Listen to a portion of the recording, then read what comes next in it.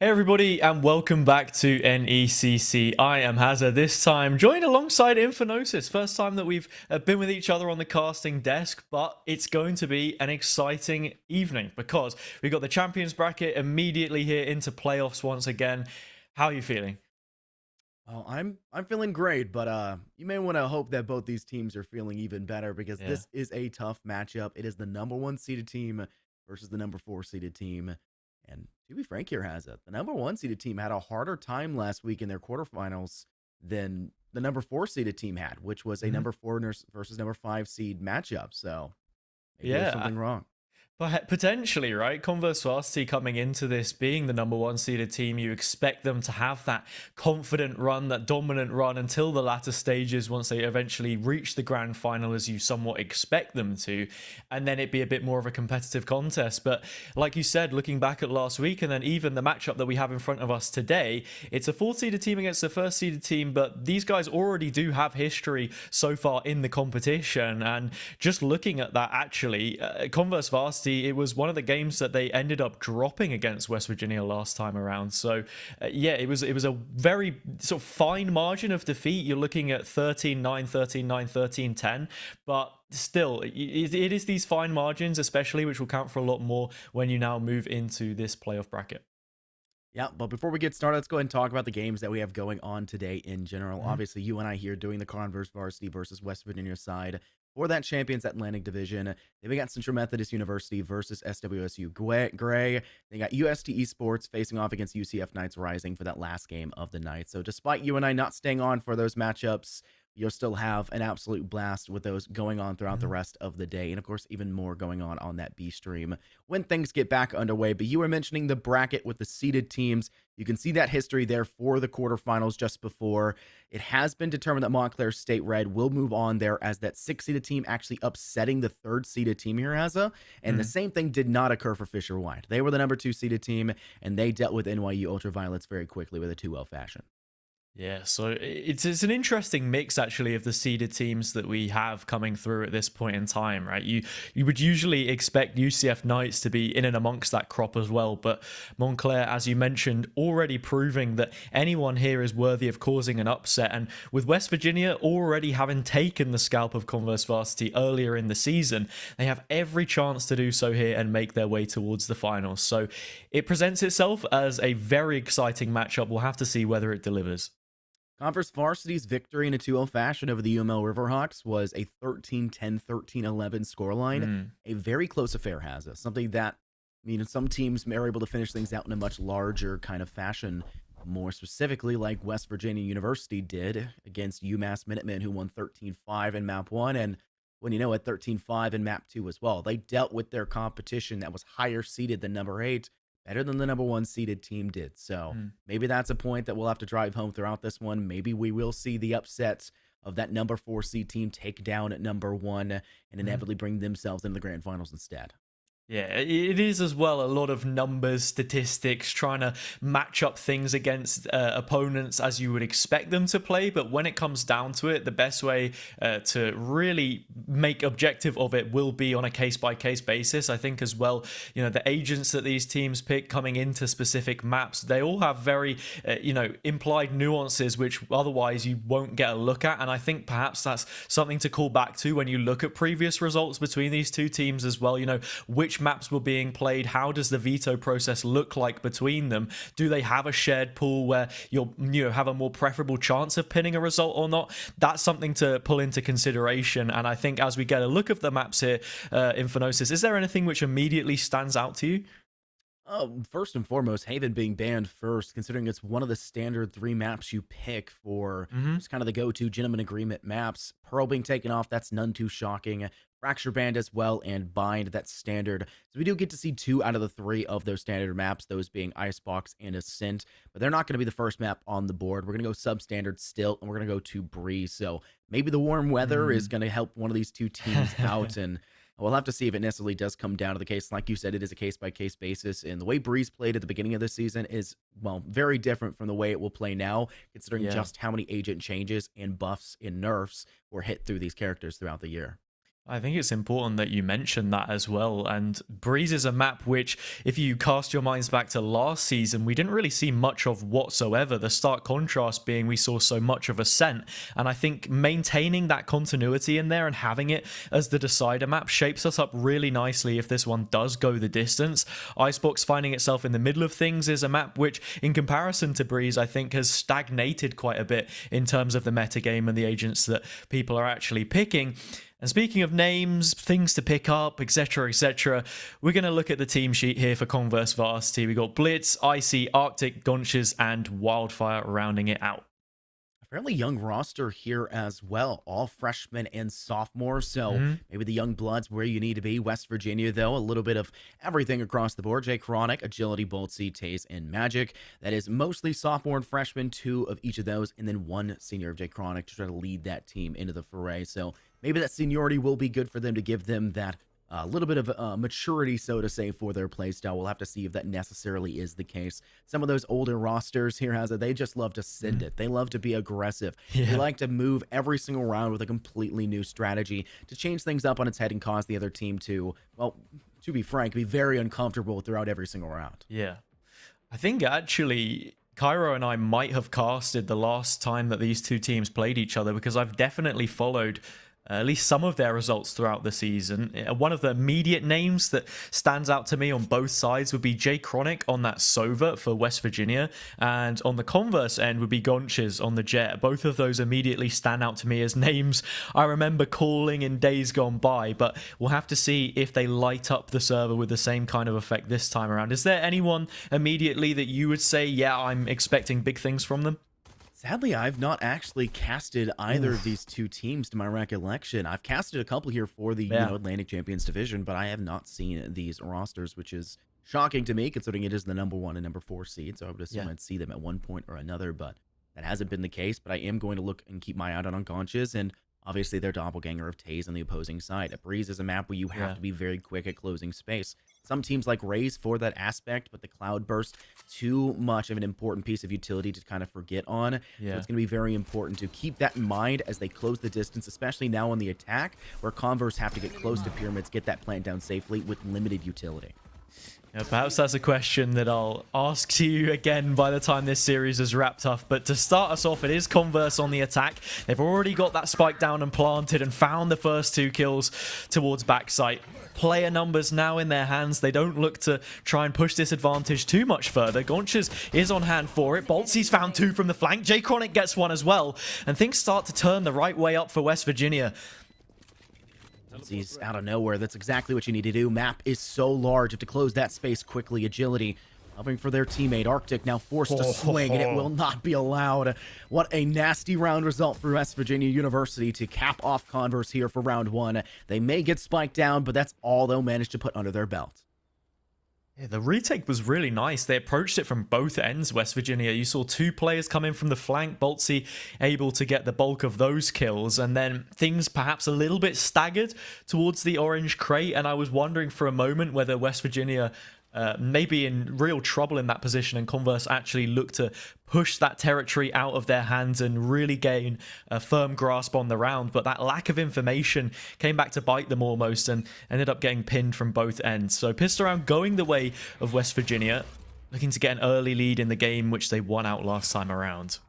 Converse Varsity did a great job of gathering information early, having a recon bolt sent over the back of site, and the bottom of stairwell managed attack 2, which initially led them to get some nice frags, but past that point struggling. Agility, though, not the case. 2 kills off the board. Ghost in hand, not needing the headhunter to click the heads, and that set themselves up quite nicely, not even needing the SMG, though Boltsy will use it to their success. Chronic joins in with a Bulldog. Only Gonch is able to find themselves some sort of leeway, but pressure is still there. They have not found very much for the rest of the team, and it's now stuck in a 1v4. A difficult situation. You got to hit heads if you want any chance of doing it, but I'm not sure if Gonch will be able to. First couple of shots are astray, and Jay Chronic will punish those mistakes. A very clean second round from West Virginia, and going back to that initial duel, Agility, the only player that dropped, getting 2 in that situation and being able to rendezvous away scot-free is almost criminal, especially on the Ghost, so really good work from him. Be interesting to see whether they now look to buy up an early operator. Seems as if we'll only be treated to the Sheriff instead in a much more standard bonus round. Planting on the A site, much easier, especially when you know the opposing team has a default placement to toss the snake bites, to send out a fragment, to shock dart out default plant.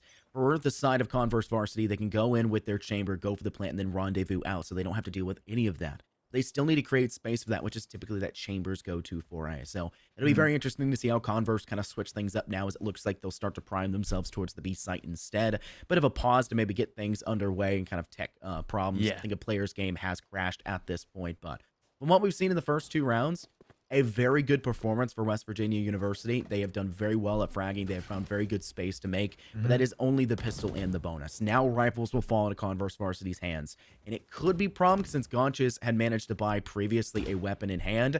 They could be struggling for full armor, and that is the case now, sitting at soft for 25, but they have created a lot of opportunities inside courtyard, and they even let Arctic go for a kill.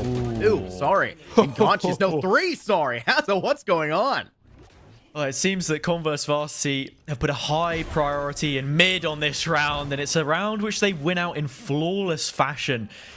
Tail-ended by Gonches there, and yeah, basically with those rifles in hand, you already have an understanding that you can punish the longer sightlines a little bit better. We see immediately that Boltsy and J Chronic try and invite players in towards that elbow area where the Spectres will find more value, but it doesn't upturn anything, and just like that, the gap is closed. Coming into the gun round, we do finally see Agility get his hands on that operator. Be very important to see them find first pick. Agility currently primed inside Hall on B side. Just trying to make sure that should that presence be known once again inside middle towards Pillar, that they can deny it fairly quickly. No one in Nest though, which could be an issue. You could start to pivot your Sova that direction. But as of the current moment, Agility more likely to fight Icy at this point in time. Flash does go out. Looks like they'll prime themselves for the first shot opportunity. Neither side connecting, though. It looks like both will retreat pretty quickly, as the rendezvous was employed in the process. Yeah, the shot is wide, and currently Agility is holding on to the position of Magic, who's lurking elsewhere. I wonder what the response is here from CVU, knowing that the op is played towards the other side of the map. It looks like they're going to be going straight for this A execute through double doors. Is Utility to try and slow them down a bit as the toxic screen has gone up? Recon as well, perhaps, to find a stray shot through the smoke, but safe entry is outright allowed. The only worry is that they have little to no control in the site itself, and actually this flank is now starting to come through from main. The move through Pillar allowed for them to set up a toxic screen and non-default to play for close Pillar, and instead play from that door frame, setting themselves up quite nicely. Blitz gets a refrag back on a Taze, but Boltsy makes sure it doesn't last for too much longer. Boltsy swings out for the pop flash. Make it 1 more. Make it 2. As they'll cut off Icy and Arctic fairly quickly. Now leaving it just to the one player of Wildfire, who can get 1 more consolation kill. Well, that will be all it gets as J Chronic cleans up house, and it will secure West Virginia University a much-needed 3rd round win, and they get to keep the operator on the back of it, Hazem, meaning that that return of investment still has many more rounds to go. Yeah, I would have perhaps liked to have seen some form of lurk or any kind of extended control towards that A main position towards Cave, because the double flank back through delivered so much value for West Virginia. I like the ideas as well from Converse to try and set up in mid. We saw Wildfire had that incredibly deep angle on the plant to try and contest it, but only good for 1 kill. No real impact in the mid to late round actually when their team needed the most. So just a couple of questions about the post-plant positioning there. But other than that, a good idea. Got them on towards the site, and they'll be looking to recreate those efforts this time with how they did on the pistol round. You see them already setting a passive, the default Viper's toxic screen. And then one of the reasons why they weren't setting up to Cave just before, their toxic screen was not primed for the default. And this time around they do so, but they have much harder time getting towards the objective. They lose 2 players in the process. They may start to think whether or not a site is in fact theirs for the taking. There will Viper's pit on the board. They could still choose to expend it should they really want to guarantee this round. They lose this one out, they may not have the eco to buy another one. So it's either use it now or wait 2 more rounds to get the best chance possible, or maybe pray that an eco, alongside those classics, free gun, right click, make sure that Viper's Pit does make use of space. But they're being zoned entirely off this A site, so they're going to pivot that spike in through Pillar and possibly through B or through doors to catch a player off guard. But look at Agility. The amount of space they could have found actually gets shut down by Arctic, and this perhaps opens a door of opportunity if Converse Varsity opt to take it. which is to play back in towards the B side of the map. The trademark now down as well, but instead it seems as if they may look to group up through A. Unfortunately, they lose Wildfire just before this execute is about to come in, so they're 2 players back down as they were before, and this is a well-defended site on the side of West Virginia. They've got players here to deal with this push. Zoned away once again, the Recon Bolt doing that. Red time ticking away. Taze makes sure that the spike will be dropped in the hands of Blitz, and Arctic will be joining them in the afterlife within just a second or two as Jay Chronic finds the necessary kill to close things out. Yeah. It has been a very dominant round for West Virginia University. The initial push straight through. Use the toxic screen will buy yourself a little bit of time and space. Not the case, however, for Converse, as, well, WVU just did a much better job of swinging past it and realizing that they're going to swing this one. Let's stop it early. That way the last bits of this round will be a lot easier for us. Yeah, I would like to see in this round, now that Converse find themselves on an eco, try and break away from that conditioning which they've already laid the foundations of towards West Virginia, and see if they can shake things up, create themselves an opportunity in the next round, perhaps see what limits can be tested and ideas brought to the fray when those weapons are in their hands, because this one looks to be a done deal. Taze has found 2 shots already, and that's them with a good advantage here, a solid one. Control also taken to the other side of the map, but an instant response is found. And now the B site leaves itself wide open for them to attack. Ooh, I would have said the Viper's Pit almost a guarantee at this point. They've already expended the Blade Storm in the process, but maybe not so now that a man disadvantage back in their lap. Jay Chronic with the Hunter's Fury trying to zone away that site. Wildfire, the lowest possible player, still though not enough to finish the job, and the Viper's Pit will in fact go down. Problem is, Taze spray straight through. There goes Blitz, there goes the Viper's Pit, and Wildfire quickly afterwards. West Virginia University deny a very important round off the back of 2 ults for Converse Varsity after a thrifty. Some really nice utility there from Jay Chronic to slow things down as well. One of those players which I highlighted coming into this game on a 7 KD, only 1 death, and that was the singular round which Converse were able to pick up. Now they have the credits to work with and the weapons to follow it up. I would like to see them try something a bit different. It seems like they will just be opting for this A take yet again. But from the West Virginia perspective, they have altered this defense in preparation for it, so perhaps there is an opportunity to make good of this. Agility has primed up the operator inside too, but Toxic Cloud makes things difficult to connect those shots and a 0 point on top of it. Making so that a rendezvous that could be in place there for Agility, not being allowed to do much. Icy will be zoned away with Gauntches though. They'll take a couple steps back. Haze will fall from the Tour de Force, but Agility still knocks down Icy, who can still be restabilized after the no command. But that still is a man disadvantage up for West Virginia, even if Icy does fall after the fact, which should be shortcoming. Agility will be waiting it out to see if they can find another shot, but Wildfire's Tour de Force, the ult, seemingly getting the better of its counterpart of the operator, leaving just 2 players left to go for West Virginia University. Boltsy working from down below in ropes. Their teammate not far above them, a Magic, who's at least able to alleviate some of that pressure by taking down Gaunches. Now, they're only 1 man to the deficit here. There's still a chance for West Virginia, but it seems to be immediately snatched away.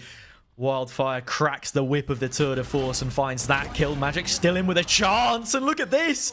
Has managed to find himself a couple kills, makes it a 3rd on the round, but that is all. The curtain call, they fade away from the site, and well, Wildfire fades away into the underworld. Loses out on all of the weaponry there, so this isn't the healthiest of buys coming back through from Converse Varsity, but I really like the execute from them, similar to what we've seen recently in EMEA from Parla in their game against Na'Vi recently in the finals of G-Loot. You have that Viper wall, the toxic screen that goes up, it cuts off double doors, it gives you lots of room towards Hall with the poison cloud. You use the null command to make things difficult. There's a recon through the smoke as well, you can flash out of it. Very nicely set up by them. Now they pivot and move towards this B take. Such a difficult factor on Breeze to actually find, well, a closeness that could actually make that null command viable. Best way to do it is straight through tube, like you've mentioned. They're very wise on it, but still in a very expensive round for them. Possibility to bring the Vandal that was collected after a 3K by the Tour de Force, but dying to Spike sets them up worse for wear. Thankfully, they've knocked down 2 heads already, humbling. Well, Jay Carlson, their Taze player of their Jet. They still have 3 more to go through, and they're just making quick work of it. They're being aggressive here, Hask, swinging every direction first, making sure that you're seeing nothing from West Virginia University, I apologize, in regards for a competent defense.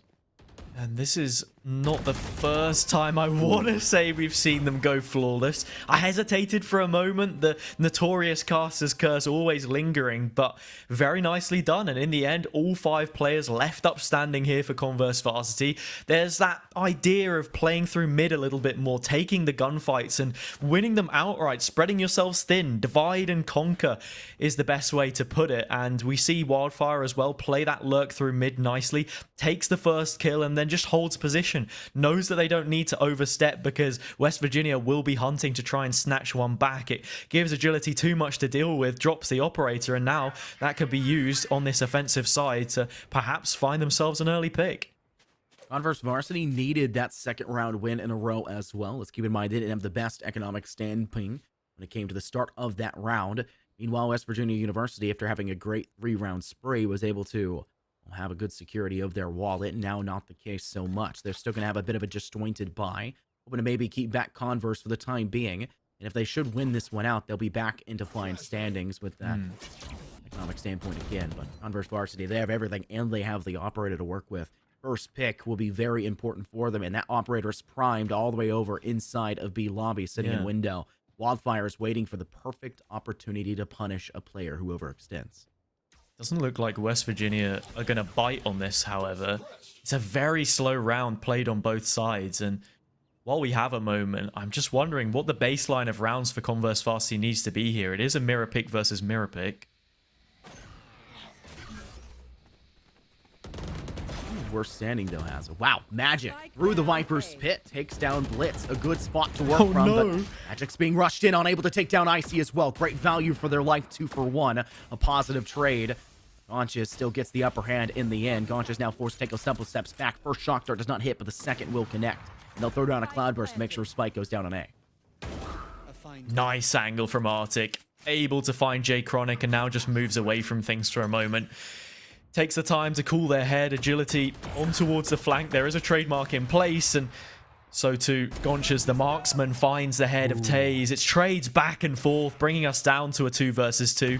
Null Command wipes any utility off the board onto the floor, and speaking of floor, it seems as if West Virginia need to hit the site as quickly as possible because they're dropping to the floor one by one.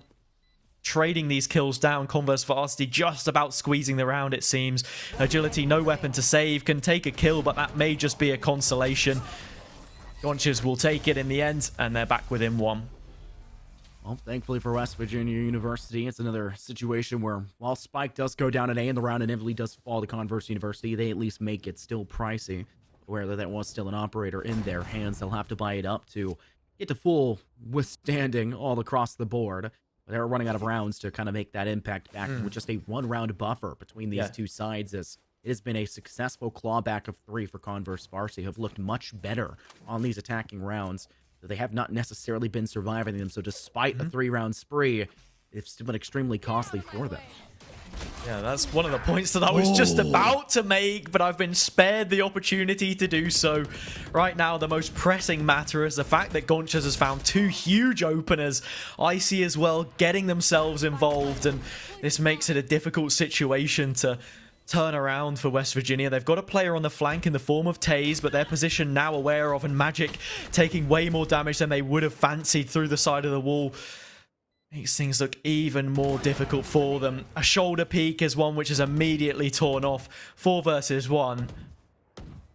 To go back to what I was going to say at the start of the round here in Phenosis is, you know, what kind of baseline of rounds should both of these teams be looking for? They've brought in the same kind of composition. We've seen Converse look a little more confident. Do you reckon they'll be gunning for this full 7 here, or will they be happy with 6? I feel like both these sides would be happy with 6, considering that Converse Varsity were down by 3 at a point in time. I mean, getting up to this halfway point now, tying things up at this margin, they should be fairly happy with where they are. But you know that the competitive drive that is here, they're going to go for the 7. They want the 7, but I think it's all but guaranteed that Converse will reach that 6. The eco just not there for that West Virginia University side. And they're going to have to take a timeout to really talk things through. The right time is now. Use it or lose it. You have it for the half. Boltzies calls it. I think this is the perfect moment to say we've got about 3,800 credits, 3,200 credits apiece. Let's try to think about how we want to, you know, play this one out on the defense. We saw a rifle get bought, not enough money for utility nor armor after the fact. So how do you buy out for the rest of the round? Where will you position? Do you force enough to make sure that if you win it, you're good for the next, and if you lose, you're still okay? Or do you say, give them this round, give them 6, we'll play for the tie? Yeah, I think the smart decision here, of course, is to just go for that full save, play into the next. Perhaps there's a sheriff here and there to cause some kind of damage, and there's always a chance that if you spread yourself thinly enough from that defender's side, you can pick off these players if they look to default. But Converse Varsity should be aware of the situation they're up against. They'll probably maximize the numbers and push in a similar way to what we saw on the previous. I like now that they're actually testing this area towards B, because at the beginning of the game they were a bit timid to do so. With this composition, 2 initiators, the Sova and the KO, you can cover a lot of ground and put Gonches into situations where he's able to punish West Virginia. However, on B, I do somewhat favor the takes that they're making here with just being that chamber in place and that weak utility. I think the battle of the ultimates has, by and all far, favored Converse Varsity throughout the majority of this game. Yeah. First few rounds, West Virginia University do a good job of capping them off for themselves. When these ultimates start to favor Converse Varsity, Oh my goodness. they're able to curry favor with the round differential as well, going off on a very Look at this dominant flank. spree.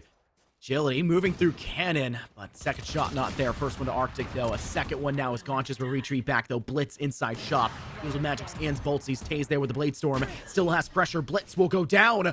What a hit by Taze and Agility. The tandem duo, one in the front, one in the flank, as West Virginia University scrape a thrifty round win.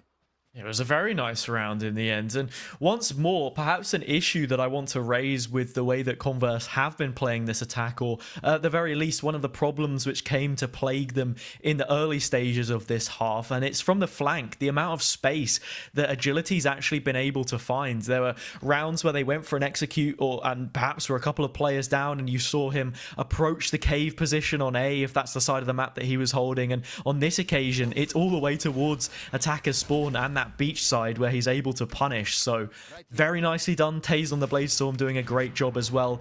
When you're down to that last remaining player, you can just use the ult fire, but this time the aggression gets punished, and actually we're back down to a 3v3. Evens out fairly quickly. Game of do-si-do, tit for tat as of the current point. Jay Chronic, though, gives their team a little bit of leeway, taking down Gonches. Still Arctic behind wall. I'm not sure he's necessarily aware, but still watching that same angle. Jay Chronic will be double swung by Arctic. The first one to bait, the second one will be completed. And they'll find their target at the end of it. Wildfire now down to 4 HP, but looks like Spike will also go down in the process. Snakebite set over the wall, but a bit too wide, and it will not find anyone in the send spread. Over towards Mickey D's. There goes Arctic to take down Agility, moving in from defender. Spawn and Wildfire swings with the Tour de Force to make sure that Converse Varsity will make up for the shortcomings of that last round, and we will in fact be reaching 6-6. A very strong end to the half there from Converse Varsity. On this one, it is their pick. You expect them to be in a good position, and just to come out of the half 6-6 now, coming into that defender's side, I'm feeling a lot more confident for their chances in this game. You can see Gonches and Wildfire starting to turn up the heat just a little bit, both of them carrying on 12 kills. Even Arctic on 11, that's more than anyone on West Virginia has been able to tally up so far. But yeah, more than anything else, that previous round, great work from Arctic to just take those kills more than anything else. The post plant, not really that complex. They weren't playing crossfires or anything, simply just taking the duels and winning out. And I think that's something which Converse Varsity need to be a little bit more comfortable to do so. Say, yeah, look, we have that gap in mechanical skill sometimes. Let's actually try and exploit it. One of the problems that we see plague a lot of the Champions divisions in Valorant is that these top teams have one side they tend to struggle on, and I'm hoping that's not the case for either of these two teams. But for the looks of things like so far here in the pistol, Converse Varsity have no problems dealing with the competition. That has been, I think, the third flawless round we've seen come out from the Converse Varsity side, who, when they look good, they look dominant, Hazza. And honestly, my Minter would not survive a scenario like that that's happened so consistently. And yet still, they were down by 3 at a certain point in time. Sorry, 4 at a certain point in time. And they've done a great job of bringing things back, and they will collect the pistol, unlike they did in that first half where we went to West Virginia instead. Yeah, I 100% agree with you. And these rounds, which they're winning out flawlessly, settled very, very early on, I think it's important to note. So perhaps just a couple of issues in the mid-round, which are causing them to downfall in certain areas. And there we go. A nice opener from Gonchas to start them off. Maybe even getting a second one onto Jay Chronic will do exactly that. Now it's just about closing out the round, and it seems as if they're in a comfortable position to do so. Well, when you have that Marshall to deal with things, it's just a single shot to get the job done. Same thing can be said for the Hunt Hunter, but you don't actually have to hit the head with it in these bonus rounds for you. But Agility will still manage to do just that. Goncha is now off the board. Classic all that's left here, and seemingly will still be good enough to deal with Blitz. But now it's just Agility all by themselves. Wildfire gets aggressive with a Sheriff, able to take down one, make it two. Though what a dicey affair, getting double dinked in the process. It will still fall to Converse Varsity in the end. But I would honestly say it was still a great round result for them. They didn't seem like they expended that much. They were just mostly going with Sheriffs and Marshals to get the job done. It wasn't that costly in the end. Yeah, it goes back to exactly what I was saying about the mid-round, right? Getting just a little bit sloppy there from Converse towards the end, allowing an opportunity for Agility to snatch a couple of kills back. I mean, they were very nice kills. You can't take that away from him whatsoever, but the weapon's not ideal coming into this one. Far from often we find that that's the case, considering it is their bonus, but you pick up anything here, I think you've got to be happy. Look at the patience, though, coming out from West Virginia University has a... Yeah, but look at this. Look outside of A and how much space they've actually conceded as a result. We're going to see a re-clear come through all the way through Hall, more information, and they can actually just redirect these players to bring a heavy stack onto B. West Virginia have no idea what they're walking into, but Converse, very well set up. On top of that, look, the only option for them to take to A that's not straight back into the double crossfire set in stone outside cave is through mid pillar and have to step in through doors instead. It's not available either. A player inside Nest there to deny it. It's like we're looking at Haven, where you see one player move into a lobby and they've effectively cut down every chance of you to move to the A site. This time around, though, it takes a much higher man count, but once the information is there, they'll peep towards one, they'll duck away, and Icy will complete onto Magic. Gonches and Pillar are taking and dealing with one towards Elbow. Now with an updraft. What an escape, and you get the Vandal as well. way. Now the Vandal, used by the side of West Virginia University, goes to Gonches' hands and takes down Agility. A major problem child for the West Virginia side is Converse just played this round so much better in the end. Tay's at least able to find one, but pressure's still there. There's absolutely no way. Goes from strength to strength, and just like that, Gonch is maybe looking for a fourth. Can't quite hit the quad, and it will be Taze in a very difficult situation. I'm surprised they're not dead yet. Arctic had already sent a couple stray shots. This one's lost either way as the objective hasn't been played.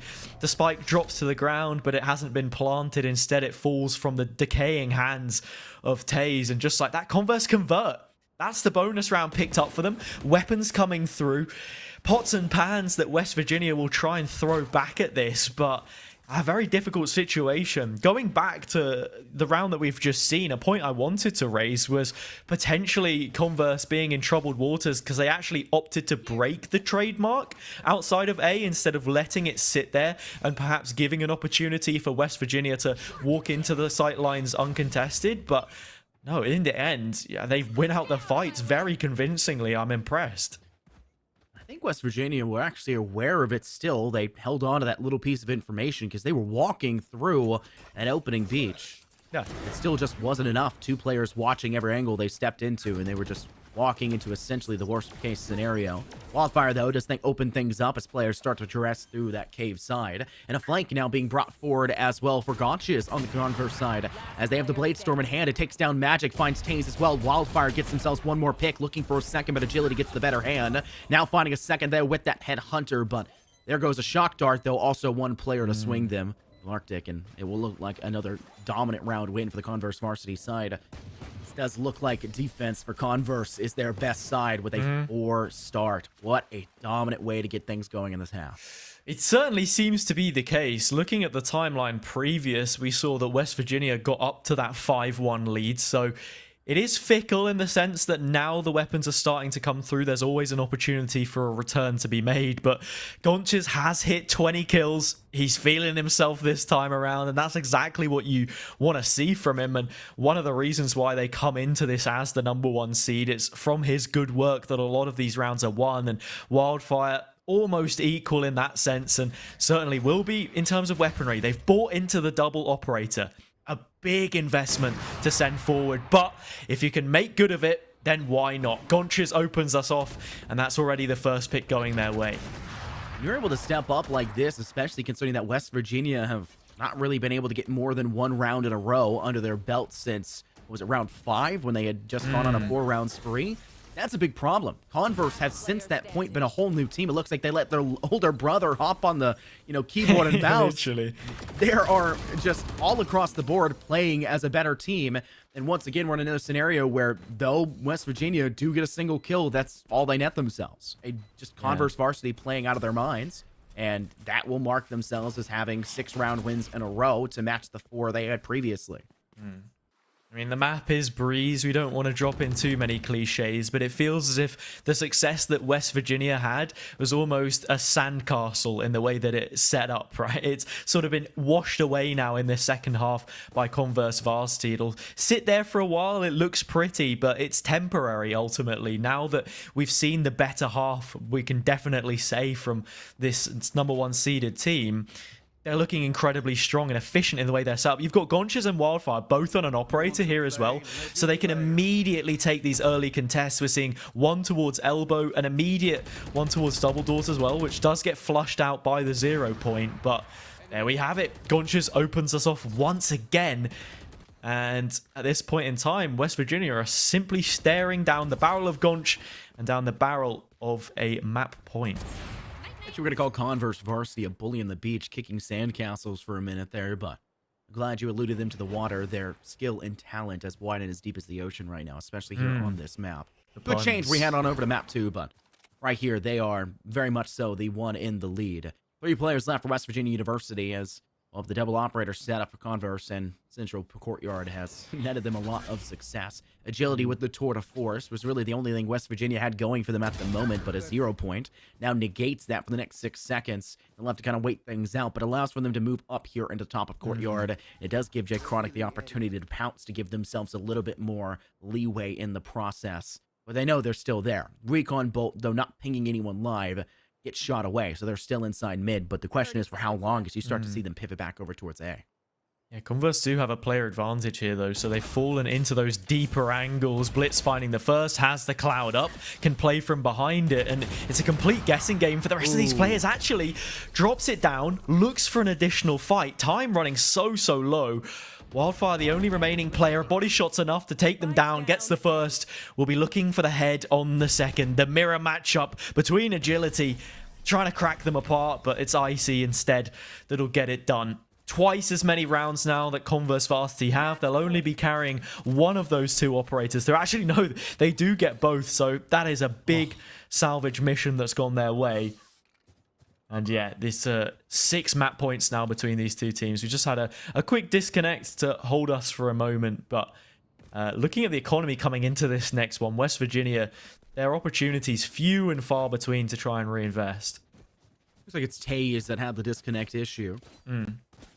But to be fair, I'm not sure it makes the biggest difference in the world. Look at the eco they have for their side. A timeout would have done the same sort of justice, but when you need a tech issue, you do have to deal with that tech issue. And we had one early on as well at the beginning of round 3, so there is some sort of precedent for it to be set in stone. 3 ultimates for either side, though West Virginia University, a lot of their ultimates more so set in stone for a post-plant, which is a scenario that they've not been highly probable of getting towards here, Haza, as every time we've seen them start to prime towards an objective, and even when they do get the plant down on the objective of a site, the whole team is pretty much already dead or doomed to die just a couple moments after the fact. And West Virginia University will have to start to question how they necessarily go about this. They could use that null command like we saw Converse do on their attack, swinging through tube to gain a little bit of space, or they could just swing straight through that B archway, which works the same, but much more dangerous and doesn't have as high of an effect towards back of B site in that back corner as also towards arches as well.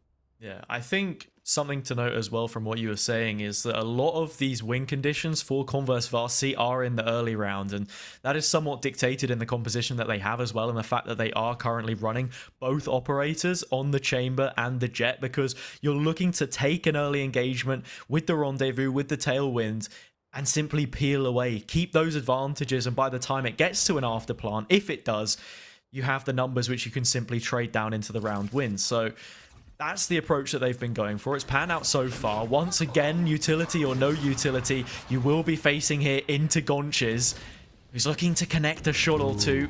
Not quite able to find the first angle, but eventually involved. And just like that, Converse in the driving seat as this round looks to peter out. Volty, though, doing a great job to alleviate once again that man disadvantage, though. Players still needing to be stabilized, not effectively even finished them off just yet, but that's a really rough spot for Icy to be in. I do not believe that they'll be picked back up in time. Arctic working as best they can with a large Odin in hand. Volty will have that kill secured eventually, and then Wildfire joining the foray, much like Gonches did previously, and that is a really good spot to work from inside Hall. 2 players working for the McDonald's side, Wildfire and Hall. Taze barely surviving for the time being as shots get sent right over their head, and eventually the Headhunter will find its target to give Converse Varsity a very dominant round win, or map win, I should say. 13-6 the total score. I don't think we expected a scoreline that dominant, but Breeze was theirs through and through. Yeah, coming out of the first half 6-6, that's what we were talking about. I posed the question to you, what is the baseline here that Converse Varsity want to take through so that they can be in a position to convert the defender's side? And, well, I don't think they even needed any more than 6 rounds, to be honest, because as soon as things flipped over, it was a completely different story. They took control of the game with both hands, and just like that, they were able to see it out. A wider margin of scoreline victory than we saw in any of the maps that were previously played between these two teams. Last time, it was actually West Virginia that were able to win out that series 2-1. Each of the maps being played in either a 13-9 or 13-10 fashion. This one cast astray just that little bit extra, and coming into the second map here, you know, they have converted their own pick, but it does make you feel that little bit more confident of their chances of actually just running away with this 2-0.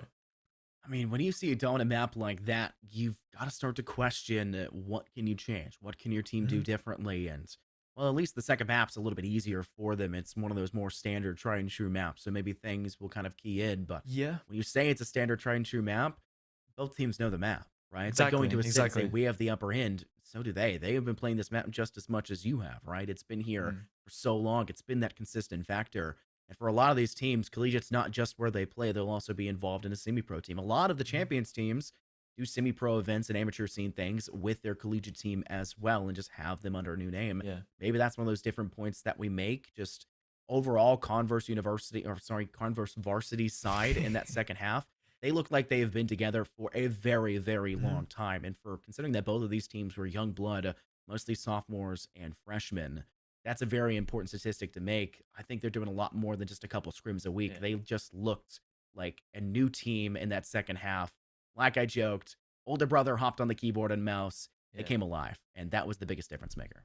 Yeah, they were brothers in arms, right? They played off of one another. It was a lot more cohesive. I think it was also a factor of, as well, of starting out on that attacker side. They spent the beginning of the game poking the feelers out, actually trying to understand what that defense looked like from the perspective of West Virginia on the opposite end. But once they had a grip of it, they were able to exploit it a lot better. And we saw that especially when the executes started to lean a bit more towards the B side of the map. If they were playing into A, there was a set strategy in a way that they could say, okay, we have an opportunity to take mid, we can then find some early picks and manipulate it in that sense. And from the defender's side, by the time you've got 2 operators in play, I think that's pretty much game. So that's map 1 wrapped up. I believe we're going to be going to a short break. It may be an incredibly short one after this time spent in the death segment, but when we return, we will be back for that second map of Icebox, where hopefully West Virginia can pick it up and have a chance to push us all the way to a third. Stay tuned, we'll be back shortly.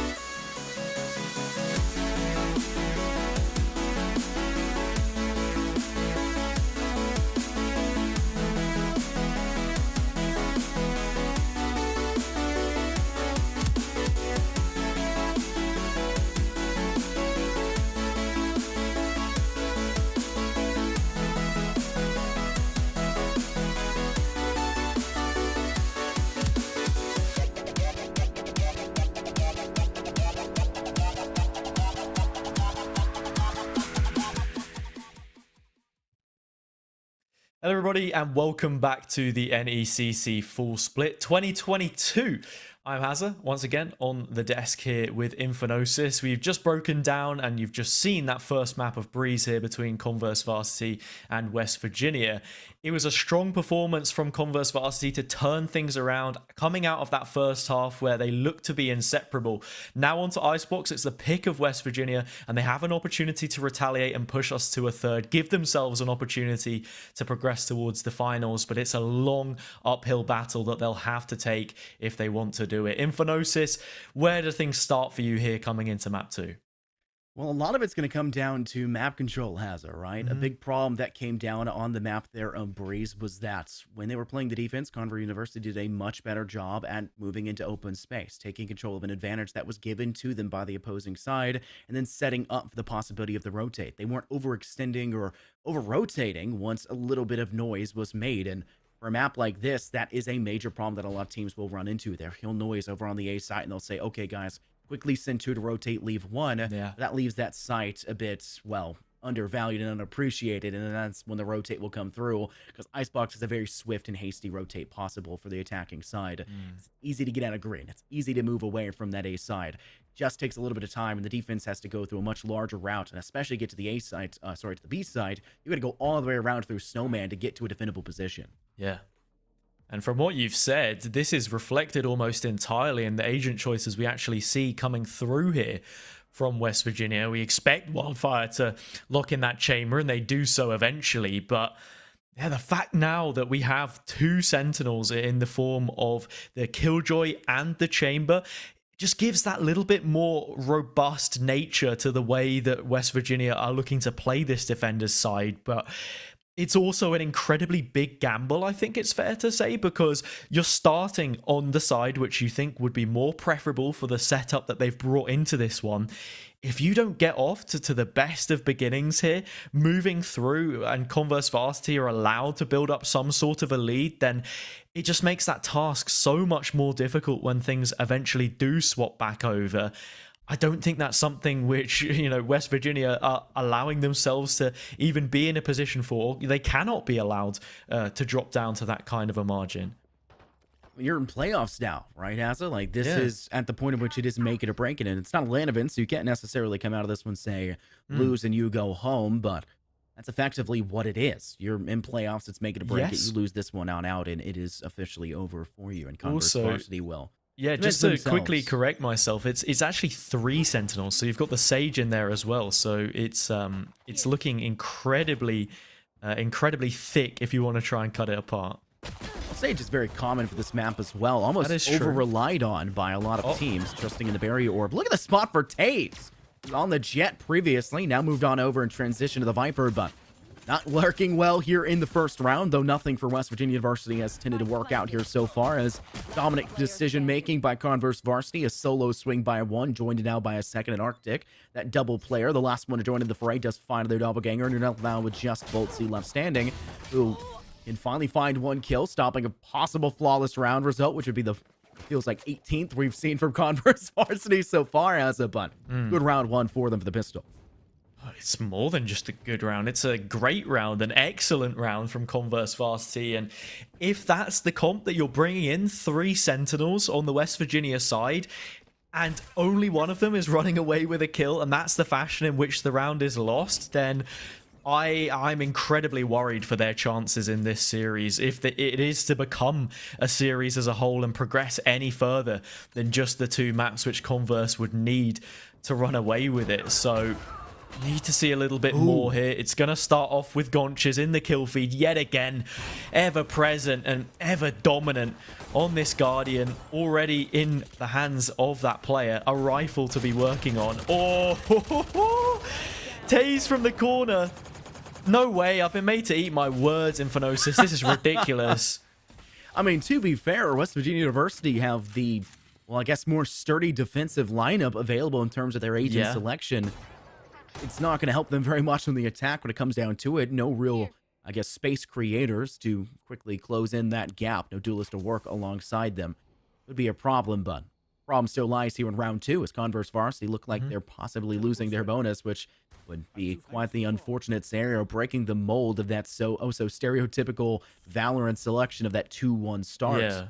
There still is a chance. I mean, Converse Varsity is still holding on strong. Gonches, though, with only 10 HP, does not necessarily be indicative of the strongest chance to work with. Flask in hand for Euros. Doesn't need to worry about the Guardian in Gonch's hands, and you don't got to worry about that Headhunter because Wildfire just can't hit the shot necessary to get that one tap. Yeah, and that's a round which ends up with West Virginia only gaining 1 casualty, 1 fatality, and winning out in a similar manner to what we saw from Converse Varsity in the first round. So actually, I don't even know what to say in Venosis. I can't predict anything because apparently it doesn't count for much. The most important takeaway on that, however, has to be what the initiation looks like for Converse Varsity. You understand you're up against lesser weaponry. They're always going to be inferior in that regard. You've got to maximize the utility that you can bring forward there and actually clear out those angles. Only having a Sova and not a KO or anything else for that matter on this map, every last bit of util is so important when you're looking to move in towards the site, and that lack of focus is what comes back to bite them. If you know that you're not a team that's, heavy hitting when it comes to clearing out those corners and closer angles, why are you hitting the A side? That's such tight space, so many small little alleys and cubby holes for them to rat around in and scurry their way to a round victory out of nowhere. Play to the B side instead. It's a lot more open and, well, forgiving against that.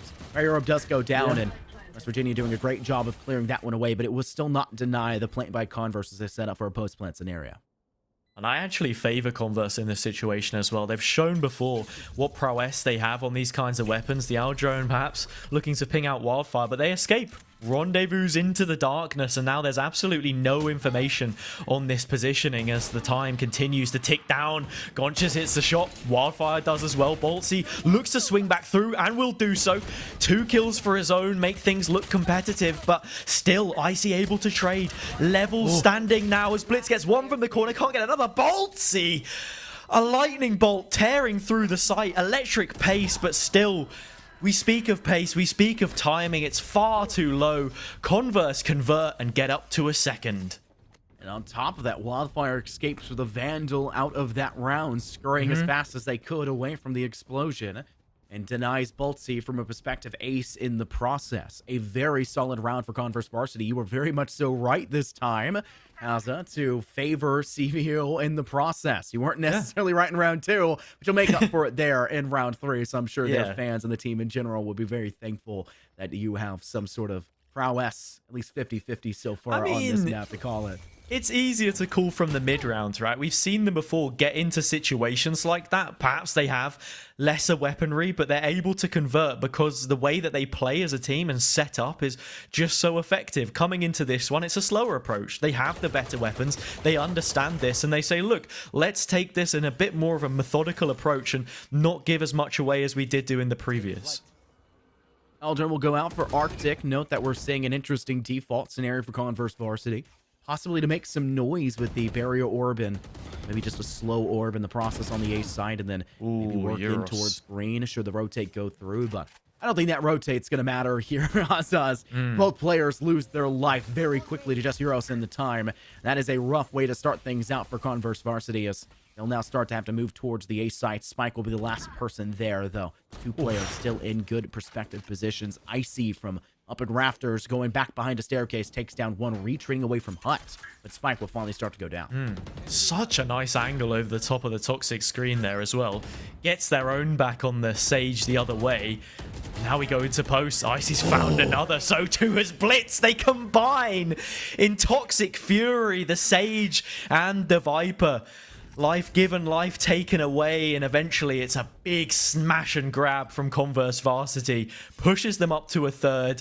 We're seeing another mixed investment as the response from West Virginia. That one also a bit of a half buy. We saw Eurus on the rifle as well. A player who's actually come into the lineup in between games. Magic departing, had done a decent bit of work on that first map, but now they've called in the big guns. Still not enough to dismantle Converse, so a fantastic one to be picking up. A buddy ace set up in stone, and you highlighted the play over the toxic screen by Icy. That could not have been done without Blitz in the process to give them that leeway and set that one up. They know what they're doing, and They use it to great success this time around, though, not necessarily needing a lot of util to do it, just a single upwind and, well, a nice Blade Storm. The ult popped by Gonches. Unfortunately, Wildfire will catch fire from Boltsy with that Sheriff, and Taze gets a shorty kill in return. Gonches looks like they will be resurrected, and it will not be allowed to be denied quickly. Oros will manage to get a Sheriff kill as well, but still a very nice round for Converse Varsity. They'll secure themselves yet another to now go up 4-1. Yeah, it gets a little bit squeaky towards the end there, but 3/5 rule, majority of the weapons kept on over, an operator even bought up for Wildfire. Things are looking good if you're Converse in this situation, more than good even. Like we were saying, the pistol round, it's not just good, it's great, because the setup that West Virginia have here, coming into their attacking side, they've got to pull out something ridiculous to take control of the site and then defend it from even that point. In terms of what they've been able to hold on to already, not too much. Look at that. Wildfire all too aware. The barrier orb almost directs the sight line towards that yellow position. They claim the kill. Euros forced to invest in early resurrection, and that's another ultimate off the board. Launch is now sitting up on top of Tube. I'm more concerned as of the current point about where Converse Varsity are looking to send the spike in off the initial push, because KG being on the side of West Virginia University makes it to a nano swarm, and of course the alarm button, everything in between. This A site is quite tumultuous to push through. Agility takes down Gotches, who had started to swing over towards that screen side, but not going to be allowed for the time being. A snake bite sent at the top, and Blitz will have to move that spike just a little bit closer. We'll still go to that default spot though. Yeah. And it does look like a post-plant scenario will now be forced in the lap of West Virginia University, but a man advantage is there, and a lockdown as well employed to completely flesh out every single player in Converse Varsity. They're going to be scurrying to try to find themselves back into this post-plant. The plant is fairly restricted as well, so unless there's some form of a lineup here which can deny, it'll be incredibly difficult. Arctic walks out in the open. Agility claims and Euros defuses. The round is over. It's all but done.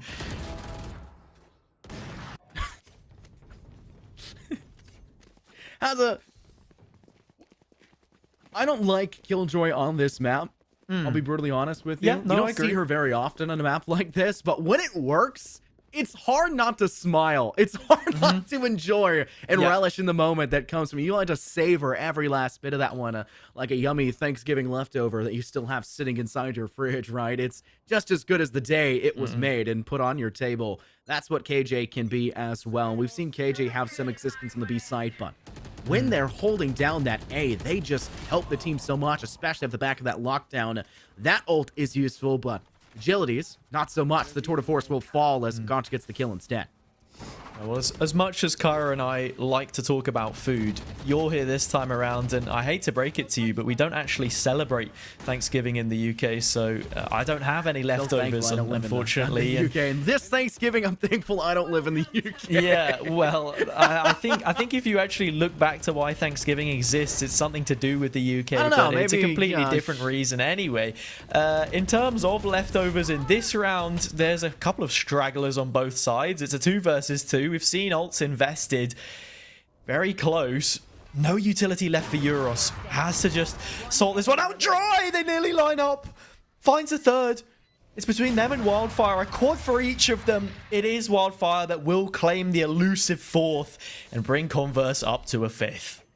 Well, instead of Thanksgiving, we can just go ahead and start celebrating November 25th instead here. It's the day that 28? America tied England 0-0 in the World Cup. That's what we'll start That's celebrating. 0-0 to you, instead. sir. Sorry, 0-0. Yeah. I actually watch a lot of soccer, so I actually know what that means. Football as well.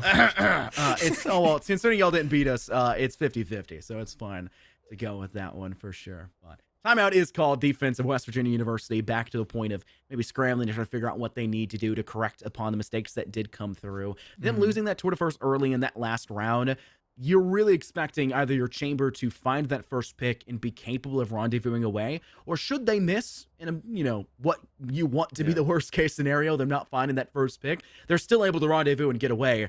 That was denied. And that puts them in a man disadvantage and a lot of pressure in space given away early on green that it just allows them to take yellow crate, swing to the B site, and just really just take out the rest of your team in quick succession.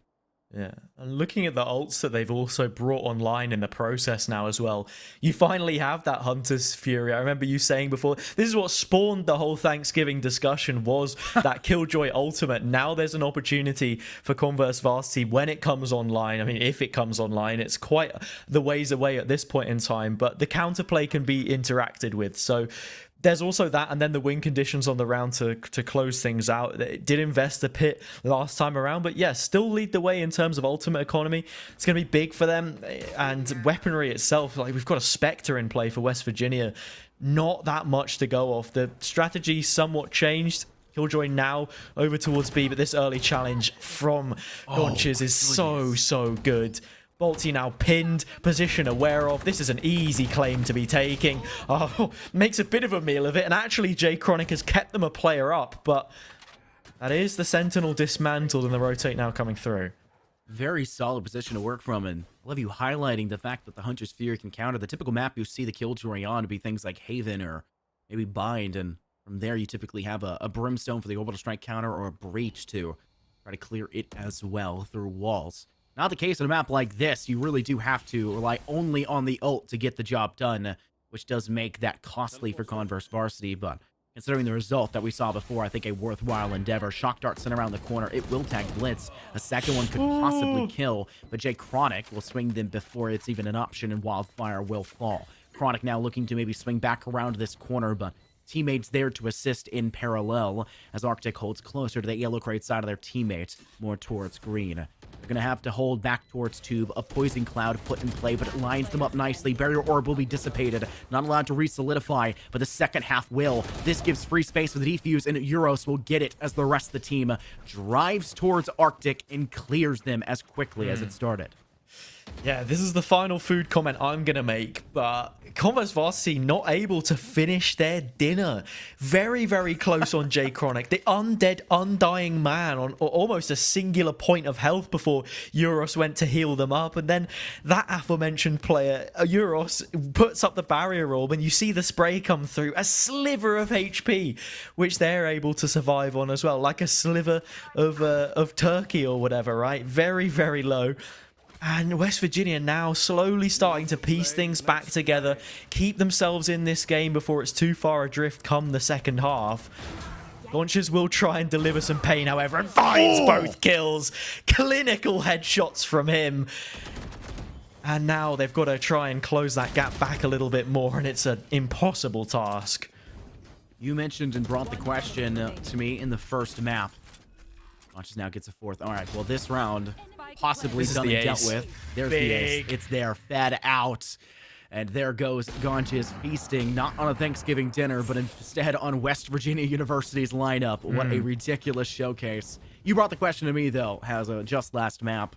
What type of round differential, what scoreline do you think these two teams are striving for? I think it's fairly easy to answer if you're a Converse side, all of them. But West Virginia, now knowing that they don't have the eco for this next round, what do you think they're thinking about? I really don't know. They've got to be hedging their bets in a certain sense, because Agility here buying into that Vandal will be looking for an early pick on the Rendezvous, trying to get something done and just dipping away, getting, you know, some kind of an advantage. Ones which they lack so many of, and there we have it. Gets it onto Gonches and actually doesn't even need, well, does expend the Rendezvous. But by conceding that territory, it is at the cost of a resurrection. So not counting for too much work, but already proving their value here. And Tay's delivering just a little bit more. Wow, Gonches up for only 6 seconds flat there as and then we're back down straight to the floorboards. Apparently they have a vendetta against that lonesome Jet. Now we'll have to stay by themselves in the afterlife, now waiting for the rest of the team to join them, but I don't think the rest of Converse Varsity is so keen on doing just that. Icy will inevitably have to go their way, but there's just one player left remaining, Jay Chronic with a shorty. They're praying right now, but I don't think anyone's going to push them. I don't think they're going to push that swings around to the side almost like a cartoon, just on the opposite corner. Oh, he spotted both! They know about it now. He's behind you. It's like a pantomime. And there we go. Jay Chronic gets one. I don't think they want to deal with this player. Yeah, Wildfire actually from a distance. It's like, you know, the plague is breaking out. There's an infectious disease and Wildfire pokes from distance with a long stick. gets them out of range, and there we have it. Converse finally up to their 7th, which now means that at the very least they've won out the half. Speaking of baselines and whatnot, West Virginia would have liked to have had at least 7 of their own, I think, especially considering the play style that they've come into this game with. But yeah, there we go. Apparently, as we're being told by our observer here, Asa, people on both teams were typing in the chat, "Do it." We're expecting the swing from either side, I'm sure, to go through. But like you said, Blitz was aware of a possible plague was moving its way through that alley and just said, "Yeah, I'm leaving. I'll leave this one up to our chamber to snipe them down just as quick." Look at the kind of expedited rush brought forward by Converse here in this round. Icy's going to bury orb up inside of Tube and possibly go for the plant there just the same. Looks like Gonchis, but trying to go for something cheeky, and Agility will deal with it quickly. Icy with the refrag, but Taze right back in their face, giving the defense a man advantage, something they struggle to do. And the lockdown as well. They will not use the Hunter's Fury to counter it. Yeah, they won't. And I'm expecting West Virginia perhaps to have read into this a little bit more because it's on the table, right? If you wanted to commit to the push, you would have invested it. But no, they've managed to sell themselves a bit of a fake here. Converse now collecting control of the uncontested B. The Hunter's Fury can be put to good use in closing out this round. Instead, the first ultimate to rear its head will be this Viper's Pit. And there's a Hunter's Fury on the opposite side. J Chronic finds the kill. And just like that, West Virginia find their way back in. I mean, a chance created by Arctic, but Wildfire has their work cut out for them as of the current point. Ooh. 1 in orange, 1 back towards Snowman. It is only 4 shots in the Vandal now collected. I don't think Wildfire is aware of that, though. Fire's one of them. We'll try to retreat to pick up that spike. Time ticking away. We'll start to plant as well. No one's swinging. They're going to let the spike go down. Oh.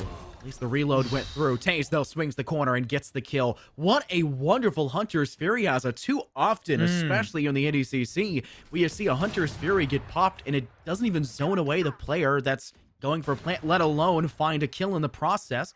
A lot of times it's used without any information. Not only does it work, it removes the Viper's Pit that was utilized and only was allowed to stay up for 7-8 seconds at a time.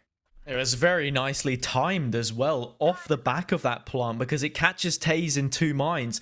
Do I want to commit, get that spike down and have the objective for the rest of my teams to play once I'm gone and no longer part of this ethereal plane? Or do I want to move away from it? And that's the one that they end up going for and losing out as a result. And they end up dying regardless, irrespective of the outcome. And it's a round which West Virginia have managed to find for themselves, keeping things close within 2. You combine this with a pistol round victory, you're effectively looking at things all tied up sooner rather than later, but we'll cross that bridge once we get to it. Honestly, Sean's conscious the player here. Oh, agility. Okay. I honestly think Agility's better with a rifle in hand in that spot than they are with the sniper here, Hazza. We've seen it work once for them, and it was with a Vandal catching Gaunches as they try to slowly drift down southward from that short stack. But at least step up big in Central Tube and able to take down 1, but Gaunches gets the refrag back fairly quickly. No resurrection available for up either side, nor did Converse have it up. Delayed Icy's already dead. Boltsy, what a move. Breaks the barrier and sends themselves through it to take down Gaunches. Wildfire in the flank. Finds 1. Can't find a second in time, though Euros will still fall. As Blitz takes down 2, Wildfire will join them for their own 2, as it's a great buddy play from the 2 of them alone to secure Converse a much-needed 8th round win and double the scoreline of Western Virginia at this point at halftime. Converse had West Virginia exactly where they wanted them towards the end of that round. I thought for a moment perhaps Wildfire had overcooked it, committed fully to the crouch spray after finding the first kill, but it was made good of. And like I mentioned initially, it's the positioning that they have which makes it impossible for West Virginia to respond in that situation. They lacked so much control. One of the imperative factors that you mentioned coming straight into this map, control being important on Icebox, and something which we saw them lack for a lot of that defender's side. This time around, it seems as if the setup from Converse is to forfeit control entirely, put all focus on towards mid and run things down. Ability, though, with a Headhunter could be that decisive factor, but look at Gaunches, kind of aggressive. It has a teammate to assist them of Wildfire inside Tube. Doesn't look like they'll... Well, never mind. I take that one back, Hazza. I didn't get corrected after the fact. I got corrected before the words were even able to come out of my mouth. Converse, looking like another flawless round to go through. But once again, the last player somehow squeaking away. Yeah. I gotta stop this one, Look, Hazza. That's man. twice in the Yeah. same round. I'm just... You take over this game, man. I'm taking this to back. It works differently for me, right? What is it? I'm able to pull it off. You aren't, much in the way that England have a World Cup and the US don't. That's but true. It is what it is, right? Converse now, much healthier of a buy. West Virginia unable to get a spike plant either, so those credits are meager. It's a ghost. Light shields for Euros, very, very thin. In terms of what they can achieve here, Infognosis, what kind of preliminary objectives would you set as any kind of thing to take away from this into the next when you do have those weapons? West Virginia University, their main foray is going to be surviving the onslaught of pressure brought forward by Gaunches. The Guardian here in this round has received quite a substantial amount of use from Gaunches in this game. Every single second round, it has been a Guardian in their hand. They need to survive that foray. They're going to have rifles here for the next round for West Virginia University. They're going to need to find an opening pick. They have a range advantage, but the issue is they don't have the range advantage against Gaunches still with a Guardian. Gaunches is not one that's keen on missing. Find the objective Gaunches lies within weight. More likely than not, that B site where we see them actually traversing towards as of the current moment. They'll default spread out in accordance, and then they'll start to move in tandem once that information has been given away to close that space. Hopefully to the A site, away from Gaunches. But if they manage to pick Gaunches, B site's much easier for them. They have the longer range advantage. And we've seen what can happen on A site, even when you have rifles. We certainly have. And you speak of range advantages as well. That Guardian does do more per body shot at range, and we'll have to see if those can be connected. It's the head, which Gaunches will surely be aiming for. Wildfire, perhaps tossing up the opportunity of finding a head of his own. The trademark on the opposite side won't entirely check his position, so there is a chance. Agility aware, but turns away at the key moment.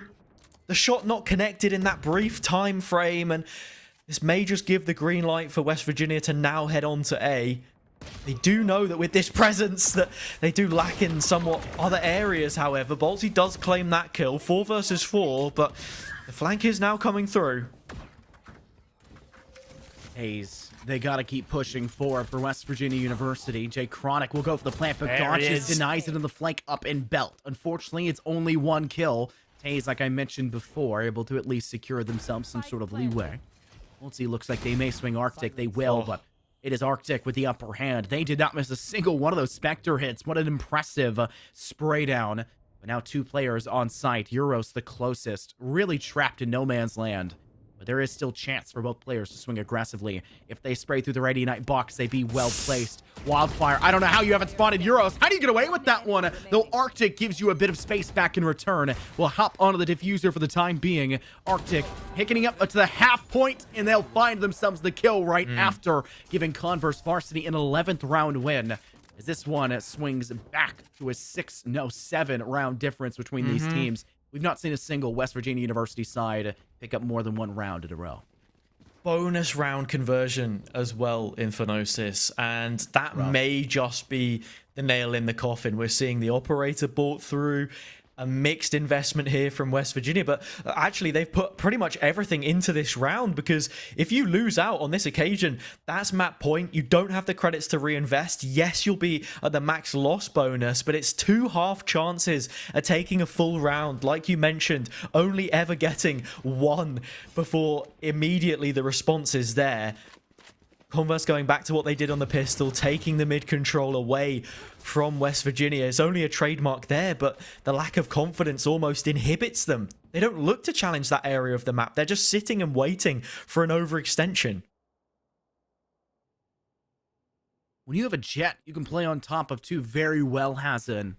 Well, Conscious doesn't necessarily need to play just there. With the Bladestorm out, though, they're feeling ready for this respective set of kills all over again. Right now, they'll hastily retreat, nobody giving them the time of day, and attack response. They say, well, we'll try something else in a different direction. Ooh. Maybe give a little bit of space. Icy, Battle of Attrition, still in their favor. They have the ability to heal themselves back up, but now with no armor, things could get rough. And, well, Icy just used their heal, meaning that it's not going to go to Gauntches after that kill that dropped them to just 2 HP. Taze will clear away that trademark in sight. Looks like we'll be taken in the end by West Virginia University, now setting up for a post plant. This spike will in fact go down. It was a risky peek from Icy there outside of A, but it's given so much control to West Virginia. Well, so much control to Converse, I should say. They have West Virginia exactly where they want them. On the ropes. Goncha's only 2 points of health. We'll look to just try and burst into the site as quick as possible. Lovely utility from Arctic. There is a response. Things still kept close, but all the while Converse advancing forward, diving forward. Here's the tailwind coming through. Blitz to clean up. 3 versus 1. J Chronic, you got shock darts. You can slow it down, but they're wide of the mark. So too has been this game, it feels. West Virginia, try as they might. Converse now up to 12. On the brink of running this one away 2-0 and sealing their position in the grand finals. And where else but an operator, a sniper in hand for Converse Varsity to really lay waste the opposing side of West Virginia University. This time around, not needing 2 of them, one in the hand of Gaunches, one in the hand of Wildfire to secure themselves a route, but still a very dominant spread.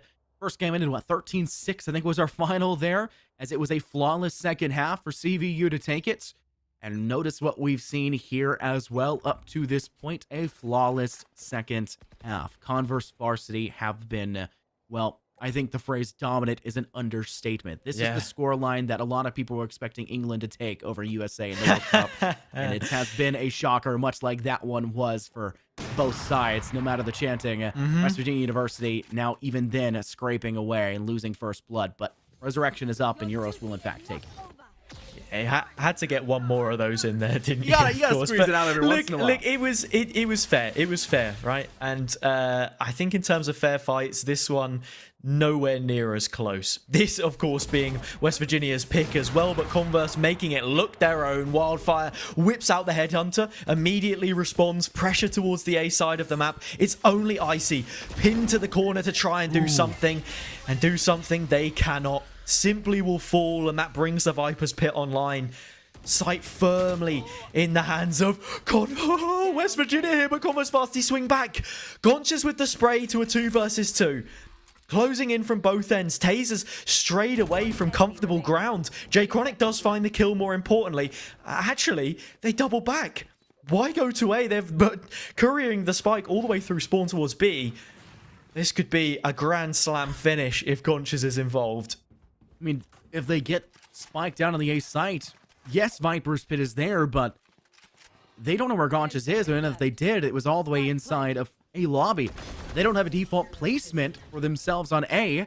Instead, let's move to B, and we'll play and set up for what is a standardized, attacking post plant snare in the B side. They even need the spike, though. Taze does a great angle to kind of convert that one back their way. In Converse, Varsity side will not be able to secure themselves the flawless second half that they were able to on that first map of Breeze. But you're now looking at 7 rounds in a row needed for West Virginia University to still make that comeback. And that's more rounds than they've been able to pick up to this point in general. It will be a very difficult battle for them to come back from. But at least Converse Varsity don't have a weapon in every player's hands.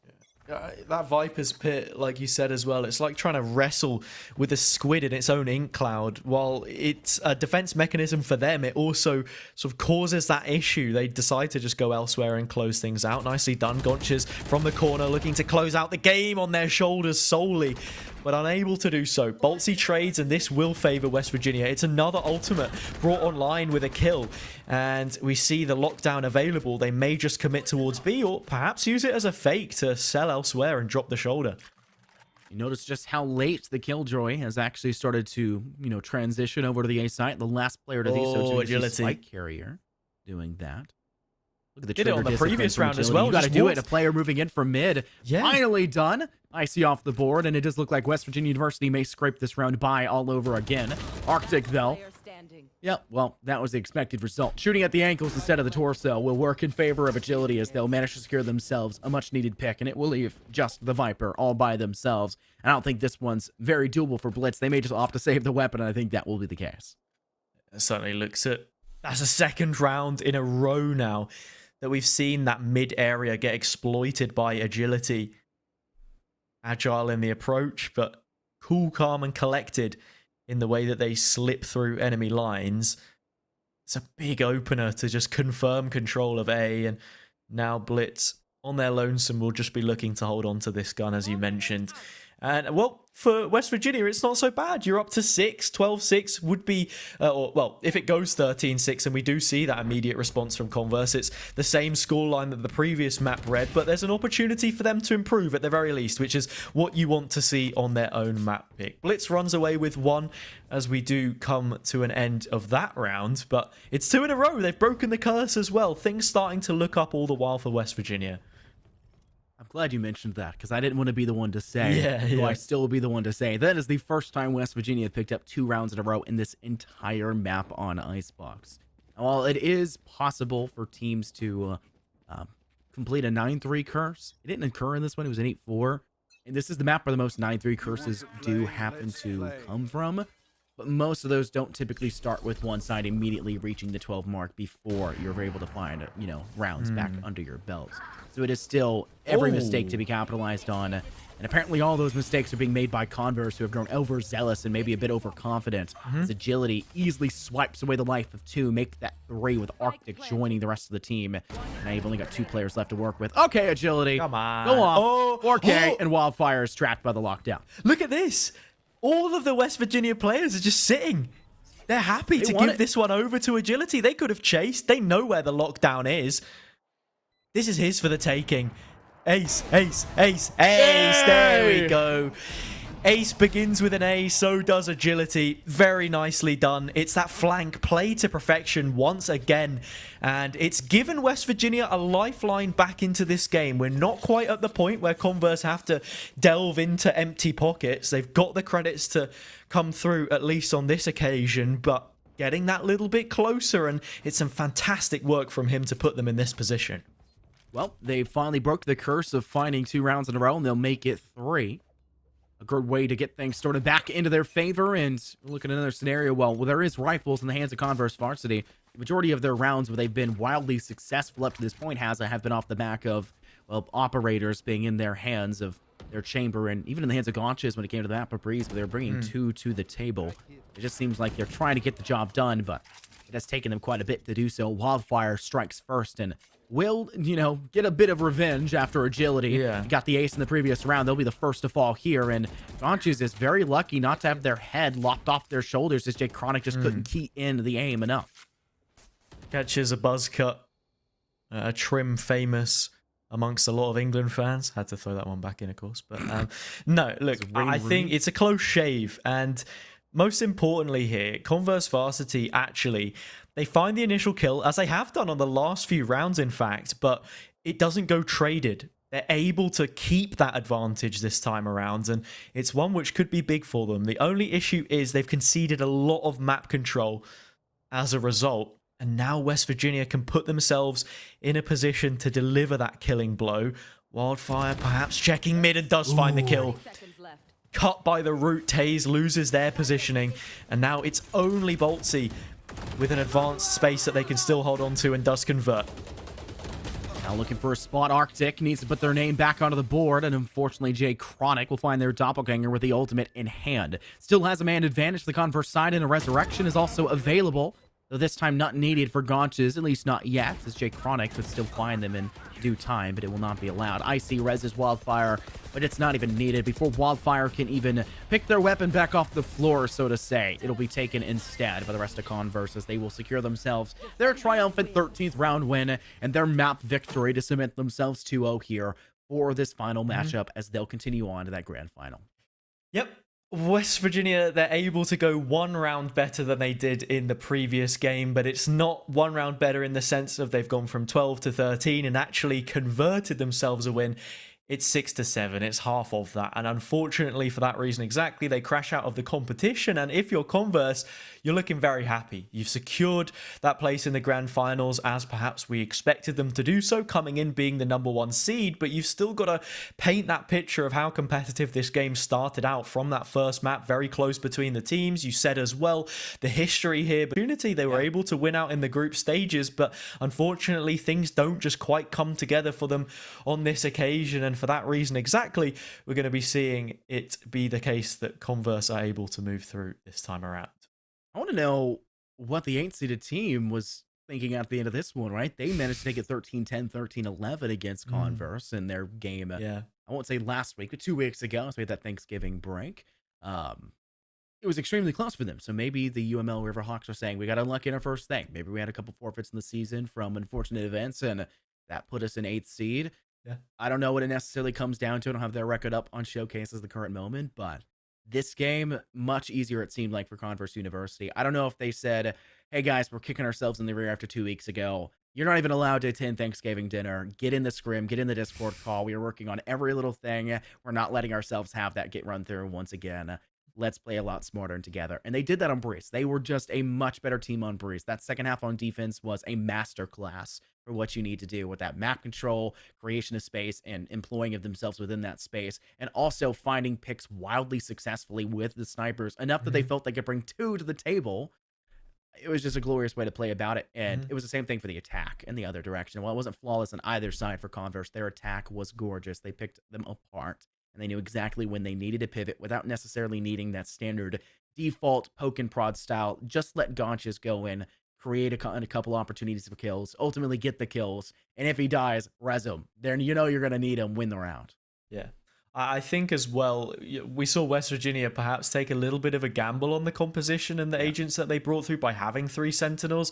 You can call it that. I know that some teams do prefer to play through this certain style. In many ways, it's similar to what the comp looked like a while ago. If you did want to carry that Killjoy through, I think when Icebox first came out, she was a very popular pick. There are still some teams that like to use Killjoy, like Fnatic, for example. One of the best Icebox teams in the world use this agent on a frequent basis. But it's how those ideas connect and actually work together, and it didn't happen for them. From the Converse side, on the contrary, they look so well drilled, and complete credit to the guys because they've been fantastic throughout the duration of this season. You know, I've exchanged a couple words with them before in the past, and yeah, they do look very set on walking away with this one, and they should, exactly, right? Because as you mentioned, it's the team play that they're able to bring through, the set protocols they have to certain responses as well, I think, which shone out on specific occasions on the defender side of Icebox, how they could flex and vary that strategy. You see players sometimes opting for a mid default in the control that they had. Sometimes it was, more heavy towards A. You have that weaker B side. Lots of flexibility about them, and that's something which is a hallmark of a great team, and one which looks to progress even further now that they've made it to the grand finals. The only thing that awaits them is to ascend to the throne itself. Well, there still is the possibility here for Champions Atlantic Division for an upset to go through. If you remember from our bracket screen, if you don't, maybe we could pull it back up. There was the upset story in our quarterfinals where the lower seeded team managed to find themselves the W. That was that Montclair State Red side, the 6th seeded team upsetting the UCF Knights. It did take them a bit to do so. The only game that required all 3 maps to go through. But they are facing Fisher White, which is that 2nd seed. So if that game goes as expected, you're facing the 1st and 2nd teams against each other, which is the expected result by the end of it. So no big bracket breaks just yet. But I think Montclair State, riding off the back of that victory just last week against number 3, they can do it again against number 2. And if they can do number 2, they can do it again against number 1, Hazza. There's always a chance. I think that would be the greatest way to close out the grand final here for the Atlantic Division. That's what I'm looking at as well, right? You see them take that first game against the 3rd seed. Okay, you've played them, you've won, congratulations. You go up a tier against the 2nd seeded team. You win that one, you're up against the 1st seeded team, and you have an opportunity to take home the championship. So it's like fighting your way through the leagues and divisions, even though they are all still competing in the champions bracket. But An exciting story. Everyone loves an underdog, a dark Yeah. horse run. We'll have to see if that one can come through. I believe we are just holding for a moment, bated breath almost, waiting for an interview with one of the players on the Converse team. I'm not sure if we're going to throw over to perhaps a short break in the meantime, but yeah, we will do exactly that. Won't keep you, we'll spare you the dulcet tones of myself and Infinosis. You guys get a break. You can listen to some copyright-free EDM, and we'll catch you in a moment when we do have a player to interview.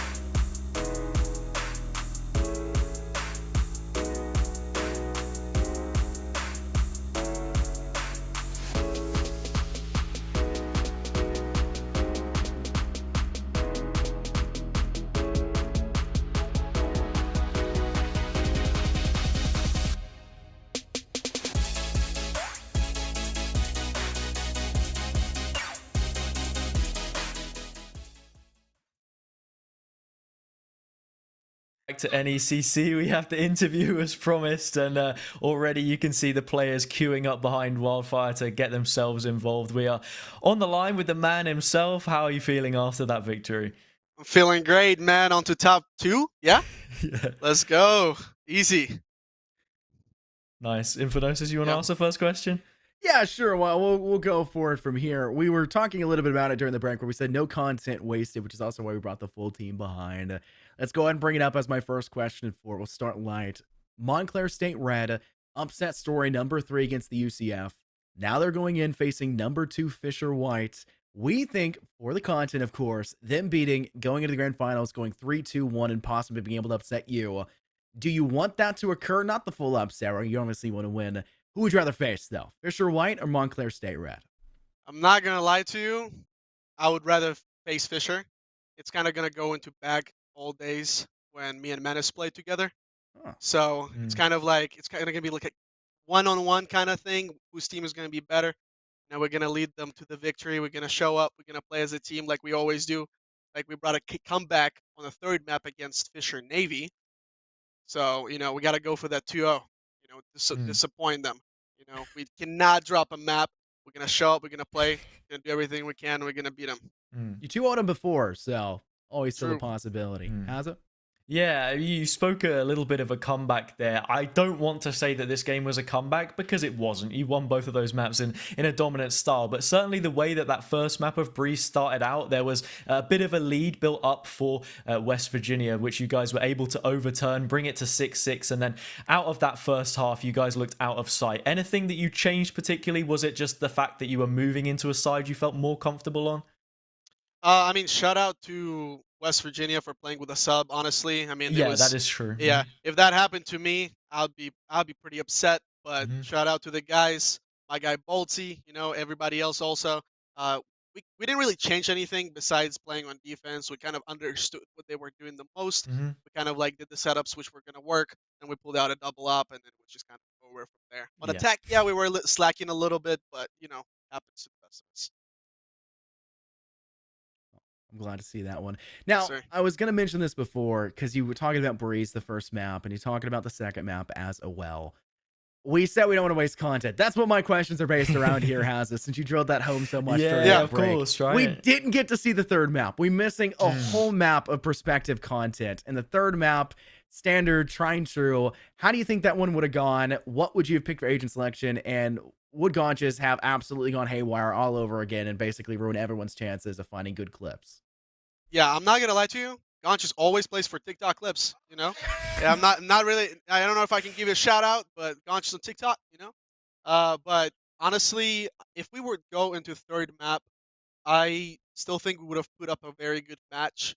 Um, what was the third map? To be fair, I don't even know. I was too focused on the It first was two. Ascent, yeah. Ascent. It was Ascent. Yeah, we kind of like we have several comps ready for you guys, so we would have played something more traditional.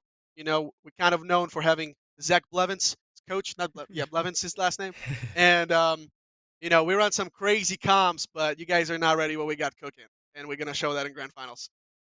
I'm excited, man. I'm looking forward to what kind of an ace that you have up your sleeve coming into that final game. Something to just mention as well, since you had a couple of your teammates behind you moments ago. What's the team environment like as you guys are playing? This is something I always find interesting to ask different teams because I think in the US specifically, me being the token UK guy on the broadcast, we don't have the same kind of facilities, but you have Yeah. those like collegiate setups where you're all in the same room. How is that playing off of one another? It's great, man. When win after win after win, we get fits bumps going. Hmm. Great positive mental. We don't really let each other to get down. Kind of try to keep up everybody on the same page. Sometimes there's frustrating moments, but if we need to, we take a pause and we kind of just sit down, just talk. Kind of it's good to be able to look into each other's eyes as teammates and just kind of like, hey, man, lock in. We're here to Yeah, play. We're yeah. here to show what we prepared. And just kind of pat each other on the back and just get back locked into the game. That also Yeah, so, brings forward the question that I was going to ask last. mhm. A lot of teams you'll see, Houston did this for a while. I think we've seen Hawaii do it as well. They'll take their team, obviously considered, top 10, top 5 teams, and they'll say, you know what? If it's working, don't fix it. Let's go in. Let's go to amateur tournaments. Let's group up together. We'll have our own team for certain things. If you guys ever done that, because you guys feel like you're doing a lot more than just normal scrimming for collegiate. You guys were all over Yeah. the place. We called it a masterclass, the most perfect way you could possibly play Breeze on that second half. Is there Yes, something sir. else behind it, or is it just you guys are fiends in the the classroom of scrimming constantly? I mean, man, we're putting up some great matches on CVAL. That's kind of what our main focus is on. We got that match against Winthrop by the end of this week. Looking forward to play them. Yeah. We don't really compete outside of NECC and CVAL at the moment. We were, at Peach Belt, which is like local tournament. We showed up there, played on land, put up a show. It was pretty great. But besides that, I mean, we just scrim, play ranked. Try to get our teammates to play ranked. 'Cause some of them they don't play, man. They don't play. But yeah, we Mhm. just practice and kind of show up and do our job. Yeah, the practice has definitely showed, and this has been a Yeah. great interview as well. I mean, I've interviewed a few people before in different divisions, this being the champions division, and you definitely have the character of a champion. We'll see if that Yeah, for sure. translates coming towards the grand final. Thank you so much for your time, Wildfire, and congrats once again on the win. Appreciate you guys. What a guy, man! What a guy! What a guy. Yeah, I was very impressed. You're saying he has the look and feel of a champion. He's got the charisma of one outright. Was answering the questions, and you could tell the team was behind it. They had moved the setup to get him set up so that Wildfire would be the one on camera. He honestly felt like he was letting them steal the show for only like 10 seconds flat. Then they Mhm. skedaddled as fast as possible, Yeah. saying we can't live up to the limelight of Wildfire. Let's go ahead and retreat backwards, which is shocking considering that he was saying Mhm. Gaunches does everything for the TikTok clips, and I'm sure he would have tried to do a dance or something in the background to put that one on the old page Yeah. as well. But what an interview!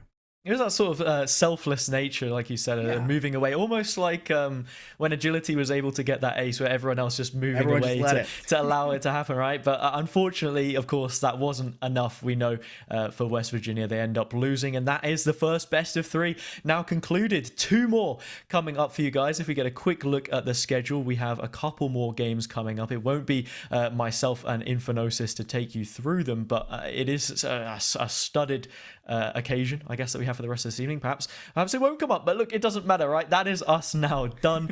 It's been an absolute pleasure once again, and great to cast with you for the first time here, Infinosis, subbing in for Cairo. And yeah, just like that, that's it, right? Anything else you have left to say? No, I'm so glad they let you sub in for Mick. I'm really glad. Yeah, that this they is the let thing, that right? one. The next one's going to be Cairo and Mick, and then Cairo no and one's Mick, yeah, going to know that's actually who's on who's second supposed to be where. Ignore the names that are down below, right? It's Mhm. actually Cairo and Mick, no matter what it comes down to. Yeah. No, you'll have a great one. I think it's Light Road. No, sorry, I think it's Time to Light and Orbital. No, Camel. Time to Light and Camel. So two very star-studded casters to get it Yeah. underway. So you guys will have a great time for that one. But it has been a pleasure, and it's been very nice being here on broadcast today. Yeah. Look, who knows what casters it'll be? Who knows what games it'll be? The only way that you can find out is staying tuned here on the NECC channel. We'll be going to a break, but when we return, when someone returns, there will be a game. Find out soon.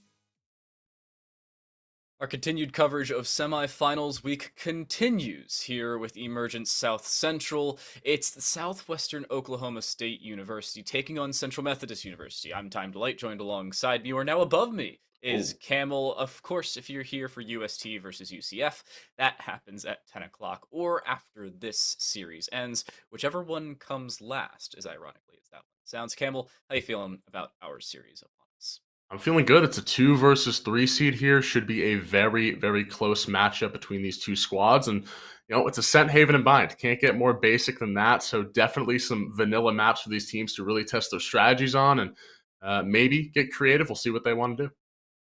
Well, let's take a look at who's going to be doing what as we appear and take a peek at our rosters to open things up. We will start things off with Central Methodist University. It is Gant, Andy, NyQuil, Red, and Xandor, or Alexandor, depending on how you would like to pronounce it. His name's Alexander, so, that would make sense. And we will look at the other side of things here for Southwestern Oklahoma State. Running in here will be Clarity, Chetaker, Trezoni, the Death Sentence, and Oru to round out the roster here. Chemistry, biology, computer science, couple smart people here. For me, I'm just a marketing major, so not going to really dabble with the chemistry there, but maybe they're going to concoct something on Ascent in our first game of the day here. Well, it's the question of whether scientific chemistry melds into team chemistry and whether all that takes trajectory with trigonometry and whether they can turn that into possible lineup Larrys, what have you. Here's our bracket as it stands. As we mentioned, the 2 and the 3 seed, Central Methodist was able to take down Baker in the quarterfinals, while Southwestern Oklahoma State took down the University of Houston Resilient down in that quarterfinal. On the other side of things, this will not be streamed today. Augustana takes on Midland. Now, that is to take for a grand final spot, as it is here. This is only division finals, or only conference finals. It is division, emergence, conference, South Central. Usually it's the other way around. Anyway, they're still looking for a final spot. Indeed, they are. I believe both the teams should be ready to go. And heading into Ascent, I think there's definitely things to expect. Dan, obviously, the Jet, the Op is so valuable on this map. A lot of open range in the area we're looking at right now over in Tiles and Cat really can become a problem for a team if they're not able to deal with that operator. If said team has an operator player, can definitely be difficult to deal with that. Anything you want to see in particular? Anything you're hoping to see? Any certain pick that you like on this map in particular? Tell us your thoughts.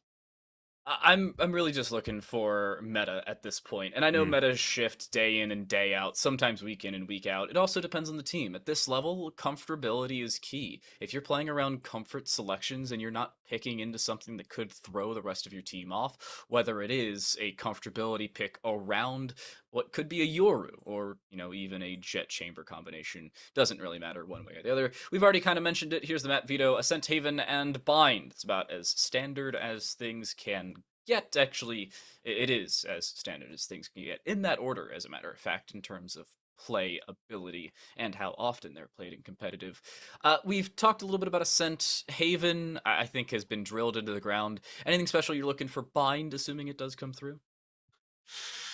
For Bind, Raze is definitely something that I like to see, but it's kind of a pick that I think teams are afraid of. You said it, meta is definitely the key. Comfort is the key. And if, you have a player who's comfortable on one thing, you're going to keep them on that. I think, until you get to the higher echelons of play, at least in my opinion, playing comfort is usually what will win you games more often than not. I don't know if you have a difference of opinion, but that's usually how I see things, especially in collegiate, where it's just it's so like just wild all over the place. Anything can happen. You see a lot of overtime games, especially teams blowing leads is a lot more common in collegiate, I've seen. So, for up to these two teams, CMU, SWOSU, for them just controlling the pace of the game. And as we head into Ascent, let's see if they can do just that. It's control and controlling your opponents as well. Not only what is general or dead center, Hmm. but the conversation also arises if you can throw off your opponent's comfortability rather than keep your own. That's when you really start to flourish. We'll head into agent selection. Defense belongs to Central Methodist, as it was Southwestern Oklahoma State's map selection. Does look like we're seeing about meta. Oru maybe the only outlier there, but even then, Brim is fairly meta. Clarity maybe coming in with a Reyna selection. Different, but not entirely off for either squad. And yeah, Reyna is locked in. We will see a Reyna selection.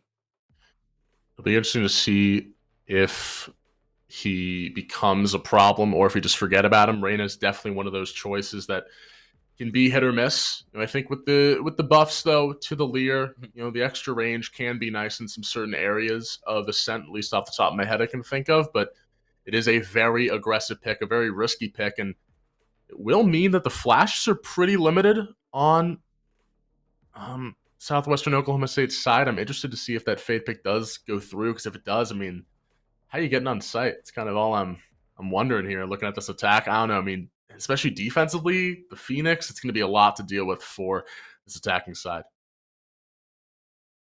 Odd, but not completely out of the blue, I think, for either team. Still in the general vicinity of a meta, but notably it's for SWOSU. Can they keep what is their comfort pick over top of what is at least closer to the meta pick on Central Methodist? I'm not going to say anybody has a clear and obvious advantage at this point. Coming into this, as we've already mentioned, it's the number 2 versus the number 3. The number 2 seed of Central Methodist did beat Baker University 13-6 and 13-3 in that 2-0 victory. That was the number 7 seed they took on. While as we saw in the bracket, it was SWOSU taking on University of Houston Resilient. They lost 9-13, then picked up the following 2 maps, 13-10 and 13-4 respectively. They should be in a fairly good position. I do think that favor at a small margin belongs to Central Methodist, but it's a question of, well, were they just a little bit better off because they took on that lower seed? Right. Undefeated record for this roster. We'll see if they can continue to show their dominance, at least in this first round of play. Pistol so influential to really start the momentum for your team. That haunt will be destroyed. A methodical start for the attack. Now actually Gand leaning into this cat play, maybe looking for a timing over towards this mid player, but so far very slow here. Is Clarity going to get caught by Gand, who is leaking out towards cat, and that's a problem. Not a great start, and Gand will be able to heal themselves up. NyQuil prepping a Prowler through. We'll find information as to the whereabouts of at least one, but SWSU now trying to initiate aren't going to find all that much. A thrown-in Nano Swarm and a return there for the defensive side, and now look at this flank. Headshot attempted, but it's the death sentence with the Head Hunter to actually find a body shot to close out Gand 4v4.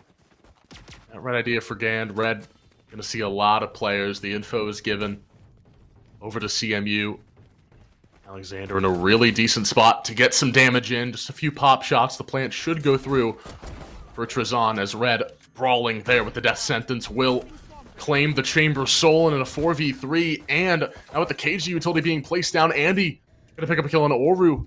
The 2-line settle a 2v3. The knife, most importantly. Trezon trying to swing, misses seemingly every shot, but as they stop moving, they stop living. Another for Chedeker, as down to just NyQuil, who's taken care of. A little painful on that one, and they may, I don't know, choke that one, cough that one. I was trying to make a NyQuil joke. I'll come back with that one later. Yeah, tell me about it. You'll figure it out.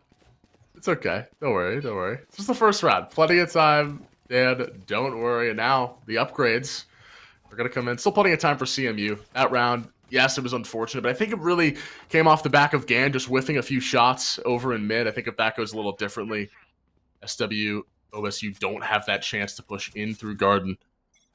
But the gun upgrades are going to be there. It's a fireball. Will actually force Clarity off of that area, and the pistol is going to win out against the Vandal. And again, Clarity dying very early on into this round, and it should be able to pick up this gun, but all things considered, a great start for CMU. It's spray through. This one-way smoke working out so well for Wow. them. It's Gan to find the headshot into Oru. Close range, Andy with a shorty in hand has been seen and will now back away, but still playing close angles. And with a classic out, Gan can just hide towards Wine. The swing towards mid, Death Sentence is seen, flash around the corner. Death Sentence doesn't avoid it, but does avoid almost every shot and gets out of mid at least alive. Still this 3v4 though, and still advantage, only for the time being, in favor of this defensive side. The swing now from Gan finds a headshot, but not a kill. So much damage here from these CMU defenders as Andy holding the line, bolstering the defense with the shorty in hand. The smoke will be laid down. That's going to be the go signal for SWOSU to backtrack, move their way over to B, and it's completely exposed.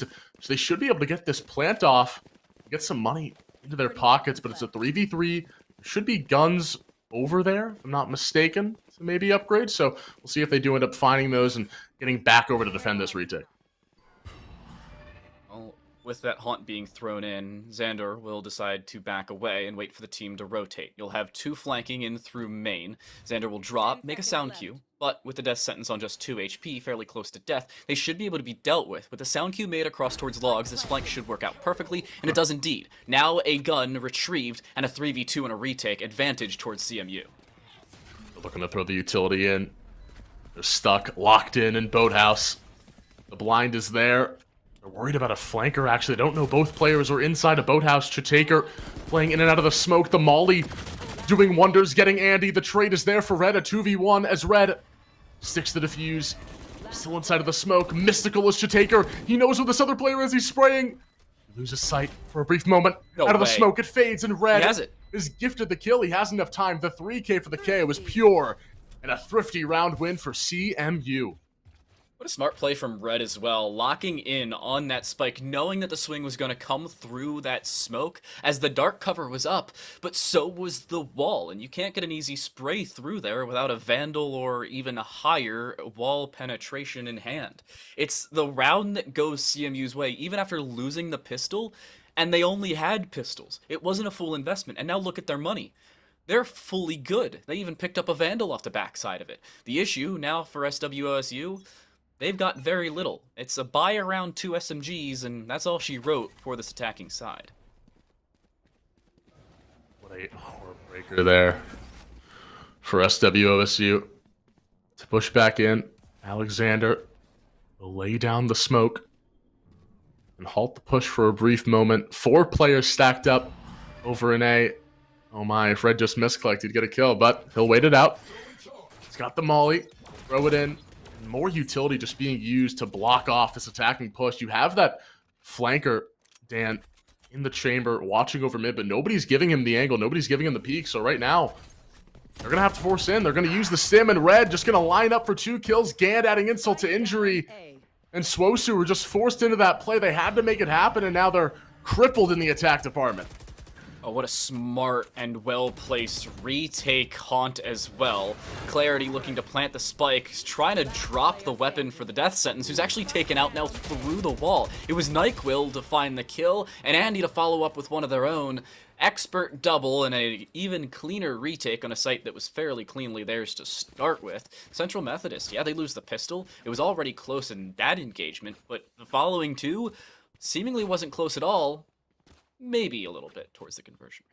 And this is the problem that, like, we talked about in Agent Select, is how are you going to get onto site? There we saw the stim, but where's the follow-up? You're just walking in, and Red is just able to free fire. There's nothing to force him off of that area. There's nothing to force him from not shooting. He's just like, all right, fine. You guys are just going to push out into my crosshair. All good. Well, it's going to be a reveal there onto Trizon to start off this 4th round of play. B is going to be the target, but the KJ utility riddles the site. The lockdown's going to be used to give over the site. Let's see if Central Methodist give the respect.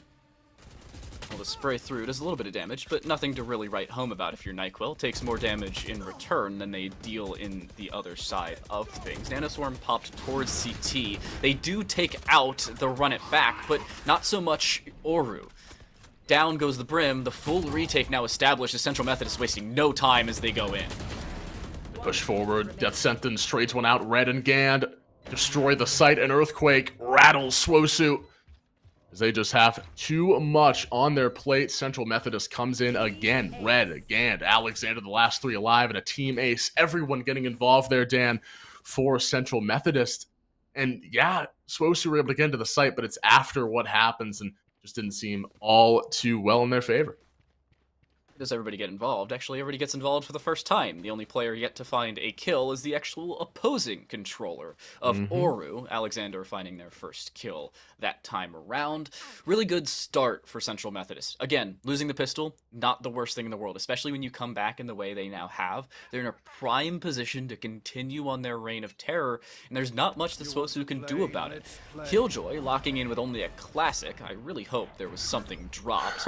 Haunt over top finds 3 players to deal with, and now a really good position, because now information and weapon advantage for CMU.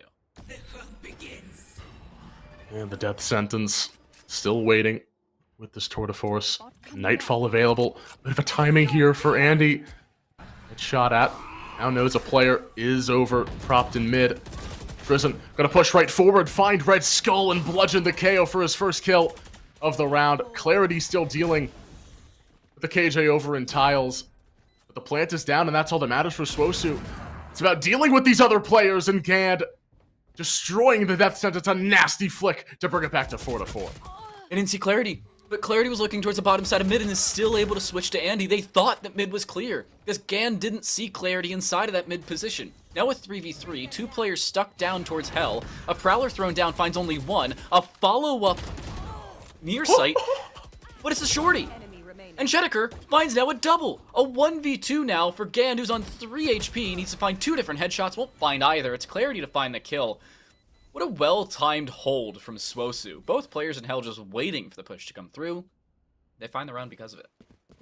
Big round for Chet Taker. Big round for Clarity coming up for Swosu, giving them that second round and stopping the bleeding. Ascent, definitely known as, you know, a heavily snowballed map. The economy can just get out of hand, but there, a crucial round to stop it at 3 in a row for Central Methodist. But problem is, you still have full rifles. You still have that lockdown, which is so crucial on Andy.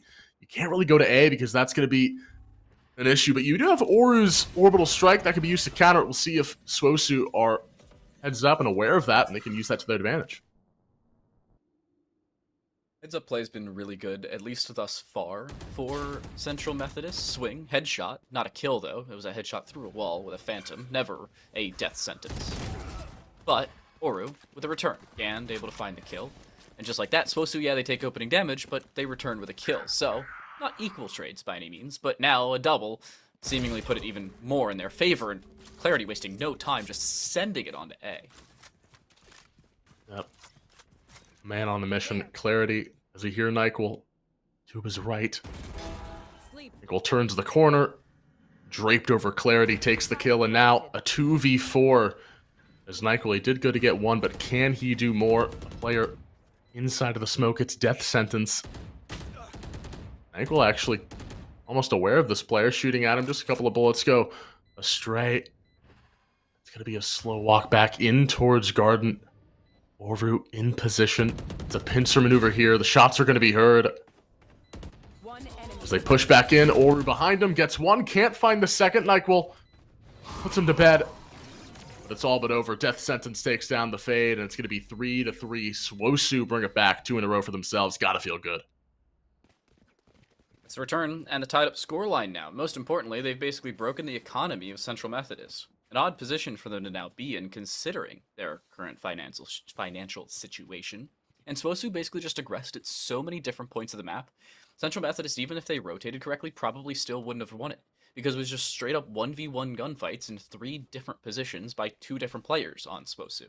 The aggression from Oru to find their first and then second kill later on. And most importantly, it was Clarity to open up this A site and really throw them off. Well placed suppression. Gand just walking forward actually finds the opening kill, looking for a second with a stinger in hand. Clarity makes it around the corner, but Gand wasting no time, finds an opener, is able to peek around the corner, but didn't see Chedeker. Doesn't matter. That's the spike and a rifle to retrieve for CMU. Oh man, and it's a role reversal here. Now it's the attack. Looking to push back in. The lockdown going to be used to solidify the spike being gained by Central Methodist, really making sure nobody has any chances. The pistol from long range, Red baiting his teammate. The absolute gall on him. 7 HP for Clarity. Wasn't able to get the heal off. One gust of wind, he'll fall. 56 seconds, still time for Swosu to get back in. A crucial 1v1 for Oru. He wins it. Pops the stimmy. He's got a dream. Gand will not see the second player. Clarity backs away. Somehow Swosu have turned this one around. Trizin from the side. And it looks so good for Central Memphis. I have no idea how they lose that. Honestly, break it down for me. Help me out. The issue there, mainly for Central Methodist, was the lack of long-range weaponry. You could see it in so many different facets of that round. When they didn't have it, they couldn't do anything with it. They had one Vandal, sure, you can do very little with that in specific situations, and when the rest of your team around you collapses, you're taking 1v2s, 1v3s, and with traditional weaponry, that's not impossible, but it's already not easy, and when you do it with lesser weaponry, i.e. a Spectre, or sometimes even a pistol, or in some cases, like Gans, a Stinger, you're not in a great position. And just because of that, Swosu pick up the round in even an unlikely situation, considering the fact they lost an opening pick against a very aggressive Central Methodist, but there was a return, 4v3, not the end of the world, but Clarity now making it a 5v4 as they aggress again towards the A side.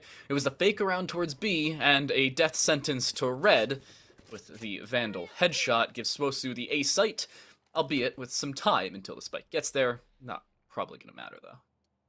Yeah, this is textbook Ascent. Killjoy, one side of the map, push it towards the other. Actually might get a bit of a spot here. The barrel's known. Alexander goes down. The elbow peeked out for Oru. Andy now, as an inkling of suspicion, takes the shot. It's Oru dropping.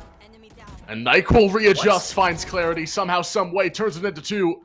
And now it's a winnable circumstance here for Central Methodist University. The Nightfall going to be used to find out where these players are. The turret going to give the information over to Swosu. NECC will plunge into the site, take his shot. He's got 3. The mollies are used to buy time.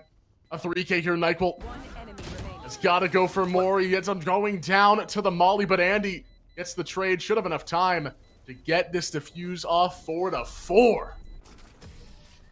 What a retake. What an adjustment from NECC. In 2 different fights as well. The swing originally should have killed them immediately. I don't know how in the world they're able to find that opening kill. And then the follow-up to take down the death sentence inside of Gardens around through Tree, that just allowed the easy walkthrough. Shouldn't have, but it did anyway. And off the back of that, Swosu just absolutely collapse. Well-placed haunt. Lands, finds information, the Prowler for extra info, clean retake, especially from NECC. The assist was awesome, but NECC just looks so good to clean that round out. I have to remember how much was invested into that round. So there might be an engagement over towards B. There is. NECC, again, winning these 1v1s, brings the aim from the last round into here, but the trades are aplenty. Gan going to be taking down Death Sentence. That's the Chamber gone. And now, 2 players wrapping around into this B site. NECC still holding his round. Good for 1. Andy doesn't actually kill that second player. Trizin stayed alive for a brief second longer, but Andy comes up at 2. 5-4 CMU. Andy just so good, figured, I know Trizin isn't going to turn around, so I'll just switch and then go back. Expert play, and a clean round again from Central Methodist. That was a round they should have won, and one they did so fairly cleanly. Now is where the rubber meets the road for Swosu. If Southwestern Oklahoma State can indeed pick up where they left off, and, well, 2 rounds prior, and pick up 3 in a row, they're looking at a halftime advantage. If not, if they lose any of the following 3 rounds, Central Methodist at a bare minimum have a tied-up halftime score going on the attacking side, and or they have the lead. Xander, I don't know if they've been seen around towards Wine. Seemingly, Swosu's paying attention to it, but not directly clearing it by any means. And with the Haunch, they don't actually fully dedicate anything. It doesn't look like they're fully looking at Wine. This is concerning for Southwestern Oklahoma State. Gun here. Yeah, I don't think they know. Oh no. Yeah, they have no idea. This should be known. Alexander giving all the information. And Alexander gonna look for the peak, and he goes a little bit too early, I think, and it still doesn't matter. NECC gets that kill onto Trizin. The bomb is retrieved by Swosu, but where do they go from here? It's so difficult to push forward. They do have smokes available, and the death sentence pushing in from Cat. Where do they need? Yeah, look at B, yeah. Clarity's just chilling in the backside of CT. Again, lurking as the Reyna. This hasn't been found out by Central Methodist by any means. And look at Swosu. They vacated the A site premises. Now, Central Methodists know this, but can they clear it enough? The door's going to go down, that'll be heard. They know Clarity's in the general vicinity of the button, but where? That's the real question.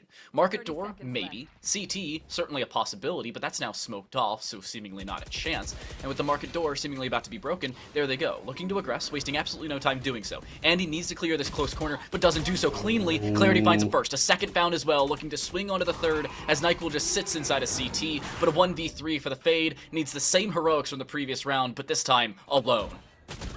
Alone and no utility does find Clarity. That's one. Can he make it two? He cannot. The death sentence. Dazzling shots there from the chamber.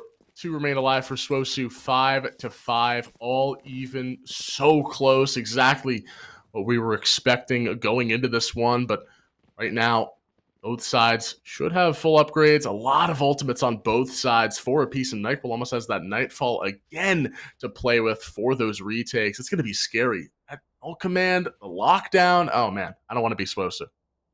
It already was scary in the previous round for Central Methodist. Even if NyQuil won that second fight up against the Death Sentence, Oru was the last one alive, had a Molotov to work with, and most importantly, the Orbital Strike.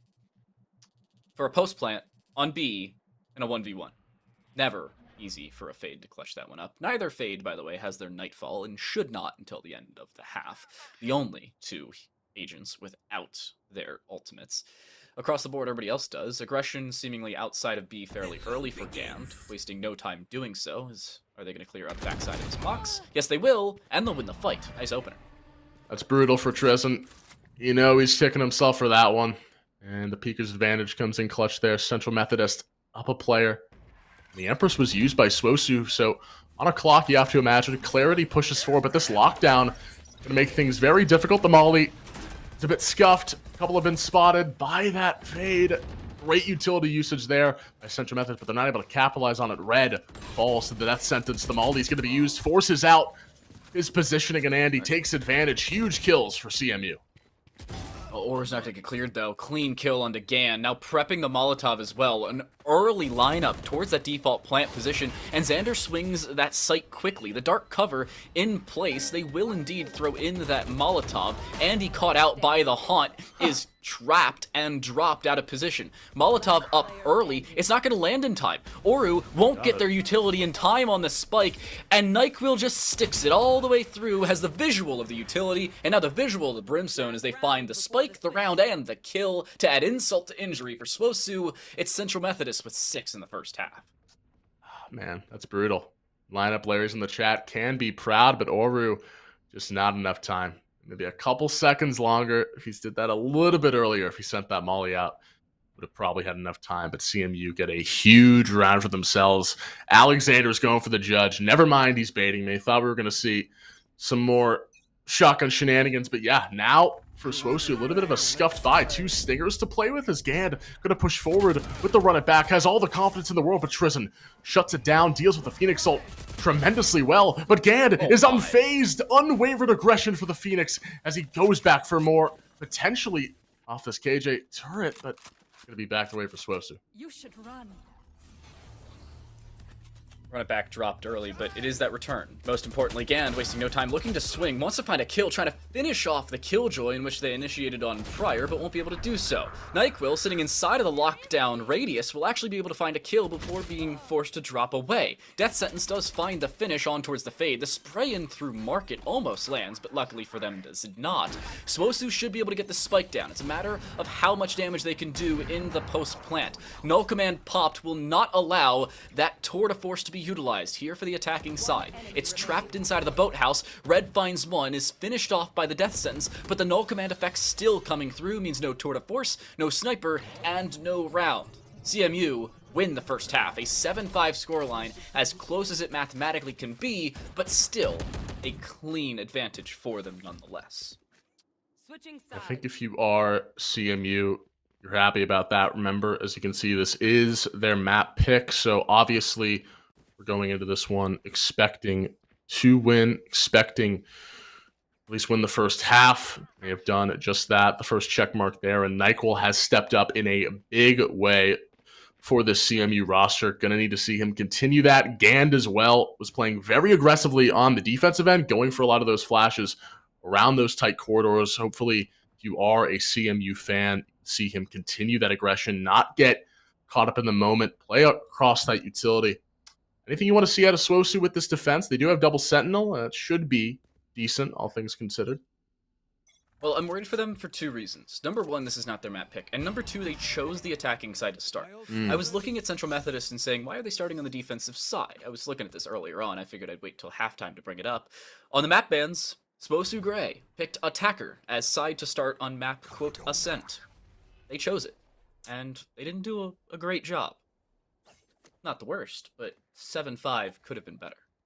You think it's like we just want to get rid of it? Like we just want to get it out of the way? Because if they don't want to, I mean, that's also an idea. I think that might true. maybe could be a possibility. You don't want to deal with it. You get it out of the way. That way you have your better side that you're more versed on. You have the better agents for the second half. That could be an idea. Could be a thought. Maybe they just don't even know. Maybe they just did it randomly, and we're just debating nothing. So we'll see what CMU have in store. Did a bit of a wraparound, did a bit of a bait and switch as A will be the target. Only 2 defenders propped up here for Swosu. That could be a problem as it looks like CMU are going to just absolutely flood the site with utility.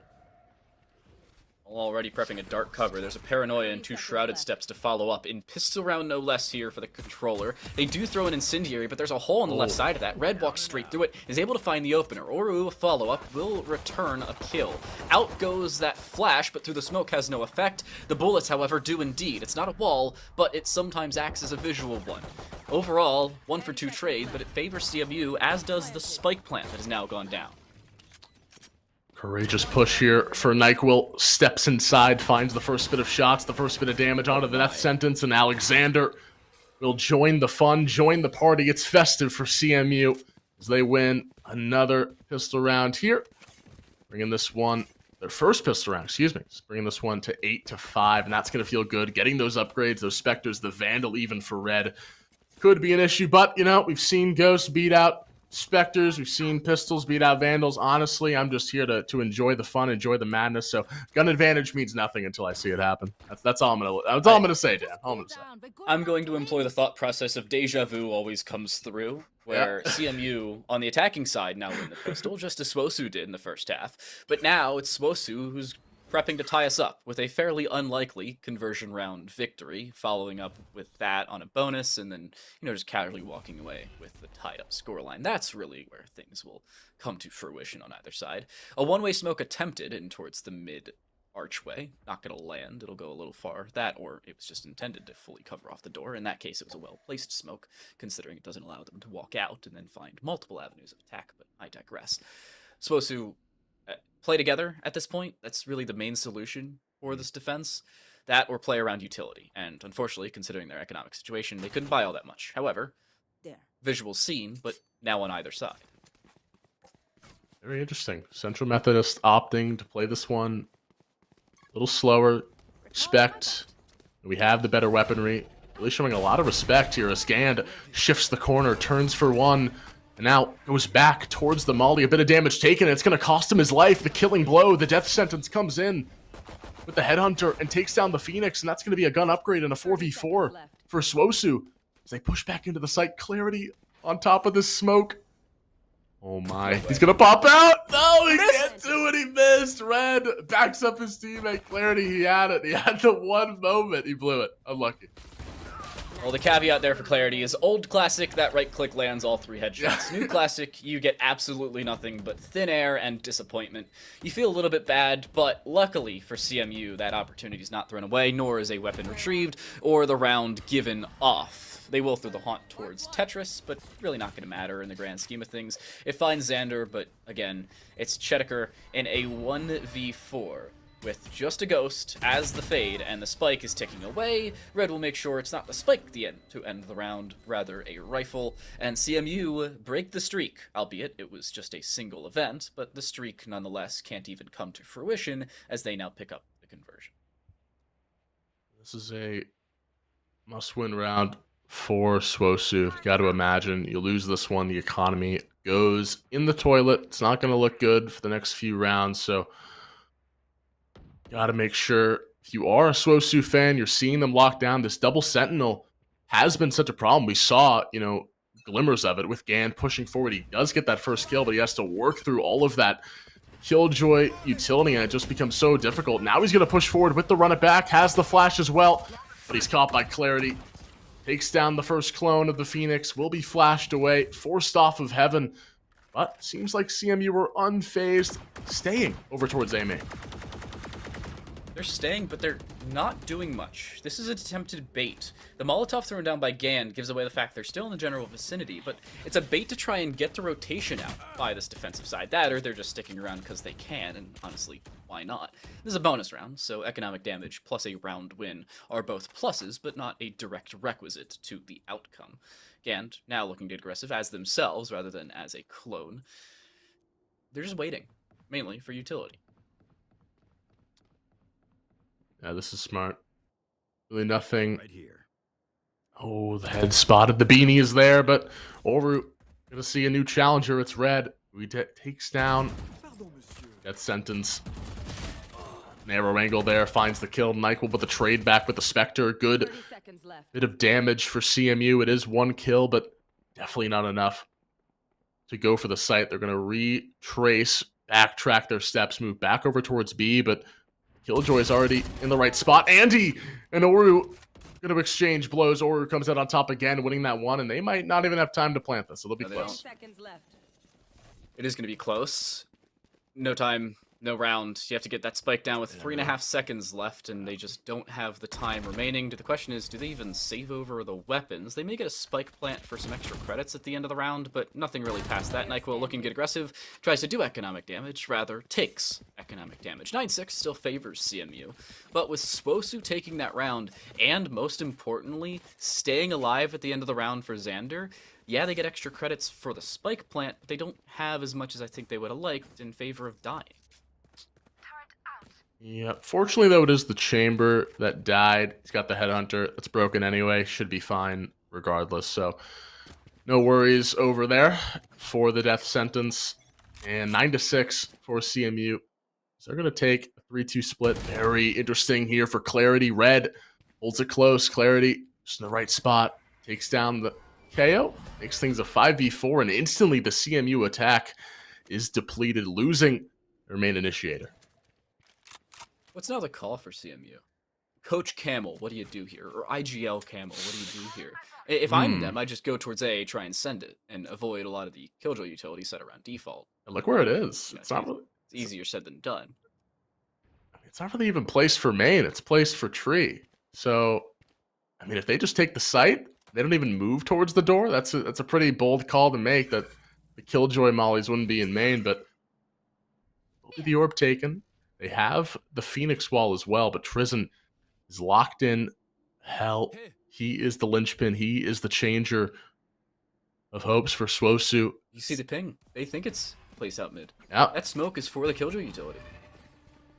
they're gonna be very surprised when they realize the Killjoy utility's not there. There's the prowl used to force off Clarity. 30 seconds left. They push in.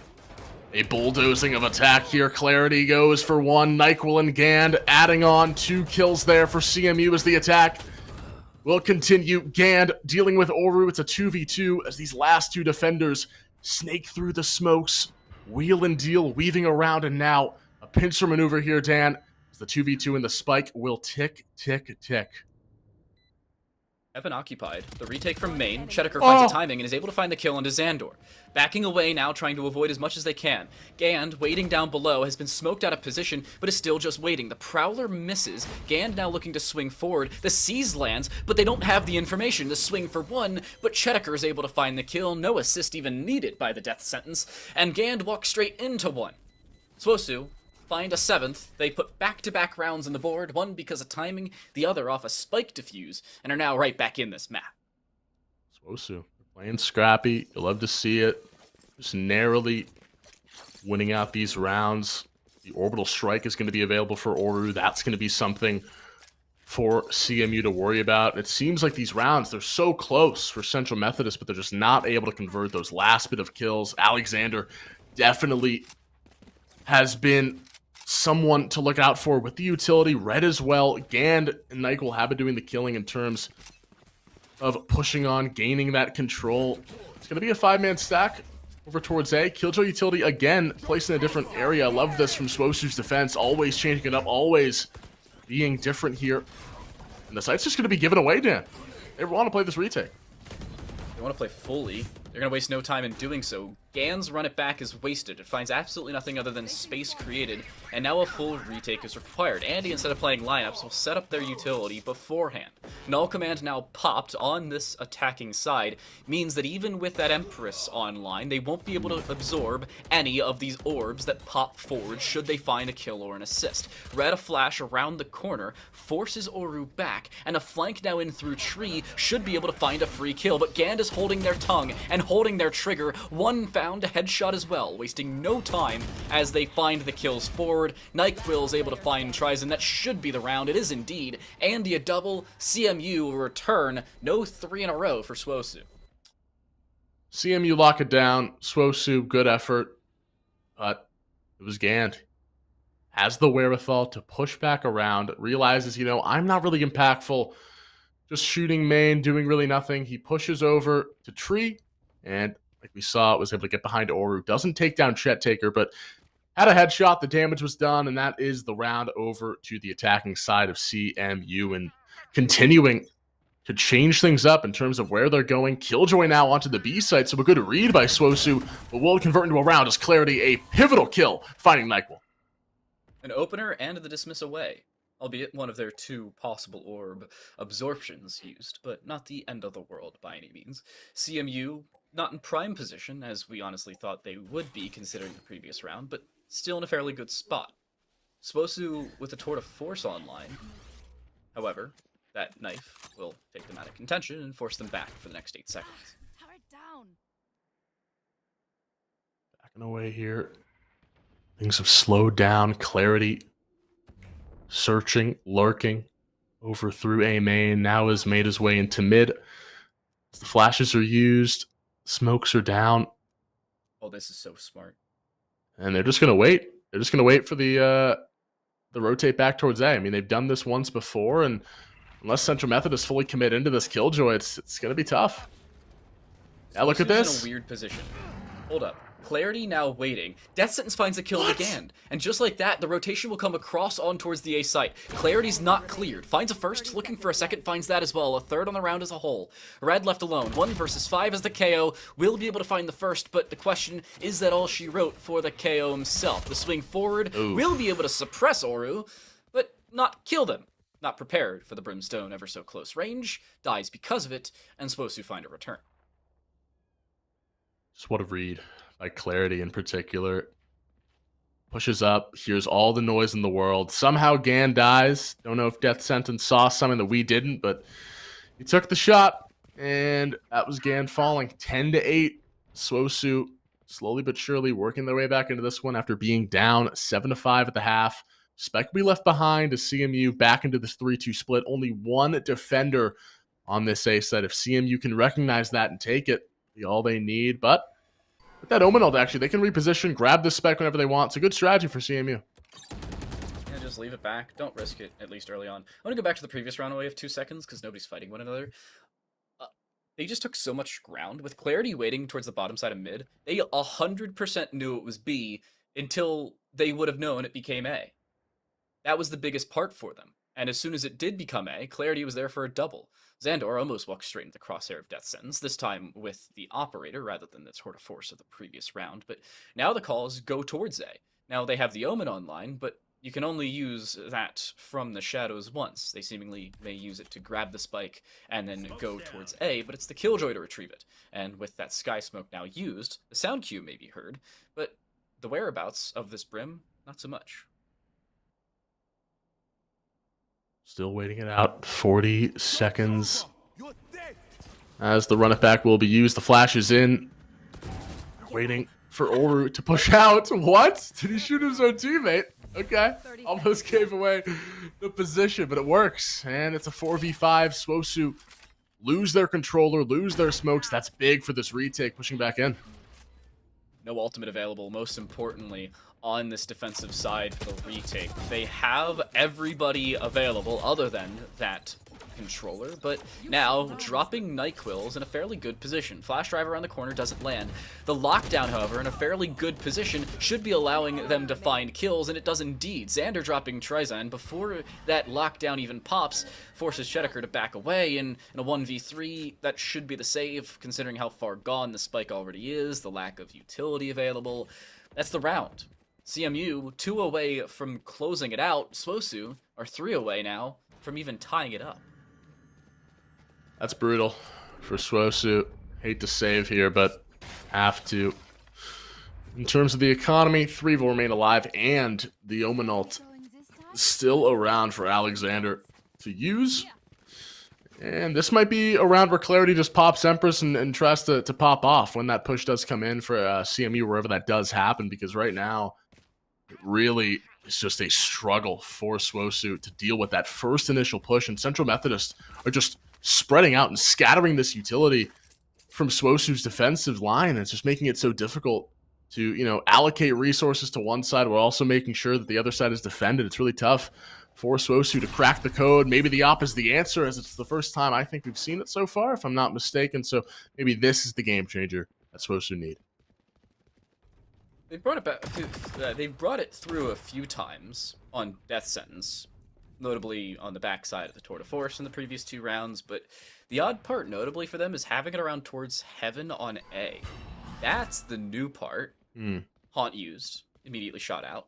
Gand, now looking across towards Market. Clarity, it's swing or be swung. They seemingly want to swing, but actually won't swing far enough to find Gand. NyQuil, now aggressing around towards A, and has found a timing. There's a trademark on top of Tetris, but it doesn't have the full line of sight to get across towards the far side of main, and now, look at this. From the shadows being prepped, they want to aggress onto A.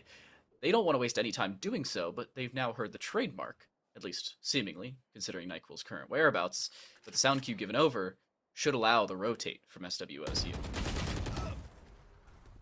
Unfortunate for Gand. He'll lose that 1v1. It's a big 1v1 to lose, because now the push halts in its tracks, but Andy takes down Death Sentence. That's the one Sentinel on this side of the map. So now the push will come in. Oru only good for 1, but it's the KO who can be revived momentarily, and that's exactly what CMU are going to do. Alexander able to stick the res. A 4v3 in the nick of time, with the spike already going down, but Trizan and Clarity bounce back for 2 kills of their own. Switch it, flip it on its head.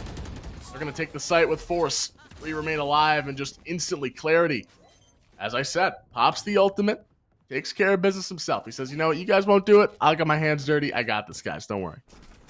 Both of these teams have one player who's really standing out, and the rest of the squad is fairly close. Xander, the one exception to that rule, but NyQuil and Clarity both showing up when required.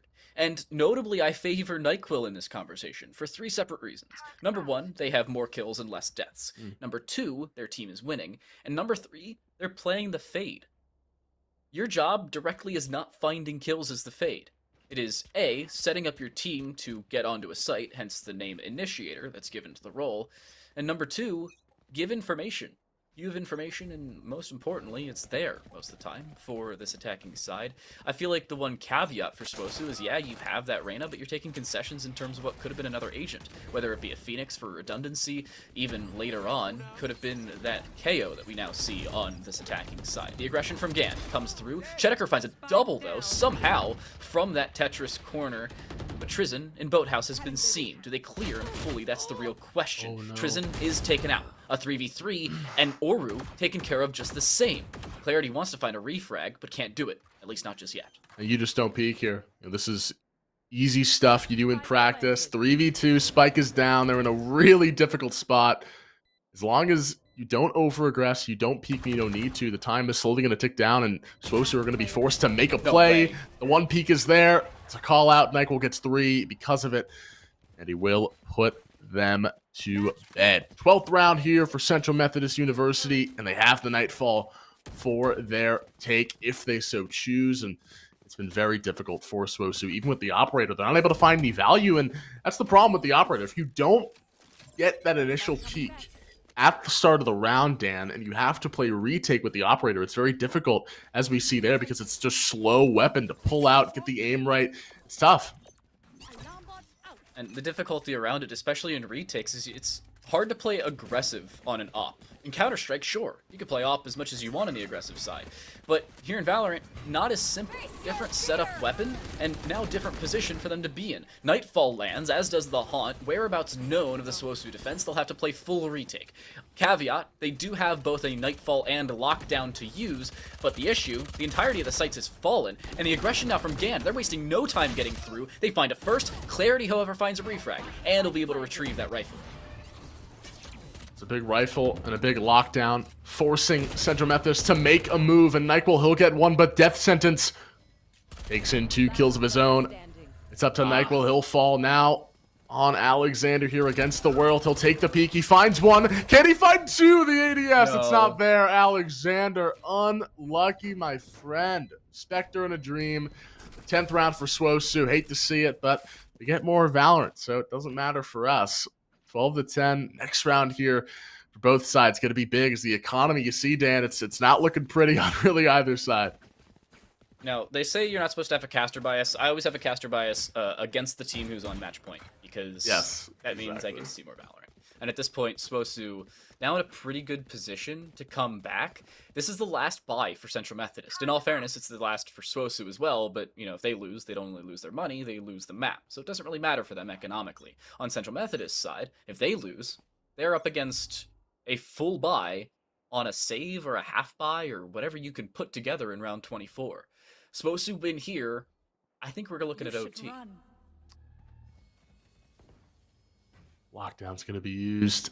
And let's see if Swosu are wise to this. It's been a play that's been done before. It's the bait and switch, the fake. And it looks like it's going to be some early contact for Clarity. Dismisses away, shifts out. Alexander can't find the kill. Clarity, They didn't see the chamber. like a spider monkey, is now Death Sentence.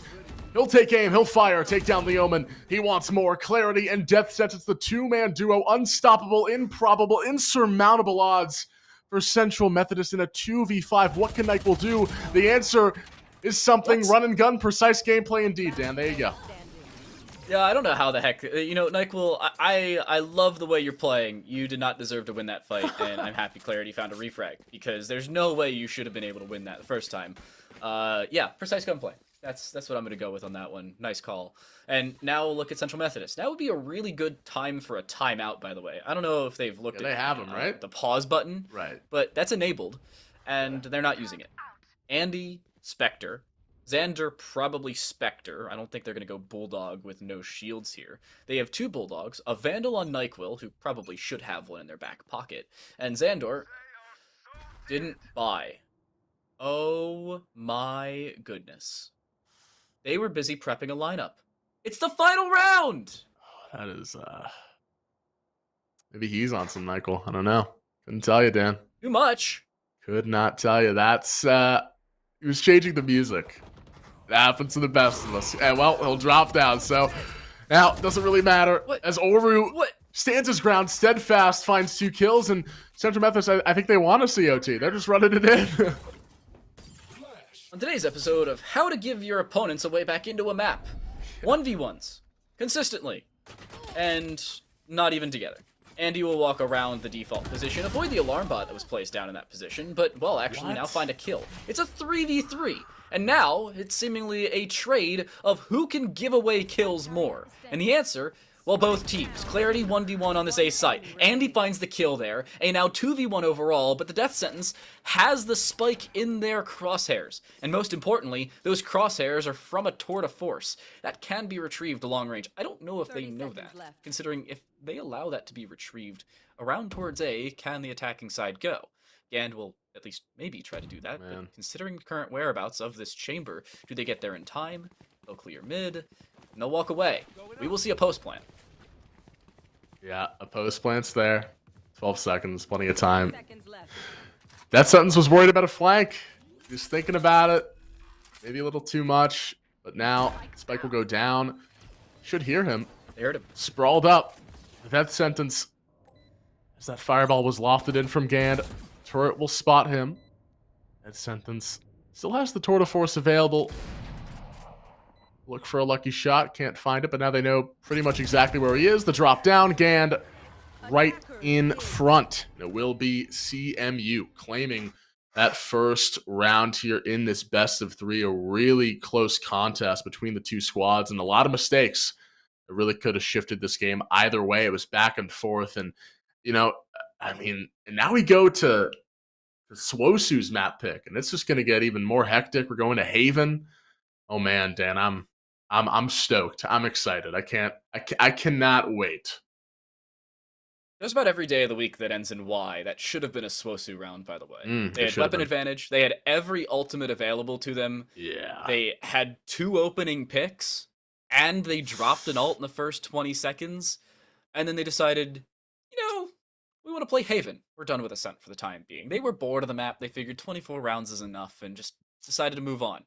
I don't like the fact that they got a little over aggressive, because I was talking about it there for Central Methodist, how to throw away a map and give your opponents a way back into OT.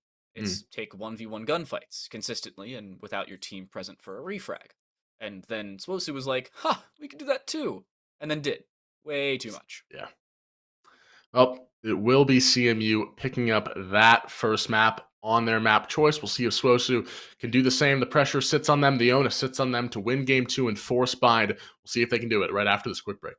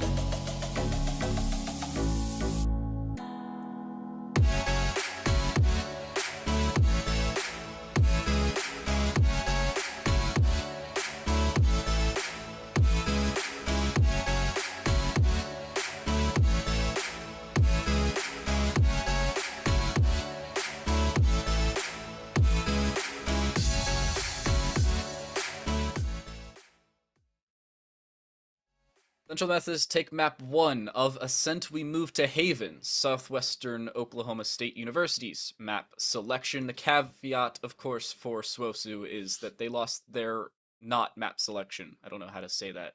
You get the general idea. On Time to Light, that is Camel. Camel, could you speak English gooder than me, please?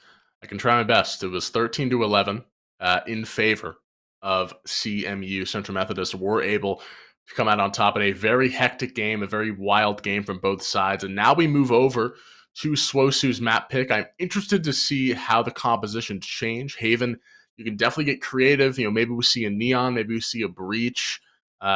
Maybe a Harbor. I don't know. Maybe someone wants to get creative. Throw that in. I'm not. I'm just don't shoot the messenger. I'm just here. I'm just trying to see some Harbor gameplay. Maybe we can get that. But regardless, maybe Jet.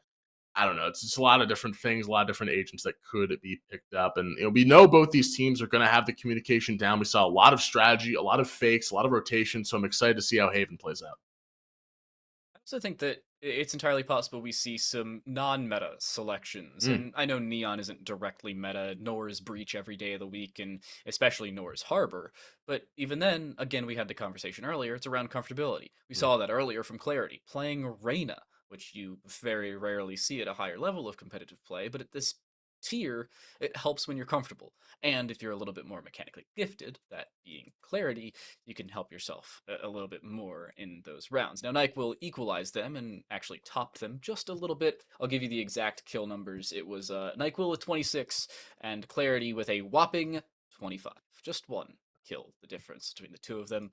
But it was the Fade versus that Reyna. NECC on the Fade, Clarity the Reyna, a little bit more efficacy found out of the Initiator rather than just the Duelist. Well, we can see if that continues, because that's important. Because if NECC, starts to fall behind, if he is continuing with that Initiator role, that can be some kills that you wish you had back. But we'll see where the agent select goes. Clarity, okay, he says, Gand, if you can do it, I can do it better. Insta-locks the Phoenix. The Breach is there, and Oru will swap from the Brim over to the Omen. And it looks like, at least I think, Death Sense will probably stick with the Chamber. Very proficient with that, it looked like, at least in map 1. And Jet also had some pretty good haunts, some pretty good plays with the Fade. Assuming he'll stick with that. Over on the other side of things, this might just be, let's just run it back with the same comp for CMU. Let's see what they do end up doing. Well, speaking of running it back, it's actually SWOSU picking up, you'll never believe it, the Phoenix. Well, Gand doesn't, as a matter of fact. Okay. They switch over towards the Chamber. Some switches more often than not, actually, on that defensive side for CMU. They keep the Omen, sure, but across the board, everything else, almost everything else switches. Red keeps the KO, which I'm fairly impartial on the KO selection. I don't think it's directly meta on Haven. It's just too large to continuously play KO.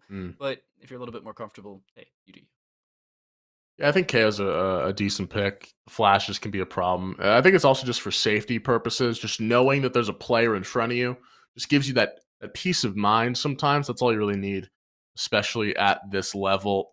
All these players are so phenomenal, but it really just comes down to those minute details, those milliseconds to separate the two squads. As SWOSU now, the onus, as we said, sits on them. Losing map number 1, they must win this to keep their hopes alive moving on in this bracket.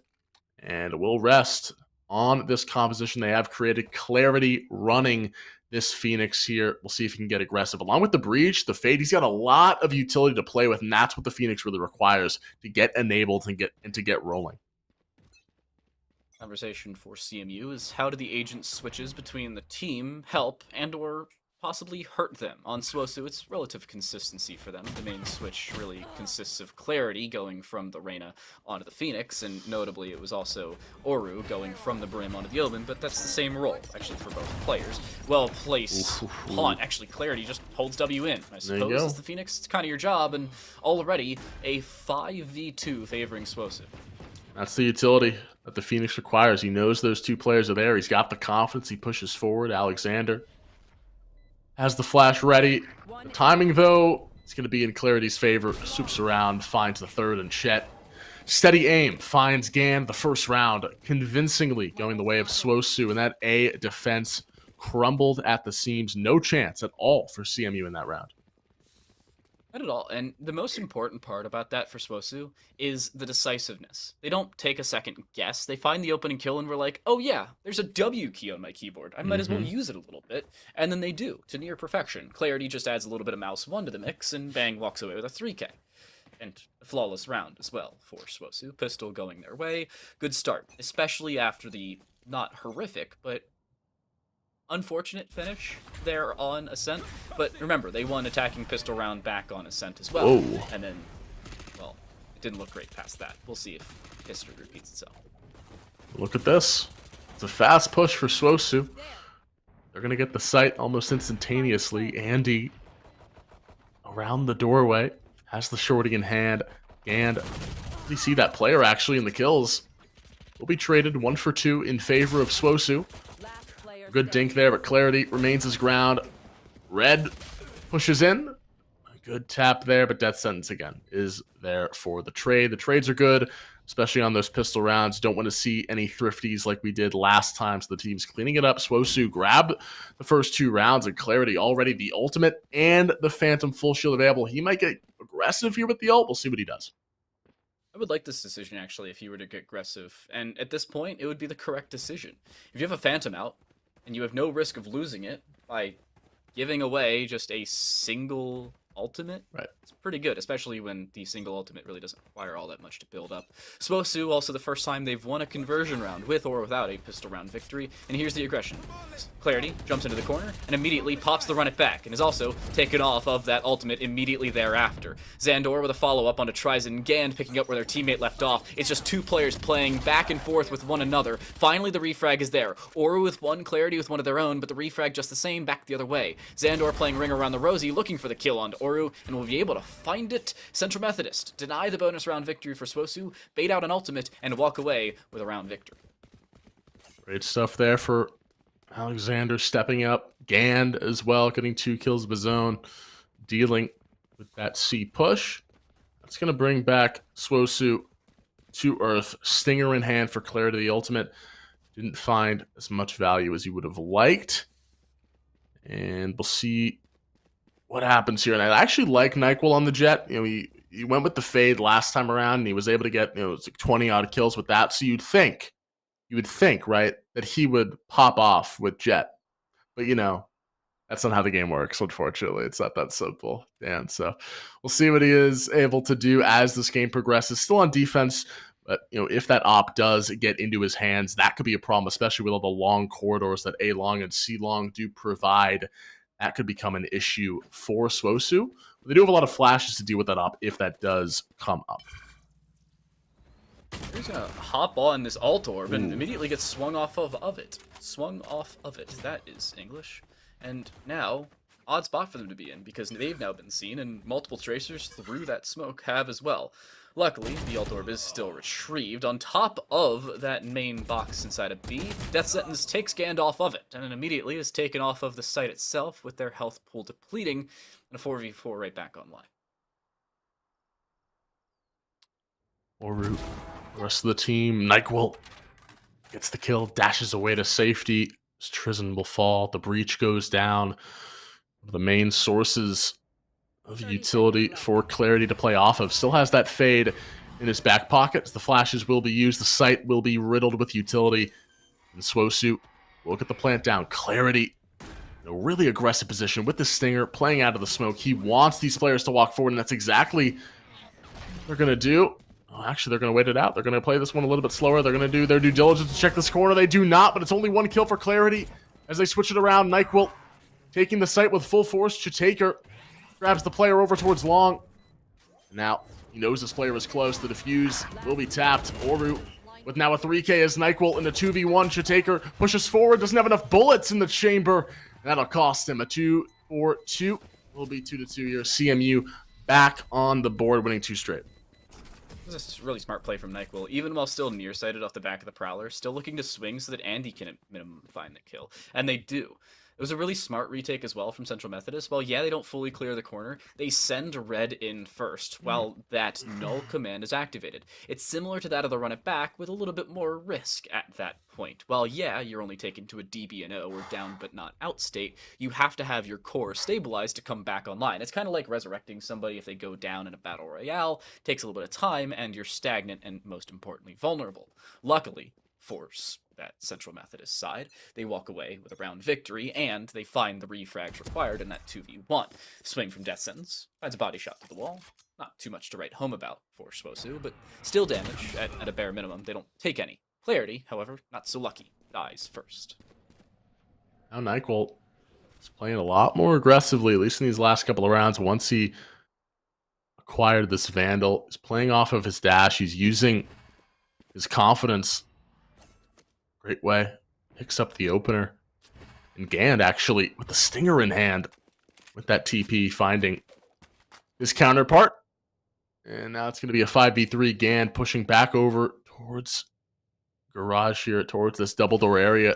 That stun won't find him. They're going to push into this. This could spell trouble, and it does. Gand finds 3 before it's all said and done. He falls to the floor, but Chataker now in a 1v4. They're pincering around him like a pack of hyenas. He walks in and will go down. Alexander grabs the kill, and it's 3-2 CMU. Most importantly for CMU is they keep 4 players alive there. Now looking at their economy, they're not rich, but they're not hurting for cash by any means. NyQuil will drop over a rifle to Gand and then pick up the operator. The first one we'll see thus far on this map, and hopefully, at least for the Central Methodist side, it comes to fruition. Seemingly C-Long being occupied. Gand not picking up the operator. I don't like Gand with the operator in hand. Honestly, they haven't really been playing the agents in order to pick that up consistently enough. Most importantly, they were playing the Phoenix in the previous map, so I don't think they'd consistently enough play on these mobile agents such as the Jet. Gamble shot from NyQuil as they heard the pop of that ultimate orb, but Clarity is able to find it, not take any damage, and now have the run it back available. But it's really a false sense of security, right? Because they think now that A is completely free, Gand will push forward, and will they check this corner? They do. Death Sentence finds the kill, and Gand, the lone wolf on A, but the actual retake isn't really going to be a retake. They're already onto the site, essentially, and Andy, just through the smoke, finds the Death Sentence. He'll fall, and the spray is there for Clarity. And he's got full vision of that one, clearly, as he finds the controller, a 4v3, pushing back in. It's going to be tough. You don't have the Nightfall, you have the Blades, but that's not really going to help you in this scenario. Clarity with the omniscience, living up to their name seemingly at this point. The flash around the corner as the curveball's not avoided. They duck away for it and will now have to aggress as a team. NyQuil pops that tailwind, but does so fairly late. The Nightfall finds all 3 remaining players, a Prowler to try and follow up, a follow-up onto that, but it really doesn't find anything off the back. Oru with 2 different players behind them for redundancy, but actually isn't the first one to look to swing. Central Methodist don't swing whatsoever. They back away, give away the round, supposed to keep 4 players alive, similar to that of Central Methodist in the previous round, and now tie us up. Yeah, I mean, that's smart. You would have maybe gotten 1 or 2, but you don't want to waste all your economy. You have these guns. Maybe you get a lucky kill here. You do. Red takes down Clarity for the shenanigans earlier with that spray. Gets him back for it. So Clarity will just rebuy. Not the end of the world for him. But still, little by little, the damage is there. NyQuil still is the operator. And now it's just a guessing game for NyQuil. Where does he want to go? And all it takes is 1 opener to destroy that attack and really make Swosu work for the round. We'll see where NyQuil does prop up, and we'll see where these Swosu players end up pushing out first. You want to play? I mean, the aggression is towards mid this time around, notably with Clarity, who has just used the run it back, so they won't have that available for a few extra seconds. Well-placed curveball. I don't know how they predict NyQuil's position, or if they did whatsoever. Red's playing fairly passive, not taking the swing just yet. Finally does. Whereabouts now known, and NyQuil finds the opener. Up and over top of that main box, will readjust and try and look for a jumping shot. Doesn't find it, but is still getting aggressive. NyQuil, balls of steel on this man, but not able to find a follow-up. Guys just jumping and shooting.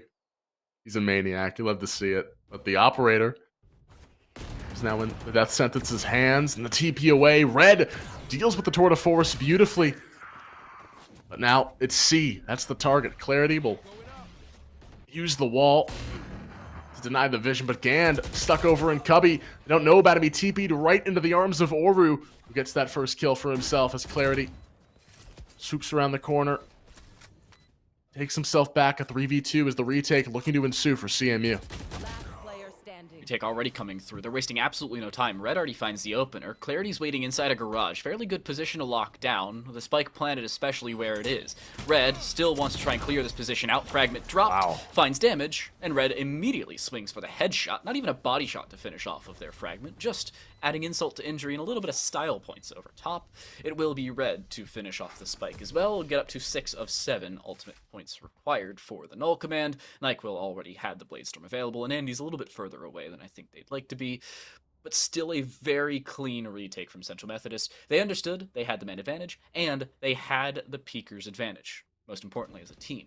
They swing, instead of being swung, find the opener, and just convert off of it.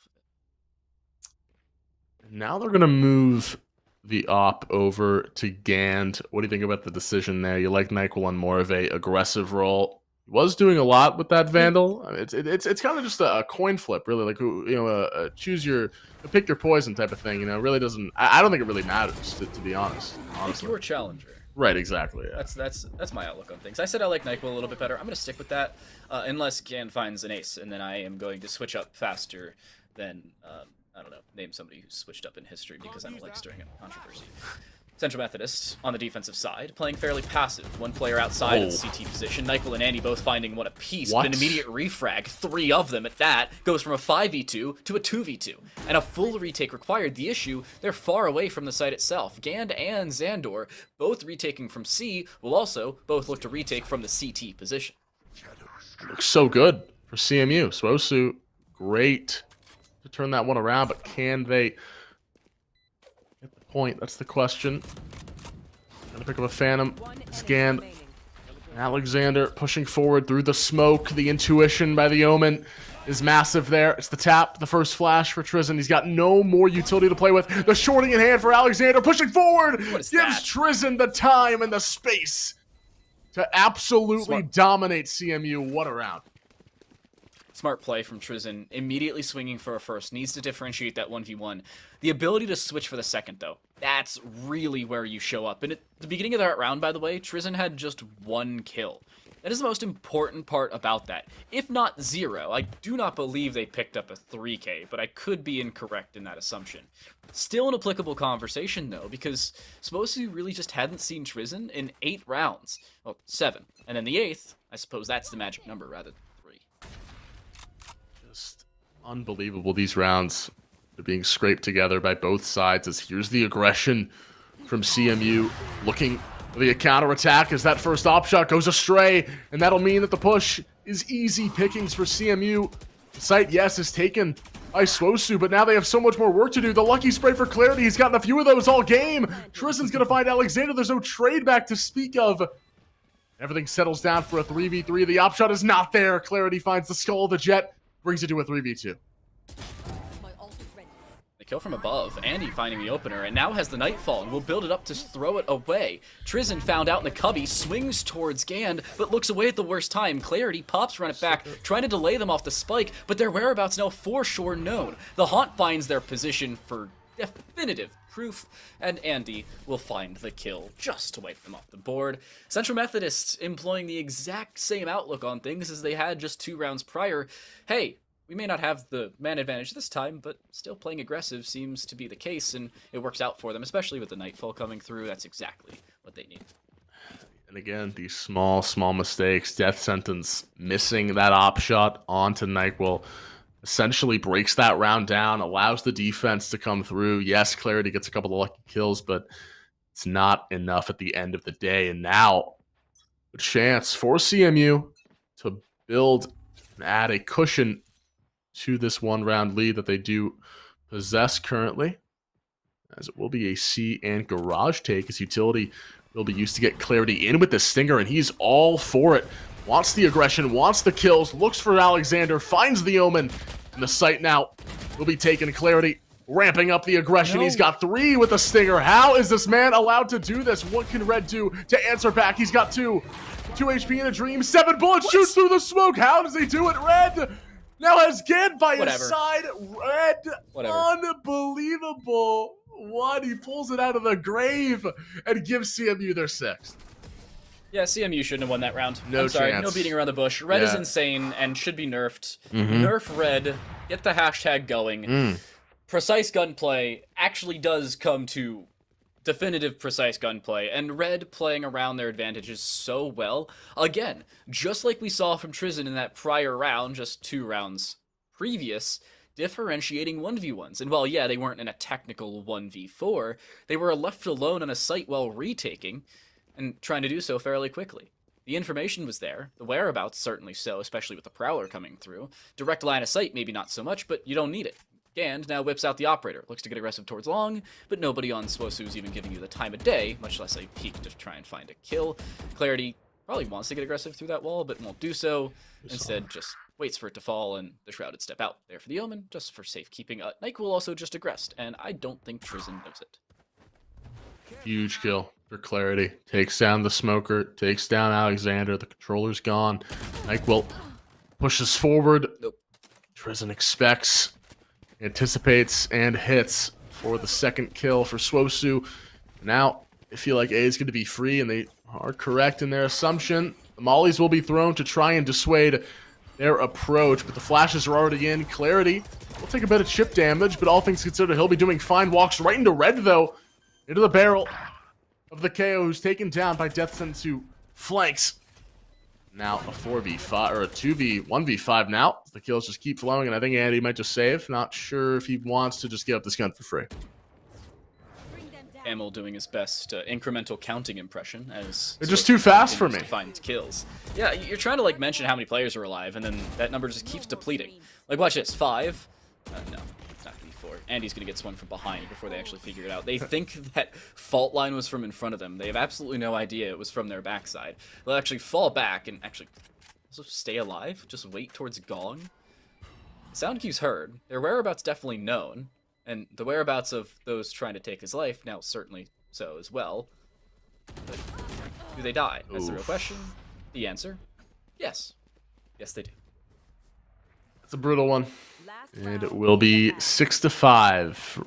Really, these two teams in this first half have been even, basically the same scoreline. If literally the same scoreline. If CMU were able to win this one, bring it to 7-5, exactly what it was last time around. The judge for Gand, he has Tour de Force available to him, and not really too many key ultimates. You have the Null Command, you have the Tour de Force, but over on the other side, only the Nightfall really to play with for this aggression for Swosu, unless they want to TP that Omen towards the back of the site. We'll see if they have any tricks up their sleeve as a massive push here over through short. They're aggressing, but they're doing so without the spike. Big note, by the way, because that's currently sitting around through C long, of which is still occupied, at least for the time being, by CMU. You can see Swosu aggressing on towards A, but CMU should know this is a fake within the next 5 seconds or so. They've completely given over the site in favor of a retake, but there's nothing to retake. Again, the spike is not here. Death Sentence is going to try and walk on towards this site, but won't clear the top side of this box from the shadows used, but it's cancelled.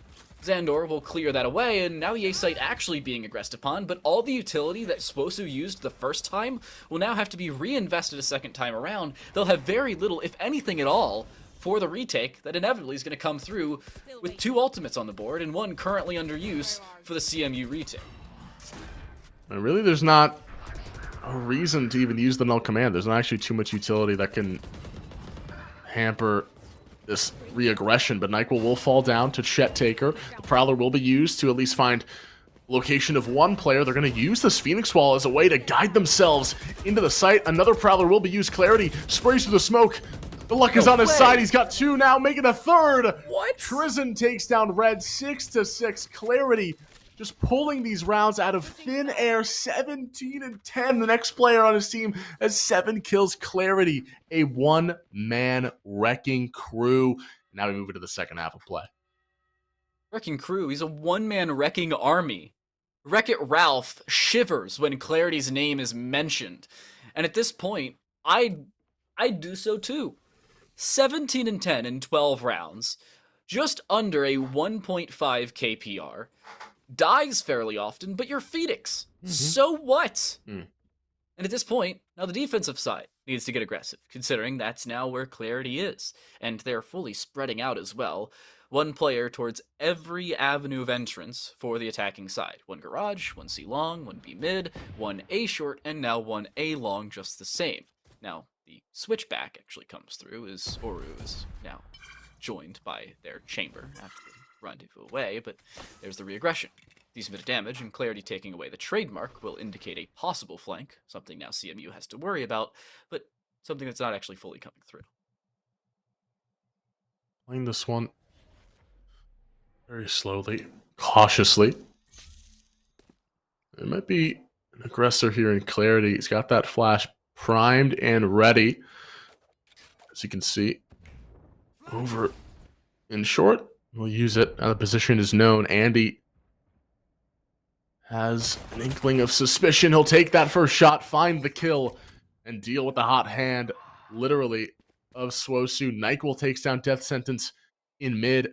Andy finds his second kill. Readjusts. Won't hit. Oru takes down Nyquil, but C is completely free, and now they're going to use that, and they're going to use Red's positioning to take the C plant.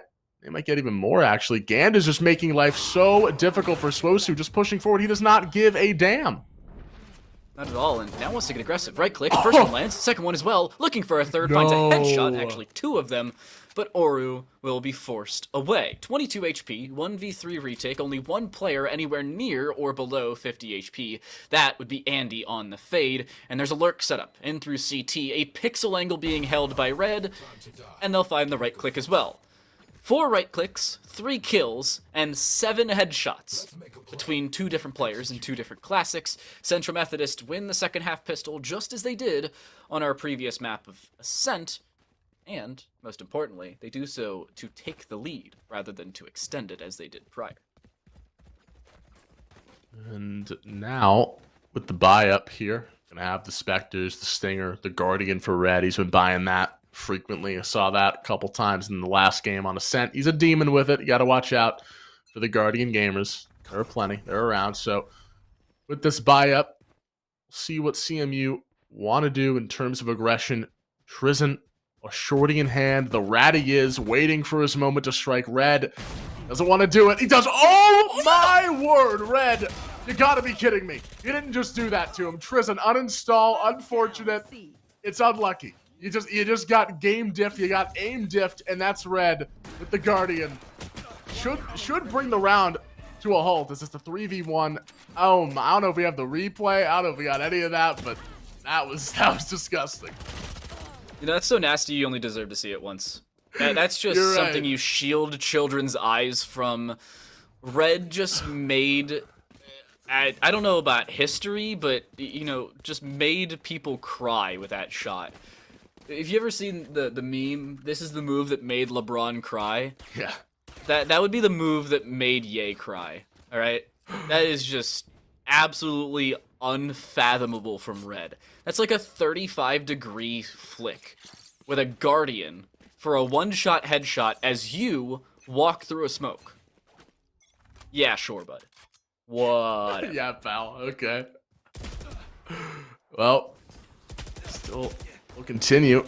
And in trouble. Red backs up his teammate. Just had to shoot a little bit more. Clarity doesn't have the bullets, apparently. And that's going to mean, again, Clarity falling early. And he can't get more kills if he's dead for the first time in this round. Another opener goes the way of CMU. We're going to take this entire aggression over towards B.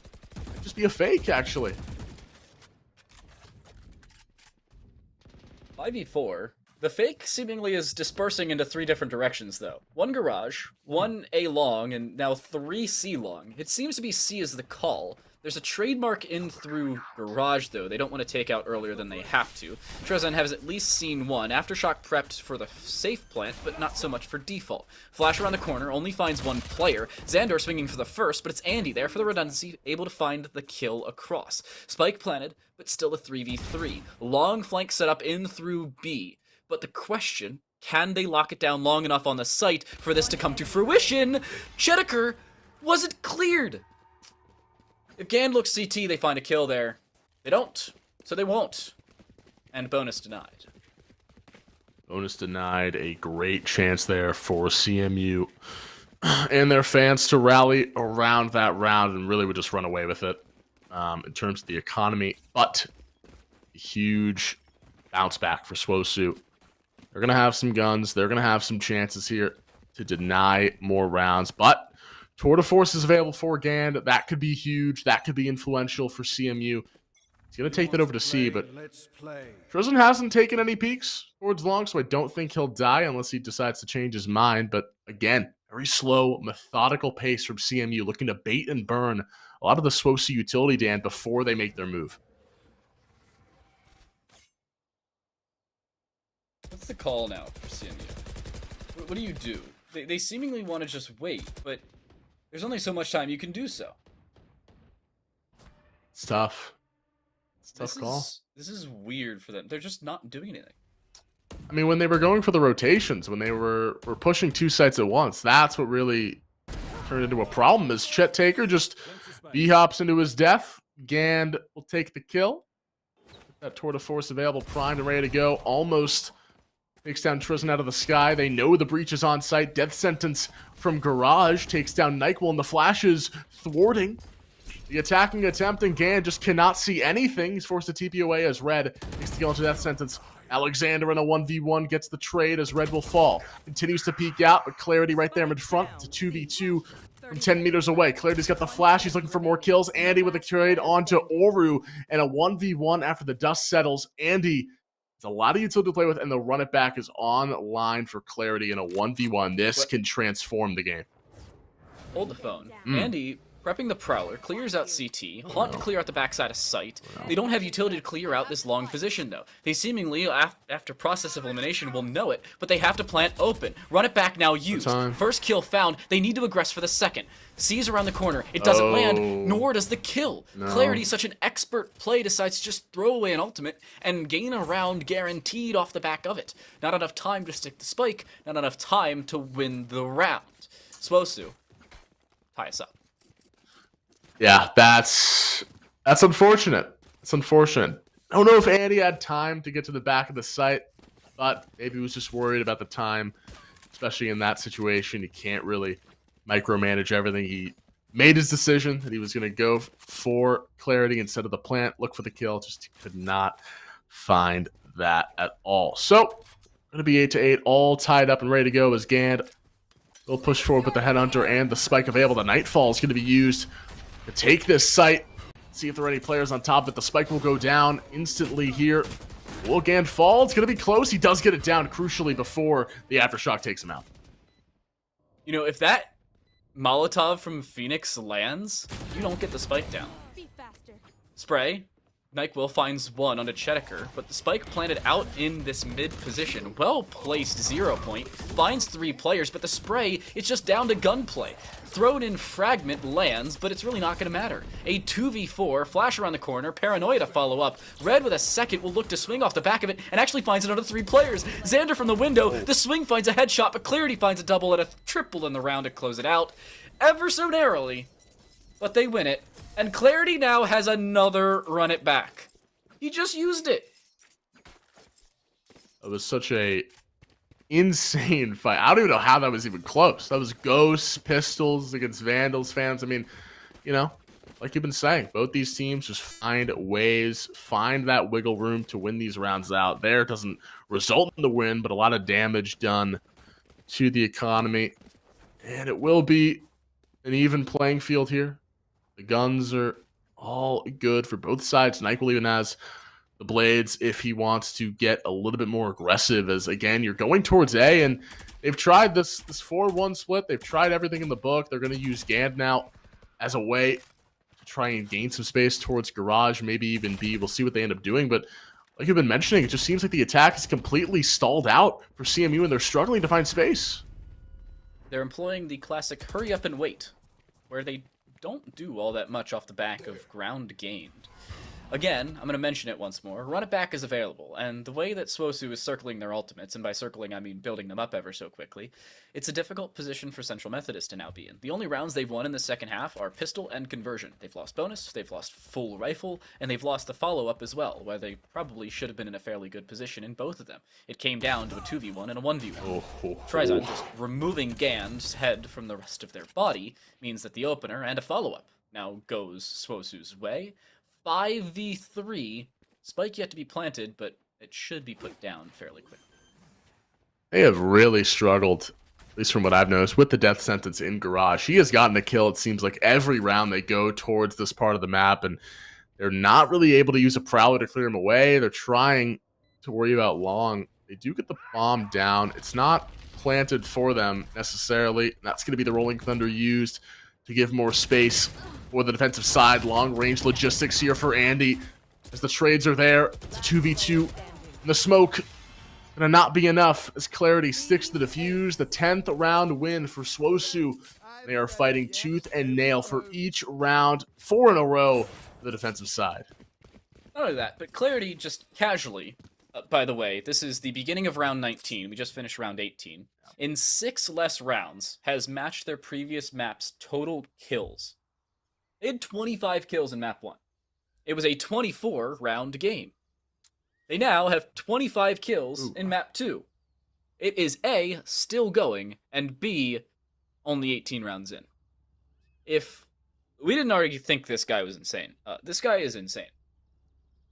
He's proven it to us. He clearly wants his team to continue. Does not want them to fall here. The timeout for CMU, and you got to imagine they're talking about, guys, what's the problem? Losing 4 straight.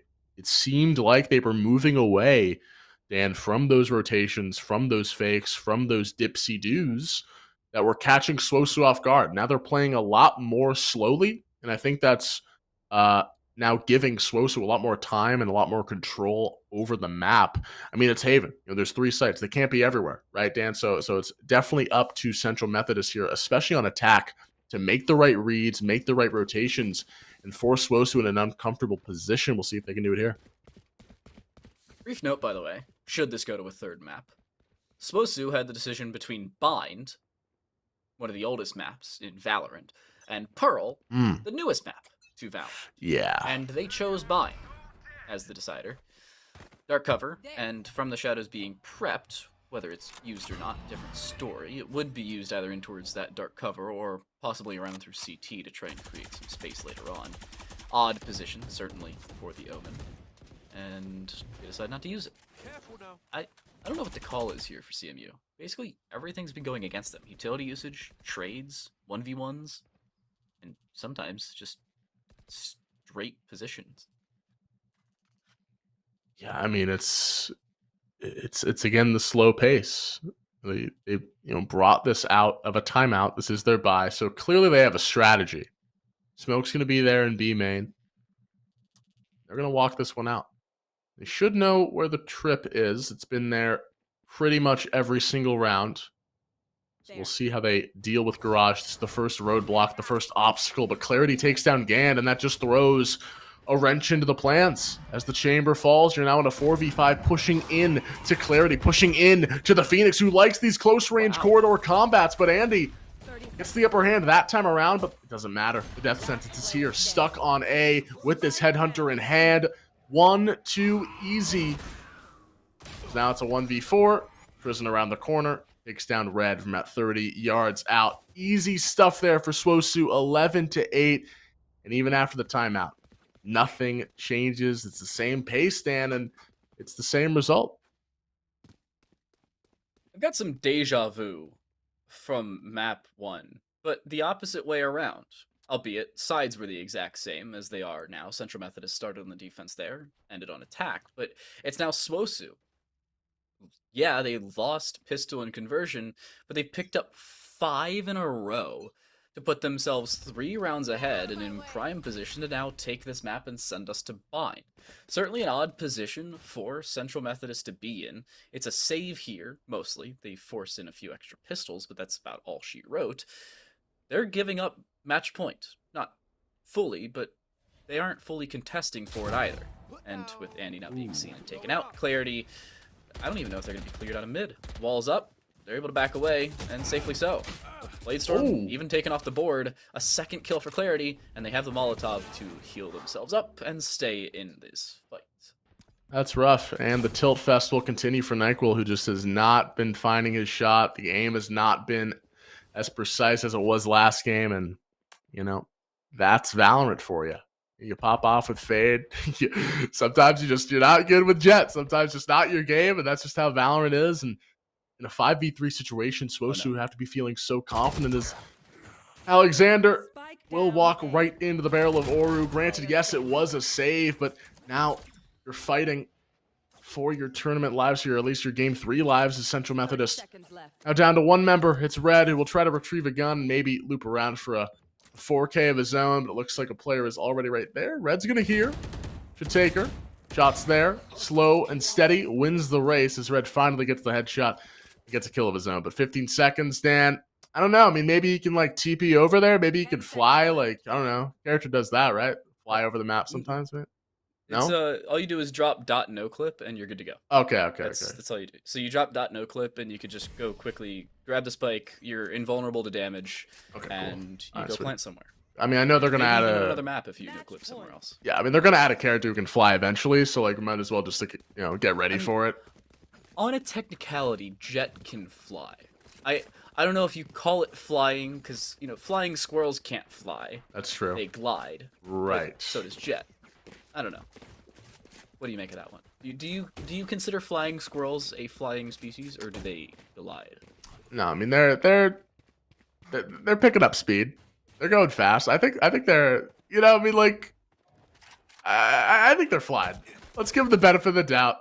That's the only thing they got. They're flying, okay? That's the one. It's literally called a flying squirrel. So are we just lying about that? Is this title just wrong? I mean, yeah. Yes. Okay. Yes, scientists lie to you. The Earth is flat. Everything is wrong. The floor is round. Yep. There you go. My roommate's giving me a thumbs up because I said the Earth is flat. See, he knows where we're at this one. He knows what we're talking about. Now it seems like this site's going to be flat with utility. Trizin squares away for one. NyQuil trades it out. Clarity, the shots don't find their mark. The spray's not there. And the push in, Clarity does not expect NyQuil to be this close. And finally, the aggression from the Jet is on full display. The 3K for NyQuil. He's tucking them each away, but Shit Taker is giving them a run for their money. Somehow doesn't find that kill. It's a 1v1. And this is it. Gand. No bomb. And against Oru. 30 seconds. And this is it. The Swosu win this round. We're going to go to a game 3. Gand has got to win this one to keep the 2-0 alive. He has no idea where this player could be anywhere. There's like 4 different spots. He's got to go for a safer plant towards the back of the site. He's going to try to bait out the player. 14 seconds. He's taking this really close. Oru. 10 seconds left. 10 seconds. And he'll stick it here. You got to imagine he's going to run right into the barrel of Oru, who's got the right read. And the plant is there. Swosu brings this one to a map 3. We're going to see Bind. And I am excited to say the very least. CMU struggled in that second half. Just could not find their footing. They won the first 2 rounds, and that was basically it. They just couldn't find any more success after that. Clearly, Swosu got into their heads, played that defensive half out flawlessly. That's why we're going to a round number 3, map number 3, excuse me.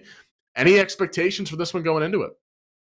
Especially with Oru at the end there, showing up as they needed, towards the end of Ascent as well, I'm expecting Oru to pop off because of Bind and how dynamic it can be, and the prevalence of controllers there. I feel Oru may be able to flourish more than they were in either of the first 2 maps, and they looked pretty good towards the later stages of 1 and the entirety of the second. Especially off the back of that, I'm looking for Clarity to go, surprisingly enough, back onto the Phoenix, play aggressive as per usual, but this time on a little bit of a smaller map, so it could help them a little bit more, considering close range engagements have been their friend. On the other side, CMU need to make adjustments, whether it's to their agent composition, considering it is indeed that Bind map. They may go into a raise, wouldn't surprise me at all, probably avoiding that chamber as consistently, but it's especially difficult for CMU because Haven was probably where they were favored the most, considering their playstyle of Ascent, and now they're up against it because it's technically back-to-back map picks for Swosu because they didn't want to play Pearl. They instead chose Bind as the decider. Well, we will see if Swosu can come out with this map number 3 victory, or if CMU can retrace their steps, go back to map number 1, and gain that confidence that they did have in that previous game. We'll see what happens after this quick break. Don't go anywhere.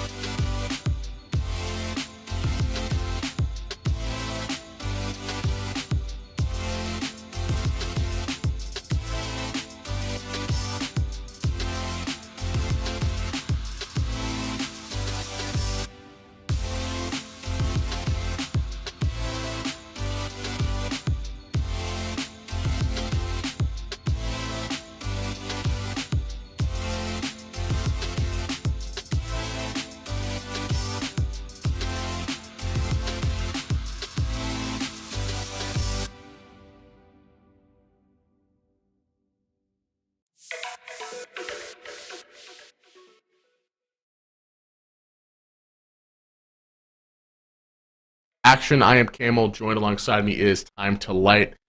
So here we are. Game 3 on our hands between CMU and SWOSU. And it has been back and forth the whole way through. That last game, SWOSU definitely took control in the second half, but other than that, it's been very, very close. Both these teams have been giving each other hell, and now we take it into bind here for game number 3. Composition's out the window. We've seen everything here. I'm interested to see what agents we are going to see selected. Maybe the Neon, maybe the Harbor. You know, I'm just a fan. I'm just a fan of the game. I just want to see the new characters. I got the hopium there. So we'll see what does happen between these two rosters. Should be all set with the map pick or the agent picks, excuse me. And there we are. Clarity picks Raze. Nyquil picks Raze. We get to see it. Here we go. The Viper as well, which we haven't seen the whole series. I'm excited.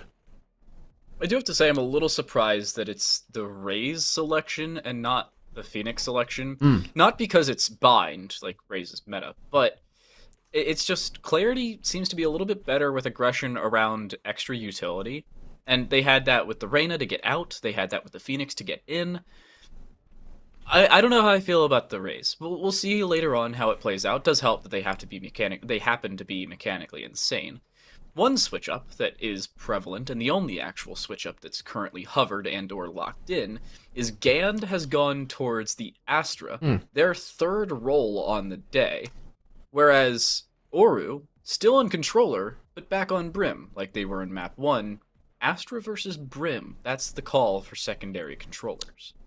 I'm assuming Alexander's going to lock in this Viper. It's going to be double controller here for both sides.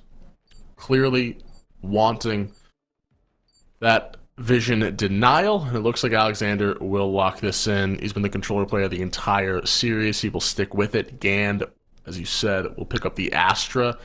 And you have that Astra Raze combo. That could be something that they turn to since they are starting on the defensive side. We'll see if they are wise to that. But again, I also wanted to see the Phoenix. I think, the Raze, obviously, meta-wise, it's better. But Clarity, like you said, he was just aggressive. He was confident with that Phoenix pick. He was dropping 30 bombs in his sleep like it was nothing. Now you switch up the playstyle. Maybe it takes a while for you to get into your groove, and that couple of rounds could change the course of the game. But CMU, SWOSU, one final game to determine who will continue on. It will be a banger, I can already tell. I'm actually happy to see both teams locking in the exact same agents. And most importantly, because it shows who can adjust better on either side.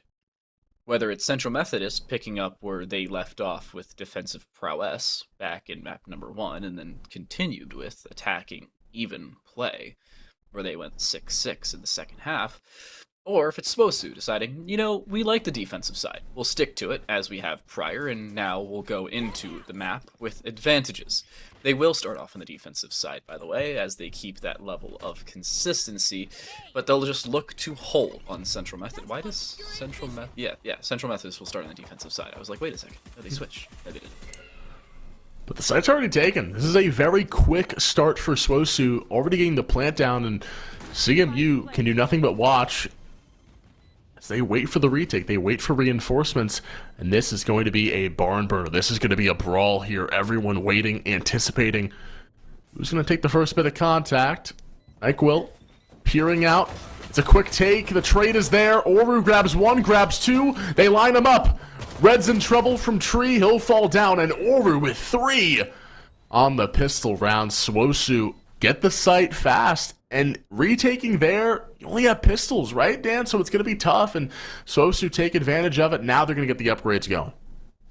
I hate to say I called it, but no, I don't. Oru pops off. Yep. And on the controller roll as the Brimstone, nice triple to open up the map, setting the tone early. Brief reminder, they were the last player to find a kill in Ascent, and not far behind by any means on Haven, but 11 and 12, not the greatest showing. Albeit they were playing on Omen, and it was Haven. Ooh. And they also have a Clarity, who had 28 kills, but that's not really the point here. Death Sentence finds one, immediate trade is there, but there's Oru once more, finding a refrag and a kill off the back of it, 4v2. Swosu playing around advantages, and the positions they lock down. They'll also play around the other side of the map. As teleporters exist, they'll take control of them. There is a Spectre retrieved, but Oru actually almost takes it away. Won't be given the opportunity, but pings out a mid and should give Clarity the opportunity to do so. 1 and 2. Yeah. Good start for Swosu. 2 rounds. They were destined to win, and they do their due diligence, come up with the aim, and find those 2. This is where it gets interesting. This is where the double controller can become a problem. I don't know how Alexander cannot buy. That is a little interesting. So, clearly, that's rough. Yeah, we've all been there before. You buy the light armor, you think maybe they're going to give me a discount this time. They don't. Okay, so it looks like he had to sell something and then get it. So he's okay. He's all good. Now this is the Vandals. This is where the utility becomes so much more of a factor. With that double controller comp set up, you have so many ways to deny vision and make Swosu really work for these takes.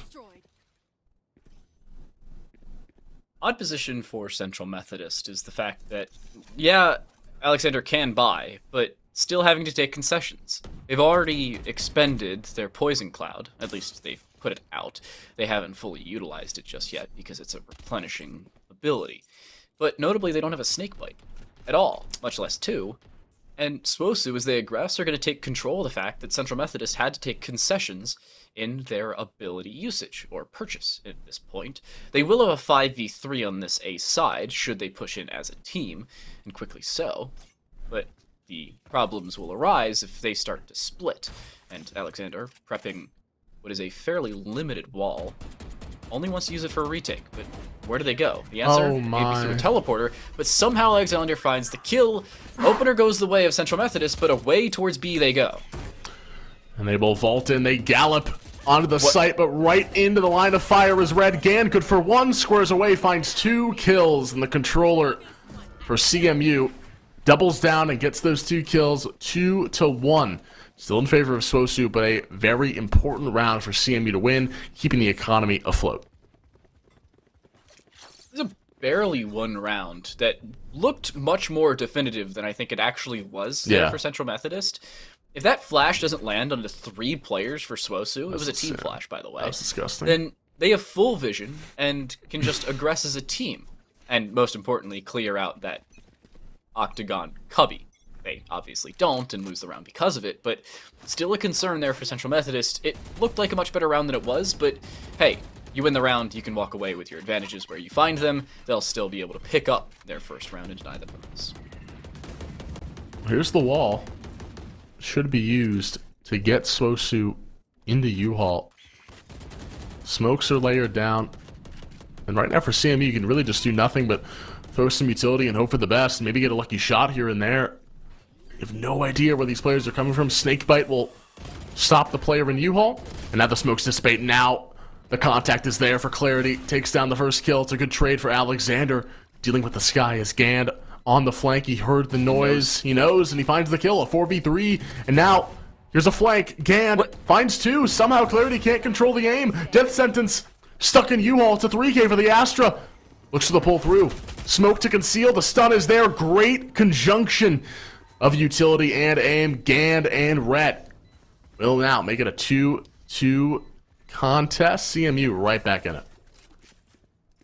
Hey, correct me if I'm wrong here. Gand found the opening kill on the retake, right? They found a 4K on the round. They found their second kill onto Trizen. Why was Trizen not looking towards B mid? Yeah. I don't understand that one. Secondly, Clarity dies there. Oru should have immediately swung for a refrag, yet they waited an extra 2 seconds or so to try and swing, giving Gand an extra second or 2 at that same point to recuperate themselves and find a follow-up kill. Okay. Yeah, Interesting. And now it is interesting. I don't know why he wasn't looking there. I really don't. But Death Sentence was looking towards Gand. He'll find that kill, but does he notice Alexander plop down will find that first kill. To cheeky one. He picks up the Vandal. He can keep going, but he's moving backwards. The back pedal for Alexander. Not going to find the bullet spray he wanted. And 33 HP in a dream for Aura. 3v2. Somehow Swosu have gained the control of the site. Actually, Alexander had this Vandal to start with. Just decided to use the shorty sitting below. There was a Phantom on the ground on the outside of that hookah position. That's what was dropped. Seekers now used. Both go towards CT. Andy will take care of theirs, as will the Rays theirs. Shedeker, guiding light around, does not land. Andy's safe for the time being. Follow-up goes through as well. That one also misses. The retake from two different positions. One from CT, the other around through Elbow. Elbow already walking through, but Shedeker finds the opener and the all-important closer as well to the round. Nyquil will try to stick the spike through. The swing from Trizen able to find the kill, not even needing the assist from Oru inside a hookah. It's a third for Swosu. They shut down the 2-round streak from Central Methodist. Third for Swosu, first kill for Trizen, get him on the board there. Yay! Yay! Now indeed. Andy's the old. Now Andy just needs to get a hold of it here. Chamber on defense, not great, I don't think, right? So I mean, once he gets on attack, he should be fine. Chamber definitely not a defensive character, so obviously just needs to find the right bit of time, the right bit of space, play with those TPs. He should be okay as this game progresses. If Swosu do decide to slow down, that's really when the Chamber gets unlocked.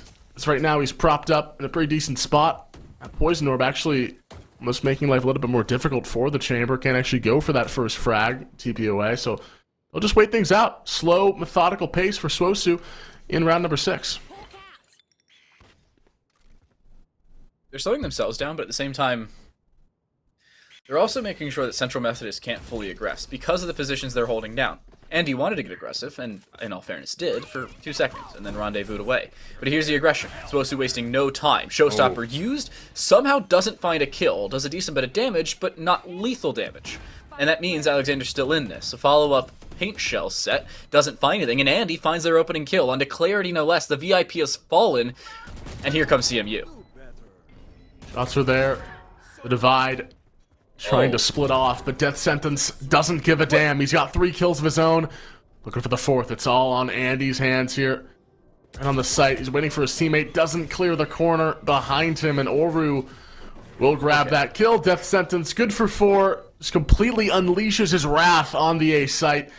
That's going to mean 4-2 in favor of Swosu, trying to build up this lead. And it's only going to get worse with the economy sitting how it is for CMU. That was a really weird retake from Central Methodist. They basically just took 5 1v1s alone each time with no possibility for a refrag. Seems good. I can't say I'm a fan.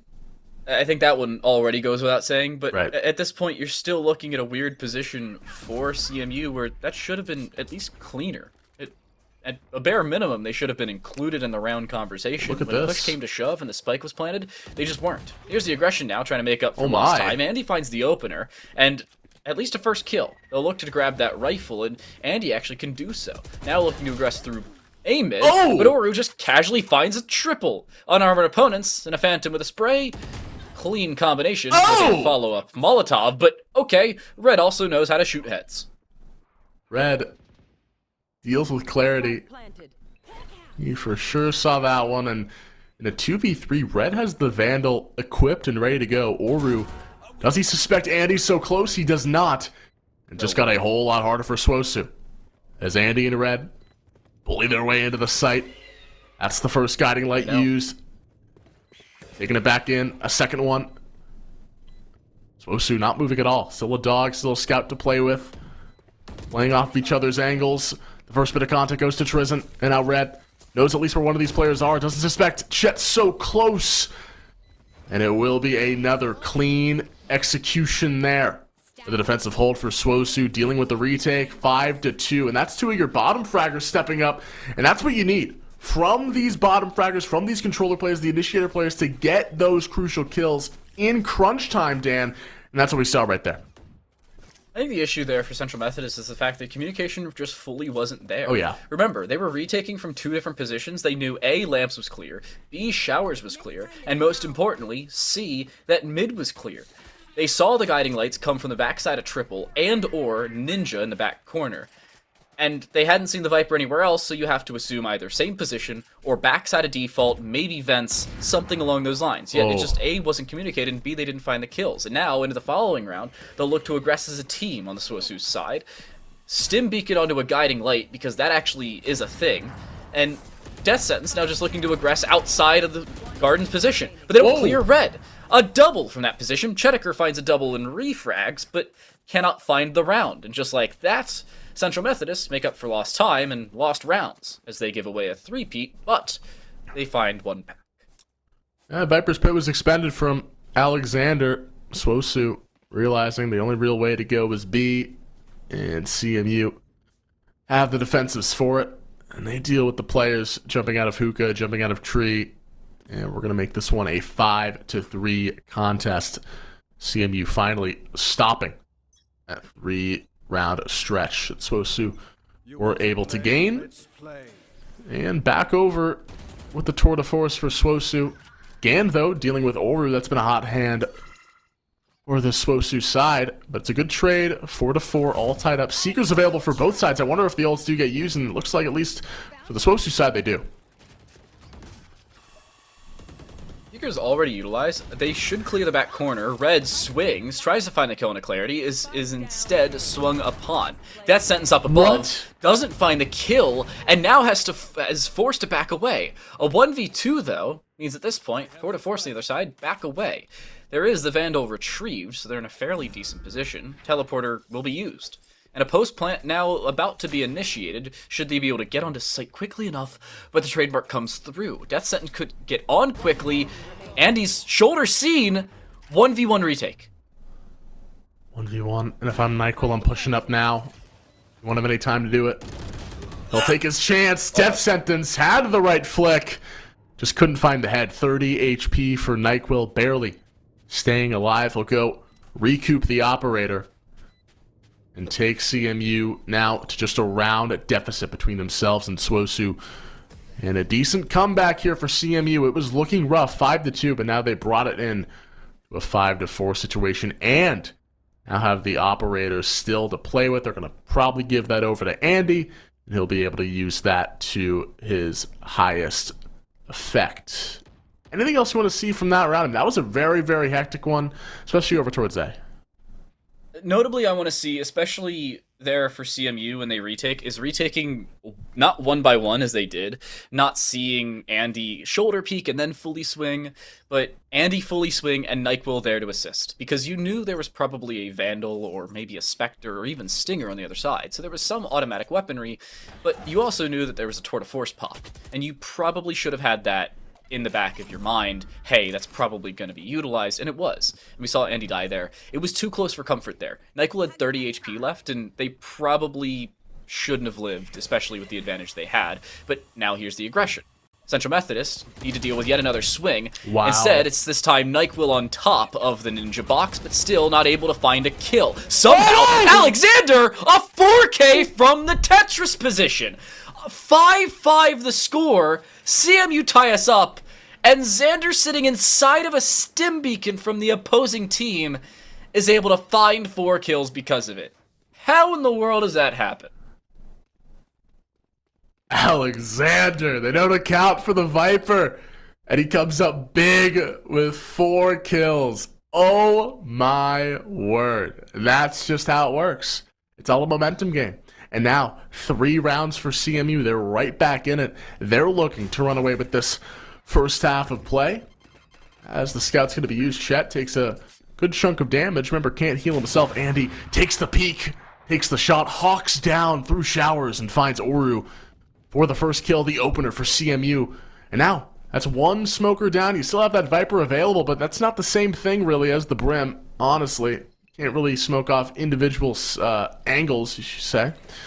So, the Blinding Light's going to be used in conjunction with that first bit of nade.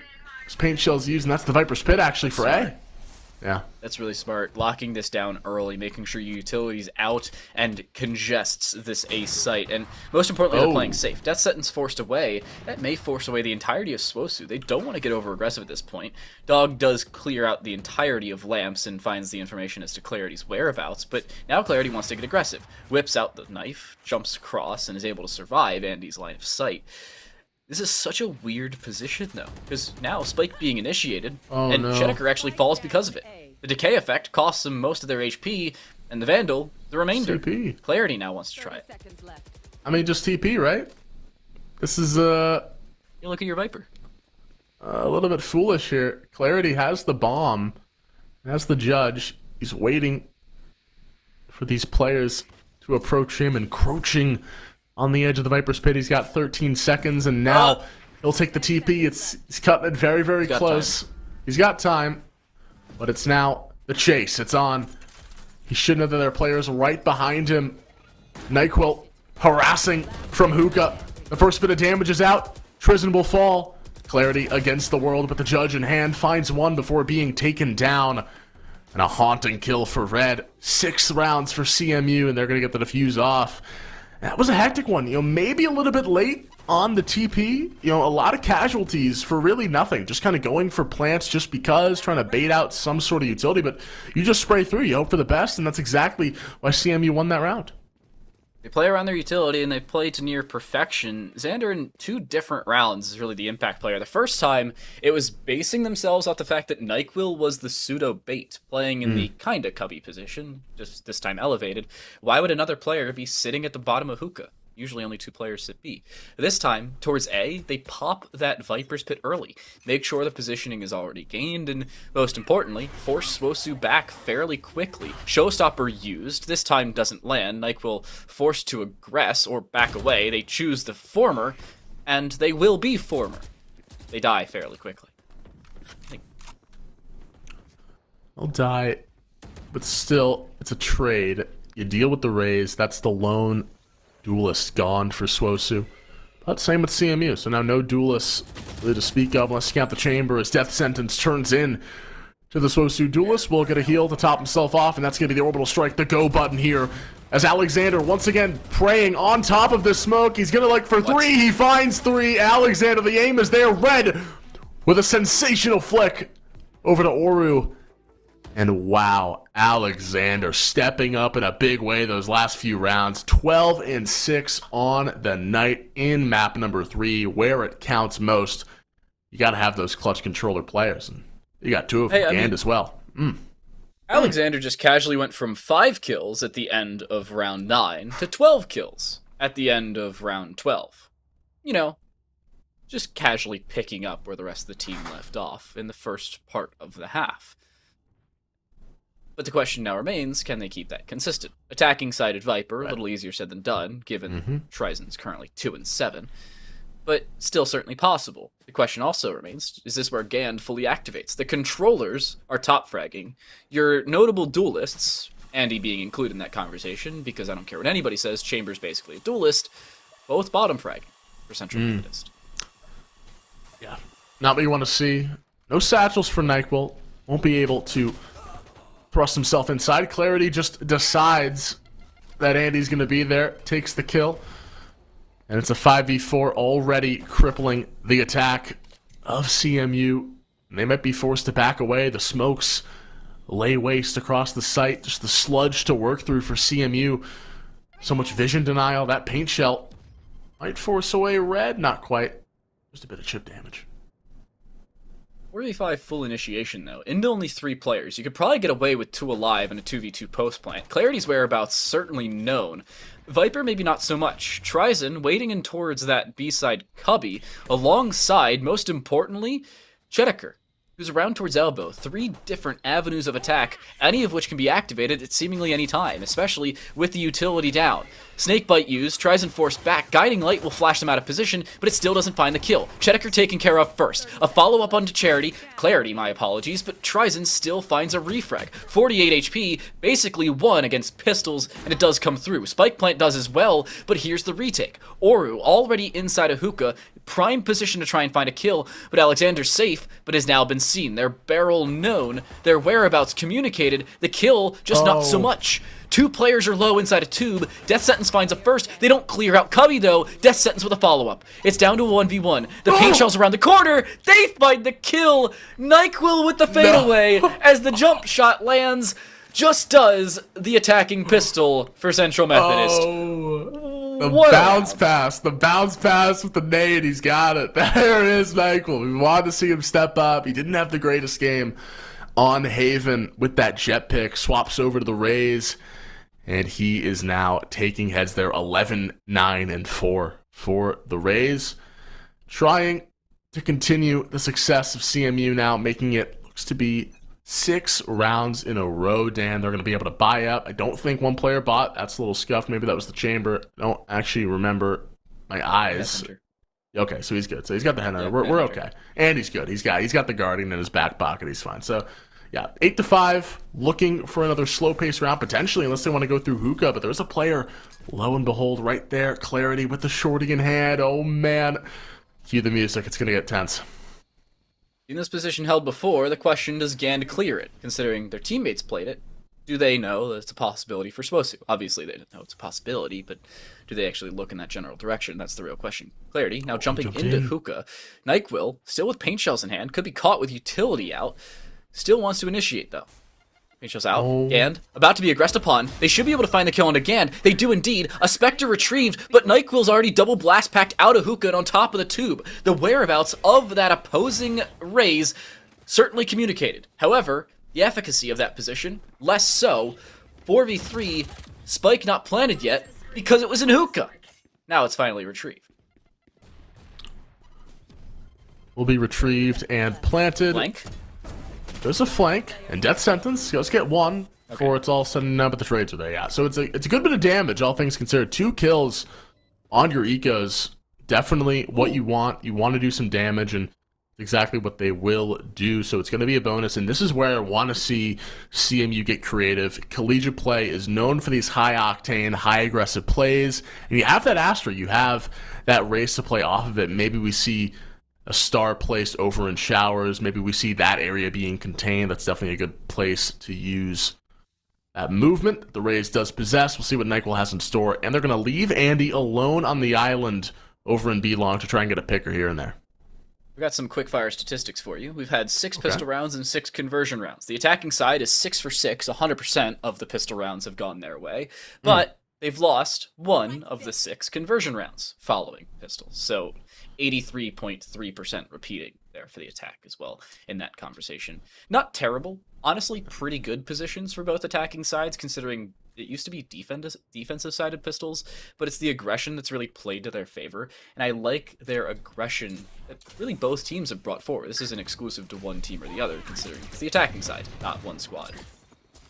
Oh. Also, what? Trizon? Oh. Does that work? That's going to work out, and that might be a gun, potentially, but they can't get to it. It's too far away, and both sides now wondering where they're going to go. But look at this, Andy propped up right in front of U-Haul, and this is a rotation, and supposed to rise to it. They're already TPing away. They're already moving back, but a fake could be upon us. We'll see what they end up doing. They're just going to commit to B, all right? But they could still use the TP. I mean, there's still so many options, actually. With 30 seconds, they have the time to move back if they want to. This is technically the correct decision. It's gone from a 5v4 on the A site to a 5v2 on the B side. Smart rotation from Swosu, at least getting a couple players over here, but even better, smoke setup on the site itself. Chedeker finds one, swinging for a second, will find that as well. Now the refrag possibility. Oru getting aggressive, finds a first, now a 2 versus 3 as the spike's being planted, and it'll be stick and stuck all the way through. Oru wants to hop on that as quickly as they can, and NyQuil taken care of inside a CT. The bonus round is denied for Central Methodist. Swosu will pick it up, and pick up their first of the second half on the defensive side. They need to continue this aggression, though. That round a little bit too close for comfort. If they clear out Oru earlier, and/or just don't let a double come through from Chet, you're looking at a bonus round victory for Central Methodist. Yeah, that was a scary one there for Swosu. Are able to turn it back around. The death sentence has stepped up. Clarity has gone back down to earth, not dropping 30 bombs anymore here yet. Still plenty of time in this game, though, for him to turn up. But right now, it is the Death Sentence show. He has been performing on the chamber pick, and now on the defensive end of things has even more agency with these TPs, with the Tour de Force available now in his arsenal to get things done. And as everything slows down here, Central Methodist will look, get some ground over through hookah as well. They can play aggressive on this SWOSU side, and most importantly, find the whereabouts of Central Methodist without losing a player. They're in a pretty good position. Clarity, however, cleared as Xander looked at the flank at the perfect time, was originally watching the A mid position, and then immediately swung their field of view as Clarity swung. And the opener goes CMU's way. Now a 5v2 on either site they choose, assuming they go as a team.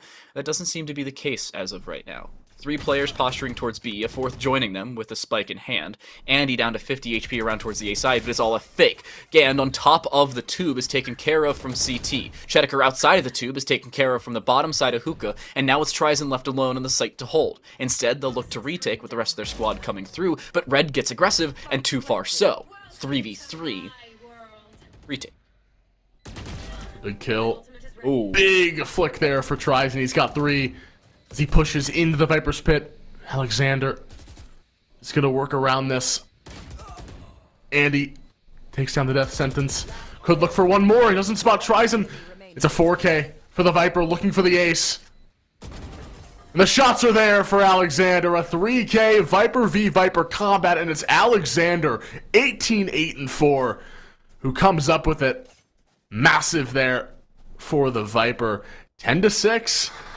Oh, man. I mean, just lavish there from the controller player. 18-8-4. It's not something you see every day. Not something you see every day, Dan. I got to be honest. Viper's popping off in that round, though. Trizon able to find 4 kills. Xander able to find 3 inside of their Viper's Pit. Pretty good, but it was really down to Trizon bringing it back. The earlier part of the round when they first initiated, and later on when they tried to retake, unfortunately, the rest of the team just not there. Gand wants to get aggressive and will do so. Bucky on the other side, but it's actually the paint shells to finish them off. The reloaded Bucky. Clarity of the double. The first one to fall in the previous round, now the first 2 kills this time around. And they're in a pretty good position to continue to aggress as they retrieve a rifle and have some extra health to work with. Somehow, headshot through a wall, and he does about 98 damage to Trizon, and then follows it up. It's just a body shot to close him out. I mean, this is such a difficult round to win if you are CMU. The spike is in a horrid position. Red's going to have to be the savior here. He's going to have to kill Oru for this to even be a consideration for CMU. He's got 2 flashes to play with, but he takes that one blind. Doesn't think anyone's going to be in that position, and it's going to cost him big. It's a 2v4, and honestly, saving might be the go signal. Might be the idea, but seems like Andy doesn't care. They're going to walk in. Clarity 1, Clarity 2, the 4K for the Rays, the thrifty round win. Oh, man. Off the back of the Bucky. Bucky Gamers Unite. There it is. Don't say that. It's going to pop up in my ranked games, and I'm going to come after you. I'm sorry. That's not my intention. Not my intention. It's going to happen. It is going to happen. 10-7 now with the 4K from Clarity, picking up a little bit more than they had in the first half. Now 14-14. They were 10-14 at the beginning of the round. Simple subtraction on that one. But Central Methodist at this point just need to slow things down. Their aggression has been good, but over-aggression can lead to adjustments for SWOSU, and that's now come through. It was met with aggression and immediately was taken off. Now, looking at their buy, there really isn't one. Cosmic Divide set up over towards this ace side. Death Sentence avoids the showstopper, but Trizon doesn't. A heat-seeking missile pops through, but Death Sentence now waiting inside of showers, looks away at the worst time. The paint shells at their feet. They don't even find a kill. That's 2 rifles available. Now for the Central Methodist side, a return showstopper from a mid. Does it find anything? It does find Gand, but they have to clear Xander out of position. I don't know if they will. A classic in hand, fairly good position for them. Off the back of that guiding light, it's a double with a classic and a thrifty round for Central Methodist. 2 ultimates and a few default pistols. They walk away with an 11th round. This guy's the definition of a rat. He's coming in with the pistol, just walks forward, running, triple dink. You're done. You're done for. What is that? 2,900 credits you spent? No, I got this for free. He is a beast. 20-9. Oh, man. And it only gets better from here. Now the economy is in a really, really bad spot for Swosu. If they lose this round, you're playing on match point with basically nothing. Yes, they have 3 ultimates, and you have to use them here, especially if you're buying up the Viper's Pit. I'm wondering if it's going to be used on A. We saw that previously. You have the Orbital Strike and those Seekers. Probably the best ultimates you can have for this type of scenario. Dan, we'll see. They can come on top because CMU, they're playing this one slow. They left the spike behind. I don't want to pick it up and dedicate to a site. I like the default decision. NyQuil looks away at the worst time, but is still able to adjust and find the kill into clarity. I believe they saw Chedeker and will indeed try to spray through the bottom side of the hookah wall, but instead will find very little.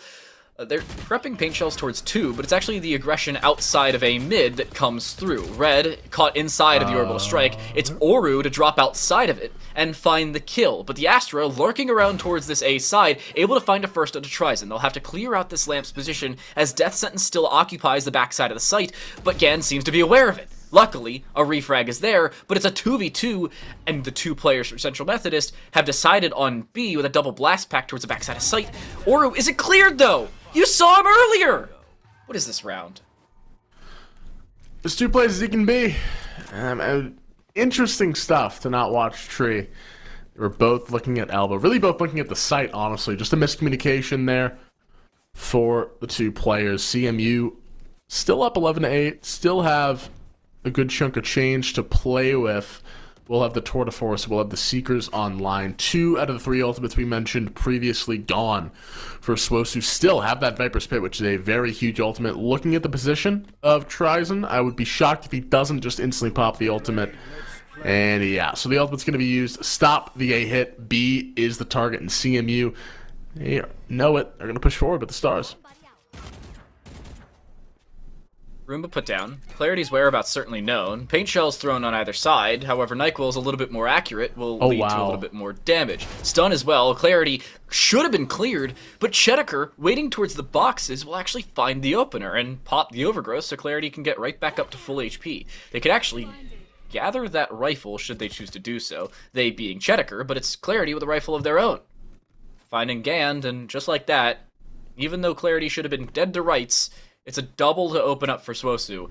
By the way, this is the 3rd straight map in which we've had an 11-8 scoreline. Central Methodist in map 1 and 3 have been on the leading side of that. Swosu only in map 2. Just shows how even these 2 teams are. Just shows this 2-3 matchup definitely giving us more than we expected, and time's going to stop here. There's a couple TPs, just one for CMU. 30 seconds to go. They're trying to get red behind enemy lines, but Clarity is stuck on automatic. 3 kills there. 2v5, 20 seconds to go. Alexander can do nothing but just hope that he finds an angle onto the site, but Oru, right place, right time. Seekers are going to be used. Okay, interesting idea, and that is a waste of an ability. Probably a misclick, and we'll go to the next round. Now, I would agree with you it's a misclick, but you have to misclick twice. You know, maybe his cat jumped on the keyboard. I don't know. I couldn't, you know, maybe. Yeah.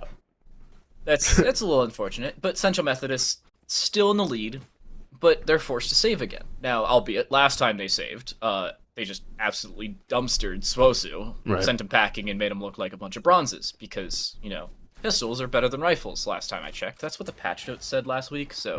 they did. I don't know. But Central Methodist now unaggresses a team again. NyQuil looking for a double blast pack. If they find an opening kill, they'll be 1 off of a showstopper. There's 1, there's 2, into lamps they go, and into the grave they follow. Good try there from NyQuil. Can't find the right idea. Trizon takes down Gant. Still holding on to Showers. The smoke will allow him to reorient himself. Alexander playing on the edge here. He's got the Bucky in hand. There's 1. Can't find 2. Death Sentence with a good trade. As the fight continues, Red can't find the kill into Trizon. Ooh. He'll string together 3 kills for himself, and the controller players from both sides really starting to heat up. And 11-10, you know, timeouts do exist, and yeah, there we go. Gand will call the timeout for CMU. I don't know. I don't really know what the idea. I mean, I have a question for you while we have this timeout. This double controller setup from both sides. You know, what have you thought of it so far? The Astra doesn't, at least in my opinion, it doesn't seem to be having the impact. Yeah, the kills are there, but the utility is really where I see the Astra becoming a factor. What do you think about both controller comps here? Because essentially that's basically what they're relying on. How do you see this one? So I see both teams with their current controller comps favoring the opposing side they were on. I think Brimstone's a little bit more even between attacking and defending favored, probably a little bit better on the attack, whereas the Astra, back on the defensive side, was pretty good. It was played fairly well, and most importantly, the utility was actually utilized. On the attacking side, it hasn't been there because you can't have that pre-placed utility if you decide, oh, let's just go to A. Of course, you technically can't have it on the defensive side if the opposing team decides, oh, let's just go to A, and you have it placed on B. But you get the general idea around it. The dynamics are there more often for the Brimstone, and most importantly, the dynamics not only consist of your play style, but the abilities you possess. You have 3 smokes, a Molotov, an orbital strike, and basically a speed boost, whether it be to your feet or to your weapon's gunfire rate. That hasn't really been the case for Astra, ever. Are they having a committee meeting? Some sort of... They realized they just called a timeout and just bought. Yeah, timeout in the game now. Double timeout. This is all part of their strategy. They just needed a 90-second timeout. It's okay. Yeah, exactly. They're going to let Gand do the dirty work. He even gets a headshot through the wall to Clarity. Yeah, and that's going to do it. Clarity right between the eyes finds Gand, and the double timeout for CMU comes out, and they just Swosu just caught off guard. Yeah, just caught off guard by it, clearly. Well, now aggression out towards B. Double blast pack gains the whereabouts of Oru, but still a kill found by the Brimstone. They've yet to fully clear out the hookah position. Considering the redundancy set up, Chedeker still with the judge in hand. They need to be able to find a kill. The whereabouts now seen as to Gand's position, but Gand finds the kill. The timing of first-person shooters strikes once more as the Empire of Central Methodist University may very well strike back. The Viper's Pit available, but Death Sentence drops Gand inside a hookah. 3v3. Now for Swosu as they aggress forward. Tries and makes all the noise in the world outside of the hookah position. Double snakebite drop down, but as they try to aggress out, they take damage. They don't die, however. Elbow still occupied by Oru, as it was prior on, but the spray comes through, as does the kill with the Molotov. The VIP and the Viper has fallen, but so has now Oru.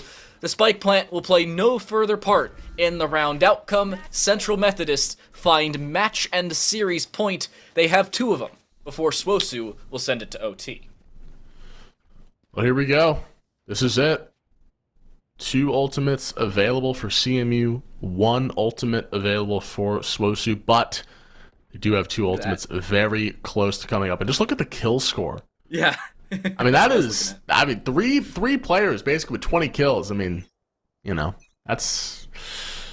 And now the operator coming back in for Death Sentence, clearly expecting a player here. We'll see if Andy gives him that peak, because if you're going to play retake over towards V with the operator, that's going to be a nightmare, honestly. That does not sound fun to do. So we'll see if this operator does get any value. Oh, the timing. That is so unfortunate.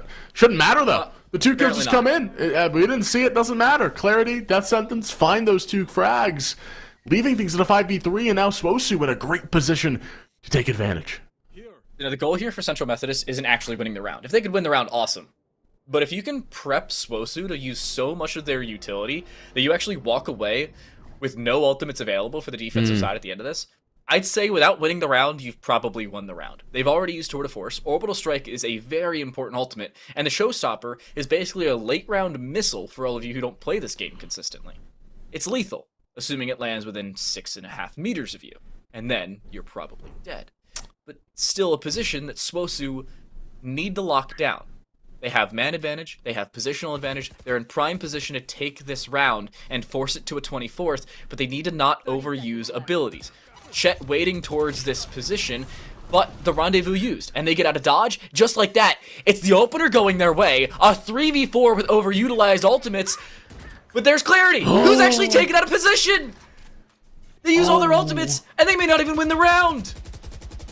The spray is there. No shots find any targets. 8 seconds to go. The plant will finally go down. Just about 4 seconds left to go. 3v3. And this is going to be very interesting to see how CMU play this out. 2 players over. Stuck in tree. A crucial 1v1 there for Oru. Sprays through the smoke. Death sentence. Takes down Andy. It's all on Gand, who has to walk right through the line of fire. And Oru expects it, anticipates, and hits. And really just a clumsy retake. Not retake. Take, really, after the take. Whatever the after the take is called, it's so hectic from CMU. They don't really have a plan. It really feels like they're just kind of scattering together, not playing as a team. The plant inside of the tube, that's always a no-no. That's always a no-no. Just a lot going wrong there for CMU. Just getting a little bit too scared, potentially. And now, I mean, just look at the situation they're in. Stingers, Guardian, I don't know. Might be a little tough.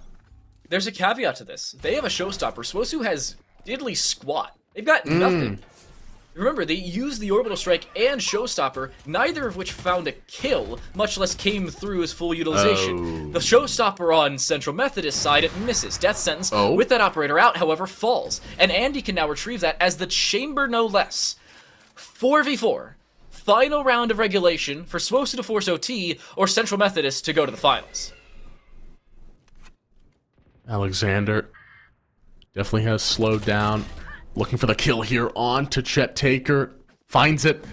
Brings it to a 4v2, but they TP away.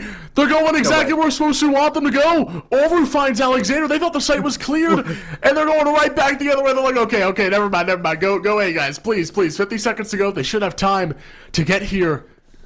And it's going to be 1 and 1 on each site. 40 seconds. Now they're going to bring over that second player. Clarity has to be the difference maker. Has the boombot ready. Doesn't want to give away his position as he slowly walks his way forward. Gand inside of the astral form. They won't clear him entirely. Clarity finds the kill to Andy. Deals with that first player. Rebounds. What? That paint shell. Oru somehow finds red. And now it's a 1v1. Long range power there for Gand. Now on a 1v1 with Clarity, who strikes while the iron is hot. Finds the 3K. Finds the round victory. And brings it to an overtime situation. 26, 24, and 22 kills for the top 3 members of Swosu. Dominating in these last few rounds of regulation. And oh my word, the TP to their demise. Oh, and they turn it around. What a round for both these squads. You know, I feel so bad for Central Methodist as well, because not only do you lose the B site like that, Alexander thought it was free. They saw the guiding light come from CT, they immediately find a follow-up kill on a Chedeker, and just like that, they were like, oh, B site is clear. So, we're good. Rotate over. The lurk has worked perfectly. We've taken out the lone player on this side, when that wasn't the case. And they walk straight into that B side stack. They decide, wait, back the other way, we now have to go, but they take too long with a spike plant. They didn't get into full post-plant positions as they wanted to, and they just don't take the fights as a team. Red was looking at showers. There was no TP, by the way, no audible one at least, and just like that, they lose. And now Swosu on the attacking side, now looking for an advantage. Andy waiting on top of the close ninja box, but it's Nyquil to fall first. Maybe the B side as well. Oh, and they clear it. Oh my gosh. And just different athletes, just superior at the end of the day. Clearly all over 6 feet tall. And now they're going to take the B site, and they're going to have fun with it. I mean, what can you do now? You have no rays to satchel in. You do have the blinding lights to play with, but you see now, Shataker and the rest of the crew will send in all the utility they can. That's the pull-through for Red to grab the kill. Great use of the stars there. Bringing it to a 3v4. They drop into the site. Gand finds another. Oru dropping down. Death sentence good for 1, good for 2. Stringing together a couple of nice kills, but Gand still alive and well. The lineups are there. They have to be, right? The astral form is alive. The cosmic divide is there. Oh, man, but the lineups are too good. They're too clean. Trizent right in front grabs the kill. And lineup Larry's rejoice in chat. It doesn't matter if you died, my friend. You won the round 13-12. Alexander putting the team on his back and carrying the squad all the way to the finals. He's trying. Oh, but he can't. Wait, never mind. Tristan, I meant. Sorry. Yeah. Just, ugh.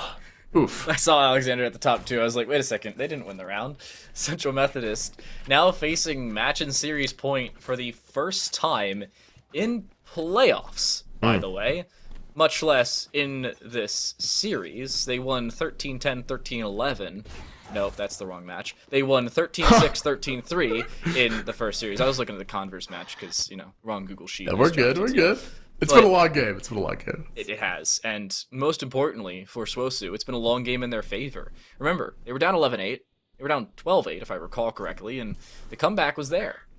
It's now the question of, can it come to completion? That's the question. See if it can be answered. Nyquil sees that first jump peak. Great paint shell forces Nyquil's position, and he's stuck between the rock and a hard place. The paint shells finally disperse, and he's able to retreat to safety, get that heal. But again, just a lot of utility being burned. Still all the stars available. It's a 5-stack on this A site. They're trying to wait and see if any players do decide to rotate off, and they will actually get that. And that's a 2v5. They don't know it, but now they're trying to use some utility and build some ground into this A site. They have to go.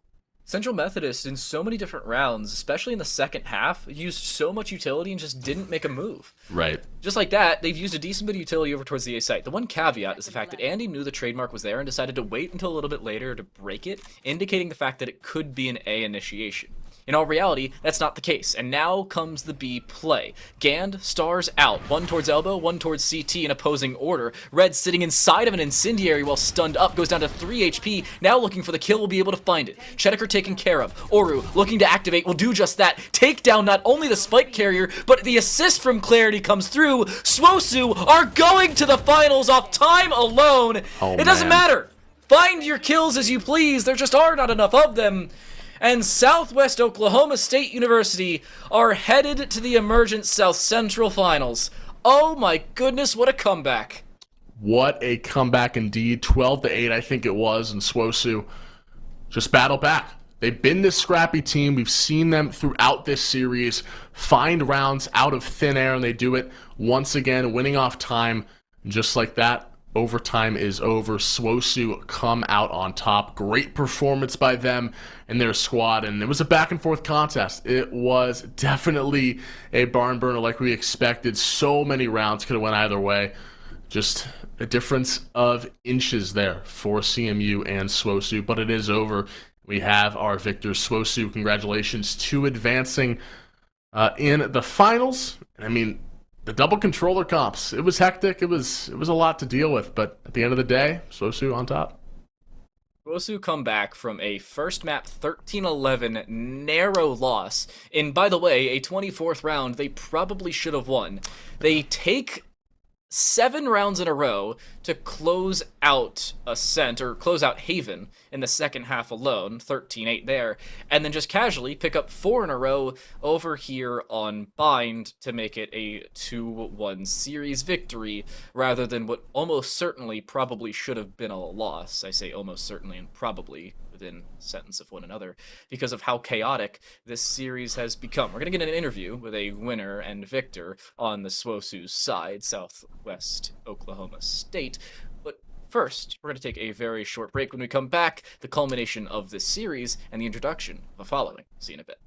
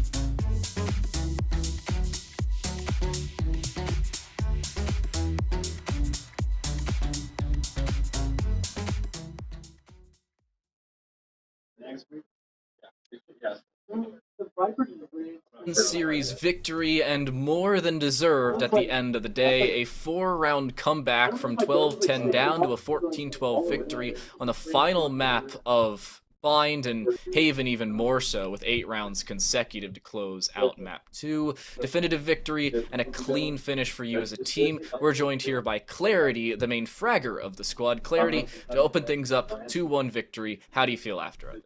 I feel great. Once we lost first map, I think we just have to keep that good mental, and we did. It was a close one first map, but I feel great, and I know everybody feels great for the most part. I want to talk about map 1, because Ascent was a little difficult for you as a team. It was 13-11, it seemed fairly close, but you were the main fragger, and I'm not going to say there was a lack of assist, because that's just not the case. Utility was the main assistance for you when you just walked forward as the Reyna, but the main note was the retakes, especially on the defensive side, weren't as consistent as I think you'd like them to be. Talk me through how you made adjustments from that into Haven. So we were having like a little bit of miscues and miscomms, so we would peak too early and wouldn't wait, but we adjusted we started switching people around, kind of just hopping, and we wanted to get the op down as quick as we could, but we just didn't have the eco. So I think that's kind of what held us back a little bit. Well, you carried that lack of eco, unfortunately, into Haven, but you carried it with a decent bit of aggression, to say the very least. And I have to say, in your favor, you walked away with so many kills to start things off. You had 25 kills in map 1. That was a 24-round game. You lost. But by round 18, when they called a timeout, you had already met that total of 25. Talk me through how you made the adjustment of just aggression. So Phoenix, I love Phoenix on Haven, and we played the map maybe once or twice, but we knew what we wanted to run, and for the most part, everybody was comfortable. So when I play Phoenix, it's kind of they follow me up with that util, and I'm able to just go out and just hit. That hit, you absolutely did. You talked about the comfortability of this team. Is everyone, not really playing a set role? Is it more of just kind of flexing everyone? Because it seemed like you guys were swapping around roles, doing different things, the Breach, the Fade, the Killjoy, Reyna, a lot of different niche picks. Talk about, how flexible this team is and how many roles each person could really play. Everybody's able to play 2 or 3 roles. I know for sure we have 2 that can.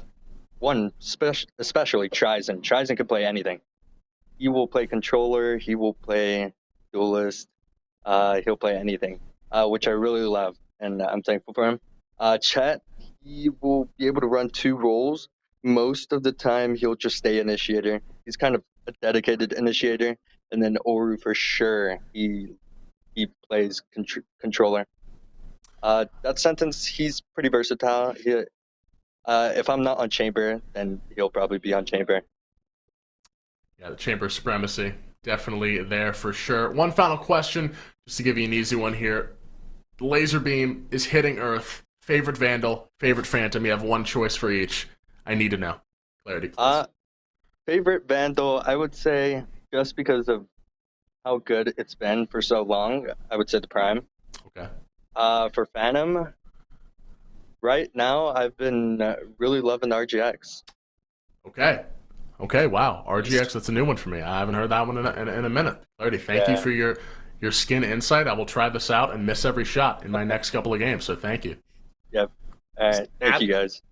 Absolutely big brain skin sight. I'm coining that, Camel. Just grab the skin sight from Clarity. But Clarity, a move away from this match and into your following. You go to the finals. You'll take on Augustana. Thoughts as you take them on? You've done so before. How's it looking for you? We had one player who got food poisoning, Oru, so he was a little sick, and he still was able to perform. So we're hoping that he gets better, feels better, and we have a great chance against Augustana. We almost took him 2-0. It just got rocky towards the end, and I think we'll be ready this time. Well, hopefully, considering you're avoiding the Rocky Mountains, you can start to clean and clear sail into open waters with a victory there. But final question for you before we let you go. A 2-1 series victory. At the end of it, you've more than deserved it. Any final shout-outs or thoughts on the series as a whole? Floor is yours. Shout out to our coach, Coach Felder, and then shout out the rest of the boys, especially Oru, who had to play. It was kind of like his Michael Jordan flu game. Hey, I mean, Oru stepping up later on, especially in map 3 when it was really required. The clutch factor for the full team was there. Southwestern Oklahoma State University Gray, they head to the Emergence South Central Finals. Clarity, thank you for your time. Thank you, guys. Thanks for having me. Well, Camel, 2-1. Ever so close. 2 different games ended just 2 rounds separated, and 1 in OT. Final thoughts on the series. A great one.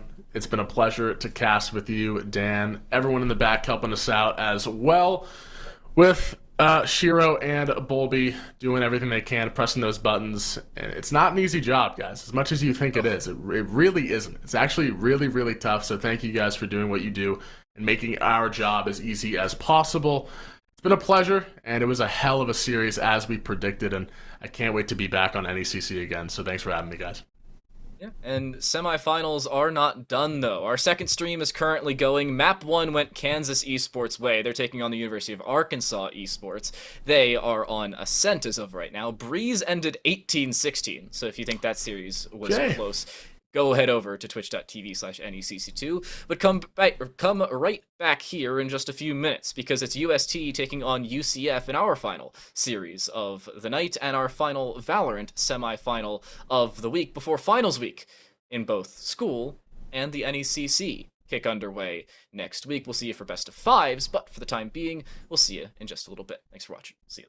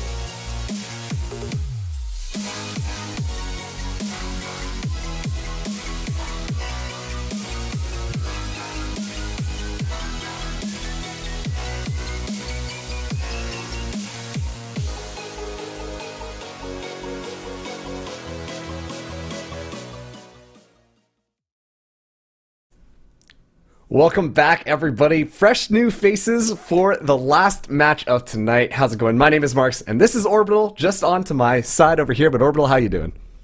I'm doing all right. We came over from the other stream. We opened that stream up, and we're having some fun over there. We went all 3 games, and it looks like the match before this one went 3 games as well. So very excited to see what the main stream has for us today. You know, we are all the way up into playoffs at this point, and especially too getting into semifinals. This is the level of competition you want to see between these teams. Like, nobody's messing around here. Everybody's coming in. They're prepared. They're ready to go, and we have an exciting match for you. But quickly, let's pull up the bracket just to see how that playoff bracket is kind of going together. Oh, just a second here. But let's talk about the match that we do have in front of us. It is going to be UST Esports up against UCF Knights Rising, and I think that this should be pretty good, especially too because now we are in the Champions League.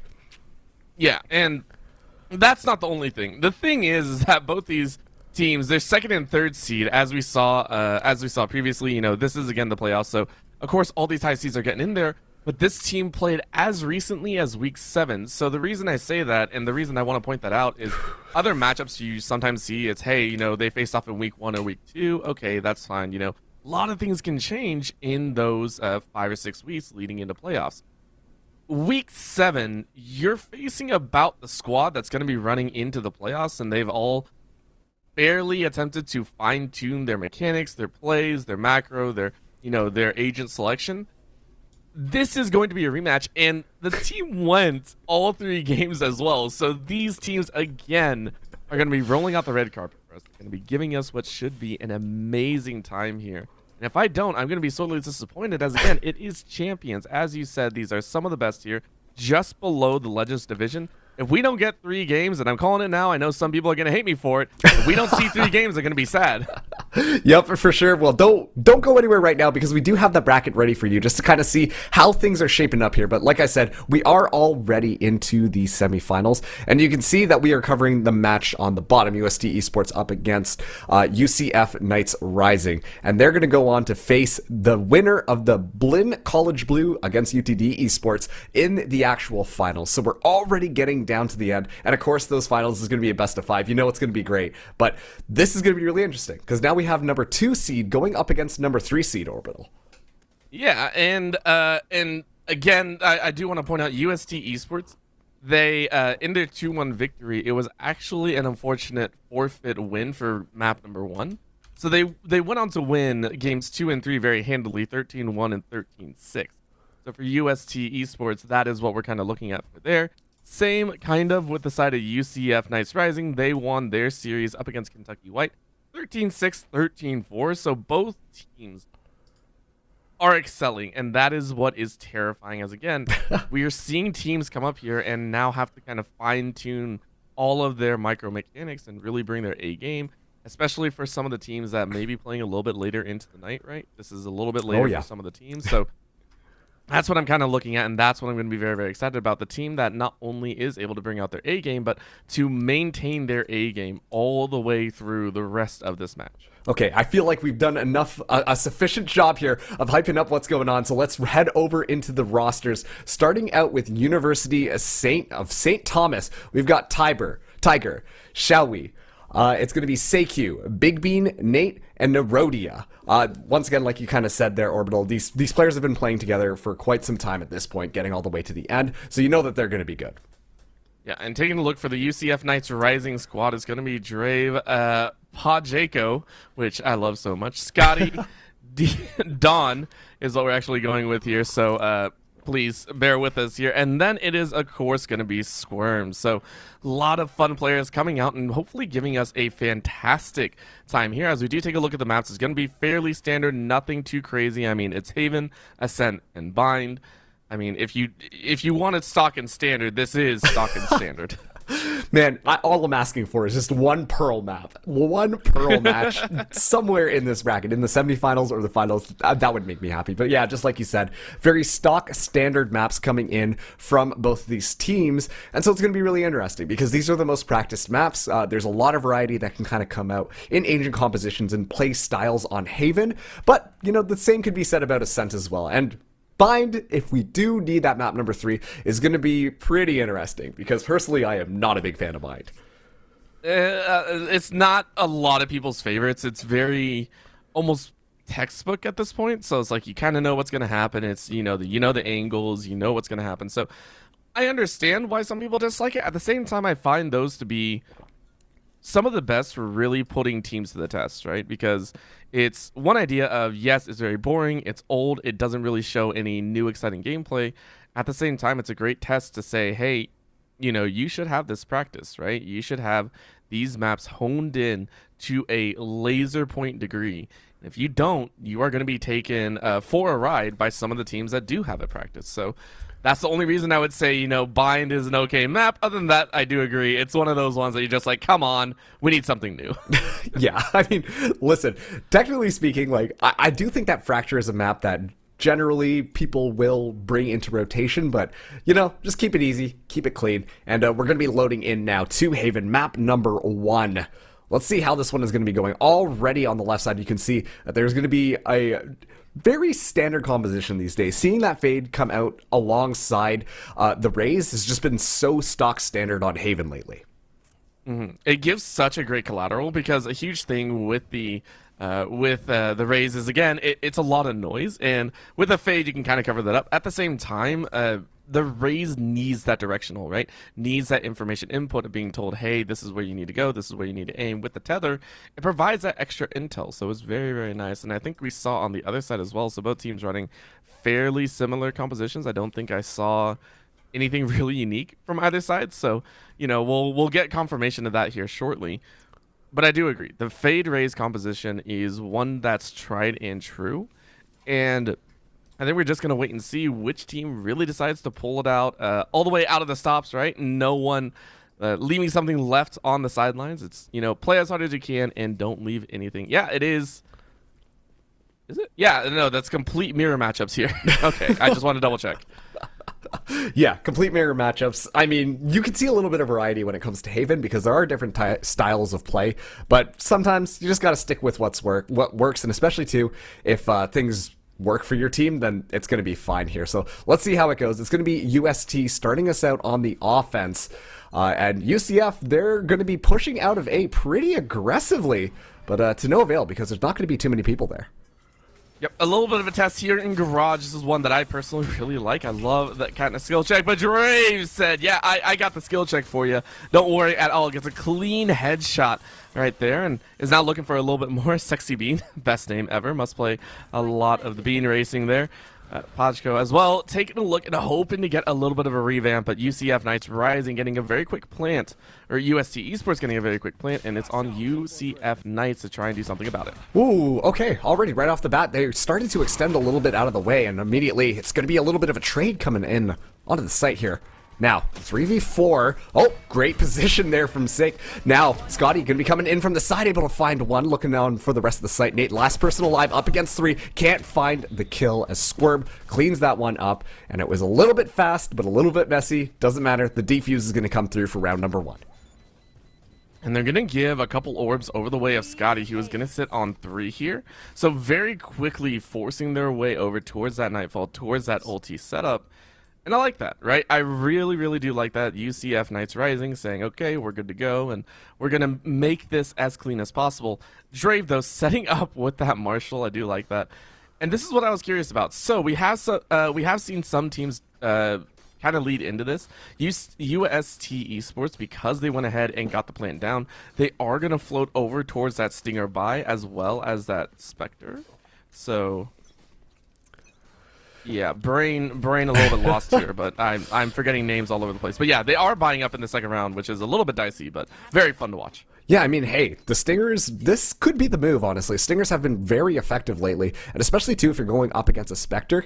You know what? Stingers kind of win that close-range combat, depending on how the cookie is going to be crumbling. Pajeko could be taking point here. The Prowler immediately spots out, but Pajeko just able to see in enough time, but it's going to be a nice pincer mechanic, actually, as Chowan is able to get one, and now the spike is going to be going down here, but Chowan just doing a really good job of keeping people at bay. They're able to scoop up weapons as well. This is looking pretty good for UST Esports at this point, as Squirm goes through the swing, takes one down, now looking for the next one, has that aftershock in hand, could be using it there as Tiger goes for a little bit to the side, steps out of the way of the fault line, tosses up the haunt, but not looking behind. Able to get one, but still, it's just all up to SeiQ. SeiQ looking for it, spots out the couple of people, but not enough time. Has that aftershock still, should be able to deter the defusal. It's all about the stall game, but it's not going to be enough here. Orbital. Oh, yeah. And Drave just kind of finishes that one off, says, enough stalling, let's go ahead and clean it up. And because of that buy, it'll be UST floating in a little bit of a difficult situation. They are going to buy util, which is pretty standard, but of course, they're going to have to save once again. So this round not leading into what we kind of expected. UCF Knights Rising should have a little bit of a chance to run a 3-0 start here, unless UST can make something happen with this hero rifle. So far, it's been aggression on B and on B. I don't think there's been anything else. So taking a look at some of the other sites, I do agree with this call. UST, though, have yet to really play with guns on hand. Taking it nice and slow. Using the sheriff bullets to deter, but I'm not sure they're expecting someone along the side there. It's going to be a double swing coming in. It's all looking good for the Knights Rising. And now UST Esports in a very uncomfortable position. Trying to find a foot in the door somewhere. Goes for the swing there, but Drave just gets a wall bang with that Vandal in hand. The rifle ever so scary. And now Tiger, with the spike in hand, is getting collapsed upon, both from the front as well as the back. It's 2v5. It's not looking too good for UST Esports as the Knights look to pick up yet another round. Yeah, that's never a situation you want to be in. Drave goes ahead and cleans it up, who has been an absolute monster here so far. 5 cleaned up, 3 in that round, and Dawn right behind there. So UST, they went ahead, went for the spicy round 2, and that has led them to a 3-0. Now they get a chance, right? Guns hot, and they're still working against the Spectres, so, you know, it's not the worst thing in the world. Right now, UST, though, they're still waiting to get any of those ultimates even close online. Of course, it is going to be, excuse me, SeiQ, who has 6 out of 7, but that's only 1, right? The rest of them are still about the halfway point. Feels kind of bad. Yeah, feels kind of bad is a pretty good way to describe that one. Especially I didn't have any other way to say it. It was just like, it feels kind of bad. Feels kind of bad, man. No, you're completely correct here. You're looking for any sort of advantage you can get, but honestly, the Knights have just been doing such a good job of holding things around. On top of that, too, with these Bulldog Spectres, being smart about it, playing it close. Make sure that those weapons have an advantage, and look at that, Scotty able to pick up one. Nate so far to the back gets blinded and immediately sprayed down, and it's all falling apart for UST. Despite the fact that they have the rifles, it does not matter. The Knights Rising will be coming through once again. Now they're going to have 4 rifles in their hand, and it's all up to Bean to try and make a miracle happen. That is crazy to see here. And I mean, and there's a reason behind this, right? You take a look down the line, every player on UCF Knights Rising, outside of, excuse me, outside of Pajiko, they have not had to buy more than once. And Yep. Squirm for one, is still sitting on all their econ, right? Like, this is phenomenal start for UCF Knights Rising. Like, they have done immaculate work here. They have not had to buy anything, and the fact that they locked down UST to an even lower buyout, and they're buying kind of random items. we're not ready for this level of overpowering presence from UCF. Well, hey, Nate finding a headshot with the Headhunter is a great way to start things out. You talk about an overwhelming presence, 4 rounds in a row. We'll do just that. Look at that. Dawn can't even hold it down. This time, the Stingers are going to be activated and finding all the picks that they need through the smoke. Unbelievable stuff here. Now it's a 4v3 situation. The Aftershock is going to be good to deter them for a second. But now the engagement is going to be coming through. But Jayco looking for it. Has that boombot in hand. Drave up top is able to find one, but the spray down is good. All the angles being held here. Now it's all up to SeiQ. A sick little shot out of the top there. Now is able to pick things up. Tosses one out here. Pacheco gets stunned up by the fault line. Can't get the bullets out of the gun fast enough. And UST, they're going to be able to find their first round. And SeiQ, that was immense, right? It was a 2v1 considering the amount of pressure that UCF Knights were being able to apply. The fact that you were able to come out with that round is a huge win for you. And now you can go ahead, buy up as much. You can see this is going to be the second time that we see UST with weapons in their hand. And we saw Nate kind of hover over that operator, was like, do I really want to do it? But I can agree with not going for it, right? You have not had the best of luck at the current moment. So just play kind of upwards and forwards. Ooh. And there you go. That's one way to do it. Majiko is already down. Love that utility combination. Toss out the fault line and then have the Rays fly through. It's so smart. Now, they're going to be going in. Showstopper's going to be activated. Looking for something. Doesn't find anything. Zoning alt still counts. Now, the spike is going to be going down here. It's a 4v5 situation, but keep in mind, the UCF Knights Rising do, in fact, have that Tour de Force online. All the ultimates coming out now, and Nightfall going to be used. Next up could be Nevermind. Okay, Scotty already down, and Shaowen just doesn't care, just hanging out in front. Doesn't matter if you can't hear anything. Drave finds a nice little pick off with that Tour de Force. But still, it's 2v3 here. Not an ideal scenario for the Knights Rising. Nope. And Dawn is the only one that currently is able to kind of clear those corners, but is able to work. Spray down to 7 through the smoke. So trying to send your buddy through, but Sexy Bean is able to find it. Drave is going to turn it into 1. And now you got to give it a shot. You got to go. Oh, the peak is made, though, and that's going to be a problem. It should already be down. You're looking for the last frag, but you're not going to get it. So Nate is able to collect, and UST sit at 2. You lose all guns in the process, so very expensive round. Might as well, though, because Nate gets the ulti and says, no worries at all. I mean, yeah, you could talk about it being an expensive round, but at the end of the day, you want to see the number of rounds won tick upwards. So you'll take that any day of the week, even if it does mean that the economy is going to be a little bit tight. But like you said, Tour de Force online. But let's not also forget that UST will have that Rolling Thunder online. If they do decide to take a site by storm, no pun intended, then that could be an excellent engagement tool for them to get a lot of space and find a couple of picks early on. Let's see what they can do here. Again, UCF Knights. They're still hoping to do a bit more, but here comes that Rolling Thunder, and Scotty is able to find Tiger. In goes the Showstopper, though. Majeko sends it out, gives a good bit of clearance, but they're able to zone away one behind the box. Such great heads-up play. And again, such great information gathering. Now he says, no, not today. Dawn is able to finish it up, but Shawi, that was nasty stuff right there. Shawi, unbelievable plays. Fighting for survival. Unfortunately, it just slips away, but honestly, just doing a really good job of being that frag potential that we need to see UST bring to the table a little bit more often. They have to be able to find these frags in order to just really just take over one of those sites. They're going to be forced onto a save this time around. Bean is going to be the only person able to bring in that hero rifle, a Vandal online, but the UCF Knights Rising have everything they needed more.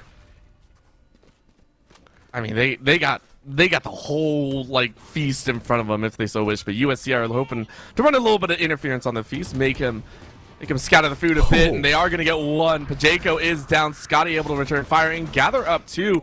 Squirm able to follow through, and Scotty's going to fall. So such a quick round for UCF Knights as they're making short work of this first half. 6-2, so quickly, and I mean, not even a plant goes down.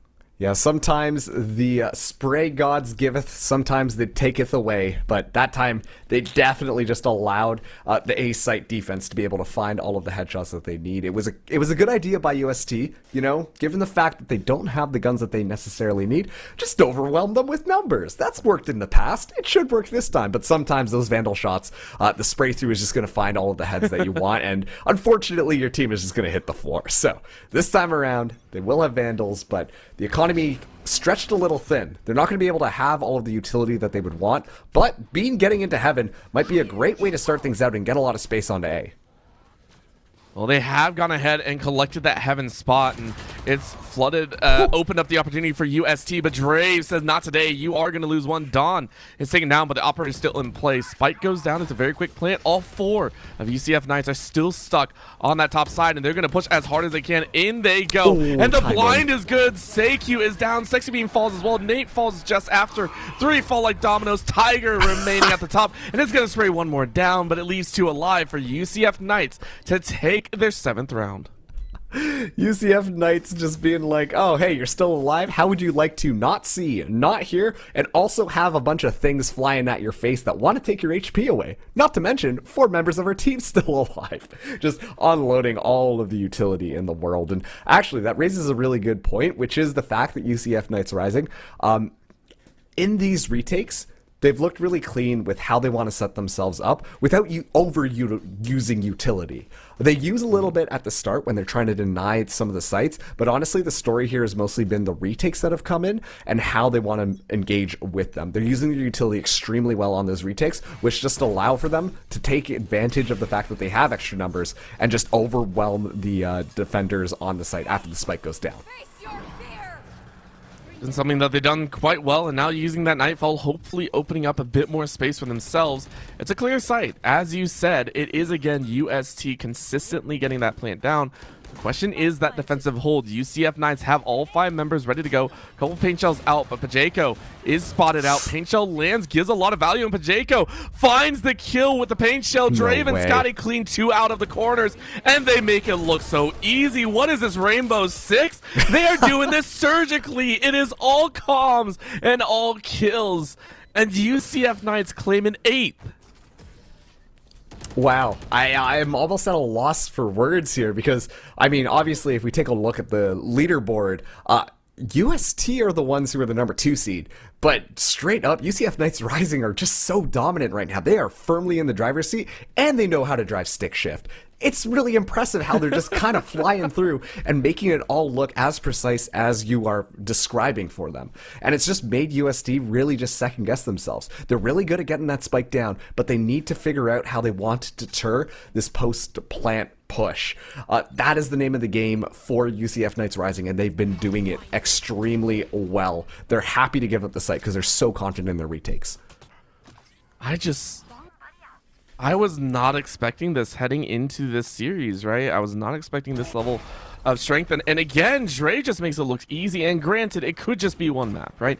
It could just be the start. And there's always plenty of time to come back in this map itself.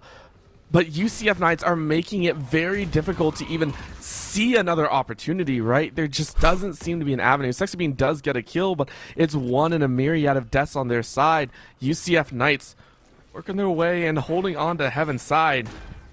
They're going to try and flush out these last 3 members. UCF Knights sending one on the lurk, and Don is only walking out with a knife. Oh, that's such a good pick. Chow He finding a pick that might be pivotal to USC gathering a 3rd round. Oh, and the paint shells force a little bit of repositioning, so Scotty's able to find Bean, but Tiger still down below is able to pick up 2. And suddenly, it's a fade v fade. Both of them know where the other one's going to be going, but Scotty just hops down from above. No, Scotty, no, finds the headshot, leading the number of kills, 17, gets the defuse. It's now 9-2. Keep in mind, this was UST Esports' map pick, Orbital. You know, I said at the beginning that these maps should be so ingrained into these players that it should be second nature almost, right? These are maps that players should know inherently, and it should be almost a 50-50 in terms of who is going to come out, and it really comes down to the skill at the end, right? Who's ready to hit those headshots, who's ready on those gun duels. And I feel that's UCF Knights right now, right? They just feel cleaner wherever we look. And now that I said it, I probably jinxed the crap out of this round, you know, that's how it always goes. But UST Esports, they've got to find a way. These Lions have got to find a way to roar.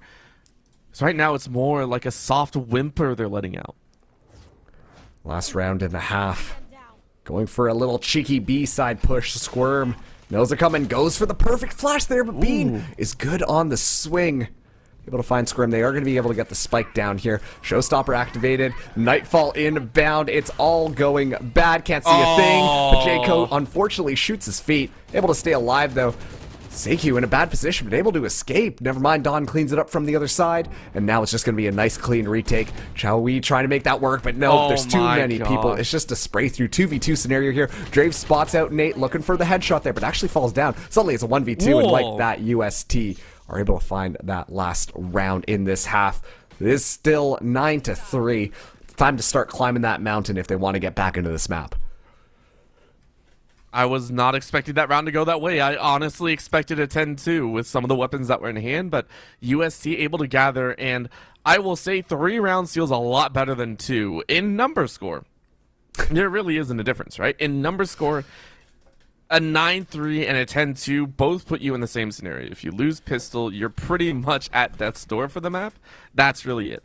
But a 3-round buffer zone just feels like you get a breath of fresh air, right? It feels nice to be able to say, okay, we got a little bit to work with. It's not a lot, right? It's a couple threads hanging under you on the tightrope, but it's enough to give you a bit more security in how you want to play these rounds out, especially if you lose. And I mean, UCF Knights so far, they have been on that grind. So I want to see UST, can they play smart on this defensive?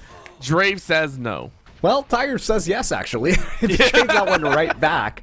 But now is paranoid in the back. Such good utility usage once again, and it's just going to be a nice, easy cleanup for UCF Knights.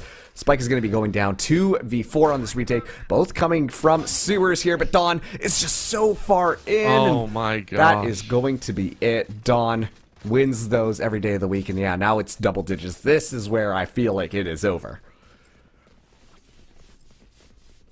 I'm just... Thoughts? Well, I mean, okay, going back, and I'm going to bring this up because I think it's very, very credible. Okay. We look at their previous match back in week 7. Every single map that they played went over 20 rounds, right? It was well over 20 rounds. 11-13, 13-9, 11-13, right? They went 24 rounds in 2 different games.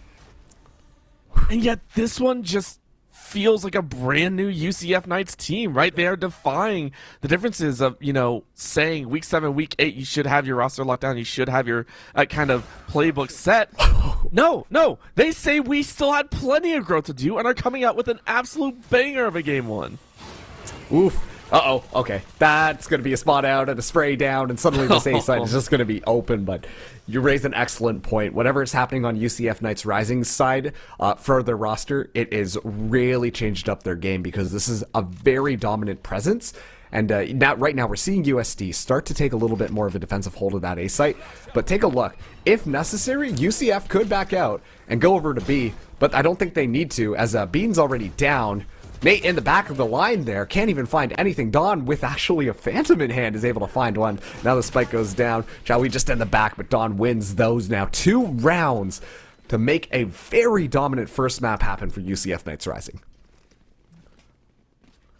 They just look so good. Like, They definitely don't look bad, that's for sure. No, yeah, like I'm sitting here and I'm trying to piece together because I expected a bit closer. I expected UST to fight a little bit harder, but I mean, they're even lining up correctly. UST are setting up in proper spots, right? They're trying to set up with some of these proper default setups, and the util usage is not bad. It just feels like UCS spent a bit more time in aim labs. They spent a bit more time making sure they land those headshots and that their aim is true.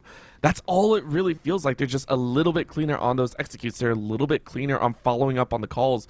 It feels like 2 or 3 entered the zone before this match kicked off, and I don't think it's ever going to stop here. Scotty with a beeline on Tiger's chest.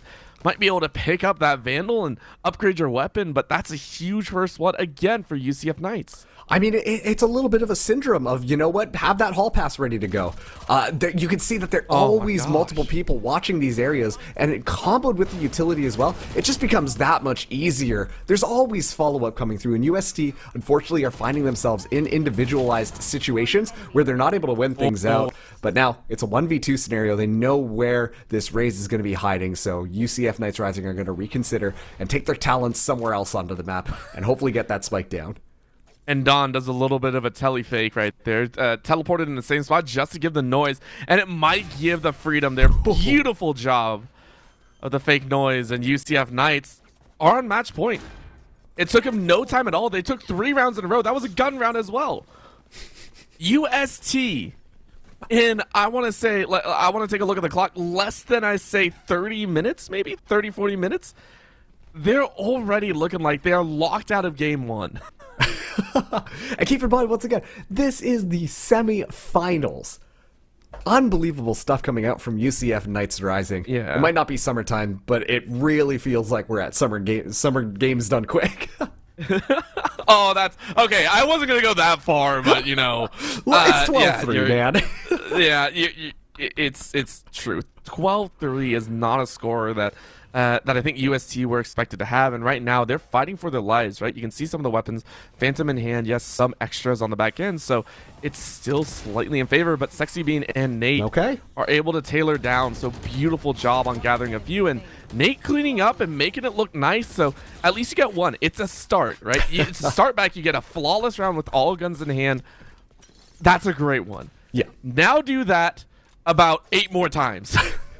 You know what? It is a tall order, but it isn't impossible. True. There is always that potential that UCF Knights Rising might start overheating themselves a little bit. Sure, they just need that one round.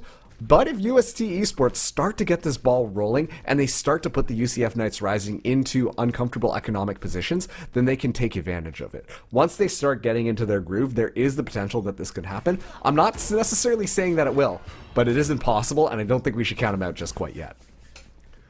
No, not at all. It's just very taxing, right? It's one of those situations that you have to play perfectly here, and Nate's trying to do it. Nate's like, listen, I'm turning on every single possible part of my brain. I'm just going to go ham. Gets the first blood to kick things off, and UCF Knights, again, this is one of their buy rounds.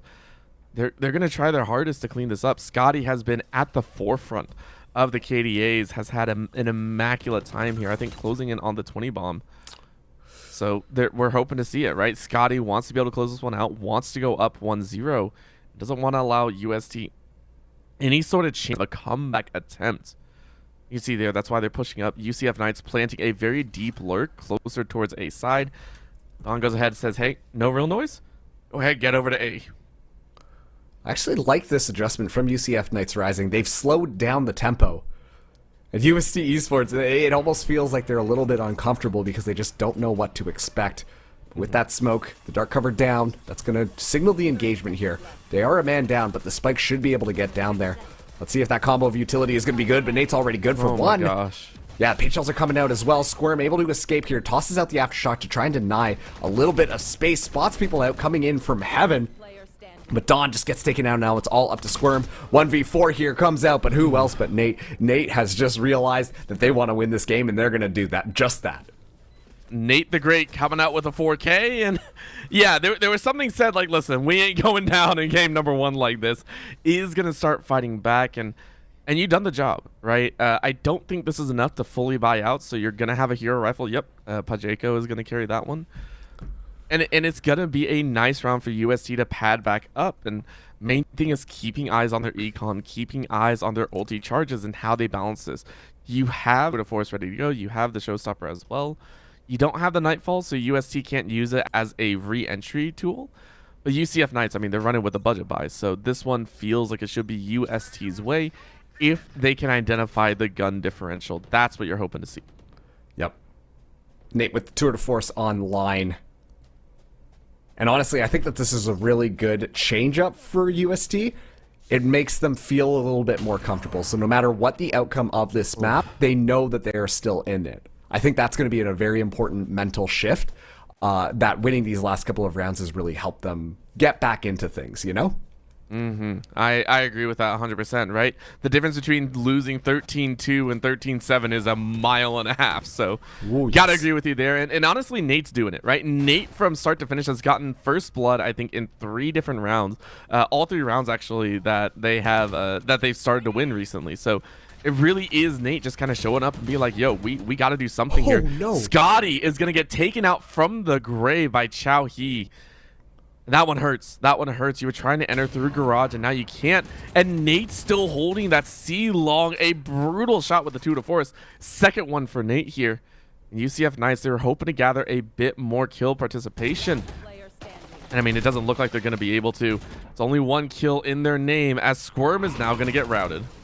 Oh, yep. Bean comes from behind. There's a little bit too much utility going on there, but you raise a really interesting point with that. Mostly that Nate has been so instrumental at finding those early round picks. The reason why this UCF Knights Rising offense was honestly doing such a good job earlier on in those first 3 rounds of this half was because they were playing that confidently. But now they have to be aware of where Nate could be setting up, especially with that operator in hand. That is something you do not want to contest, because you're probably going to die.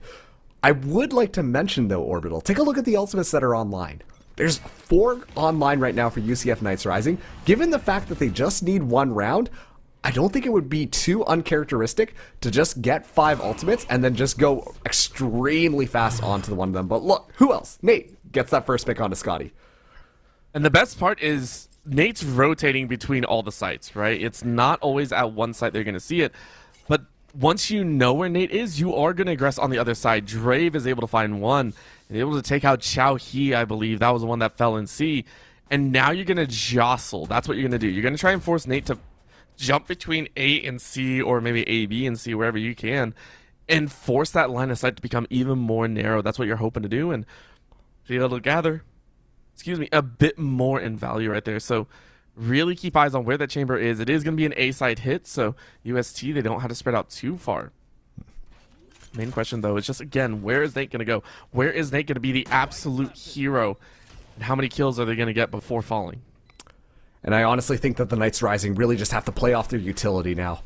They still got all 4 of these ultimates online. Have Nightfall next time if they need it, but if they can just play the stall game, it'll be more than enough. The Rolling Thunder is going to be coming through. It actually catches so many members there. Drave actually finds Nate. This could be it. The Showstopper is now online as well. Be looking for an opportunity. Tiger goes for the peak, gets taken out by Dawn. Pacheco is able to find Bean with 1, and now it's all up to Seikyu. Doesn't even have the Rolling Thunder and has 4 people in front of him. The ultimates come in clutch as Squirm finds the final kill. Looked a little bit dicey there, but it is going to be 13-6 to close out this map. Oh, man. Marks, UCF Knights, I don't know what they did if they had that 1 week training inside the hyperbolic time chamber. Something happened. They popped off, and not because it's a 12-6 or 13-6. It was a great climb back by UST, but the amount of dominance that came out in the first half from the Knights cannot be forgotten, and that is very scary because that is a type of dominance that doesn't show up on just a map. A map usually shows a little bit more in terms of, they're getting all these wins in terms of, they know the angles, they know exactly where to look, and they get the wins. No, these were advantageous and disadvantageous gun rounds. Both came hand in hand, and the Knights took it in stride. They did not stop. They constantly were on their toes, and that is what scared me. UCF looked like a brand new team, and if that is not identified, UST might be seeing an early exit here in the semifinals. Yeah, once again, UCF Knights Rising winning it out 13-6 against UST Esports on Haven, which was UST Esports' map pick. Don't go anywhere. We've got Ascent just around the corner. Will the UCF Knights Rising just roll over UST, or are UST able to get themselves back into this game and force out that map number 3? You'll find out just after this break.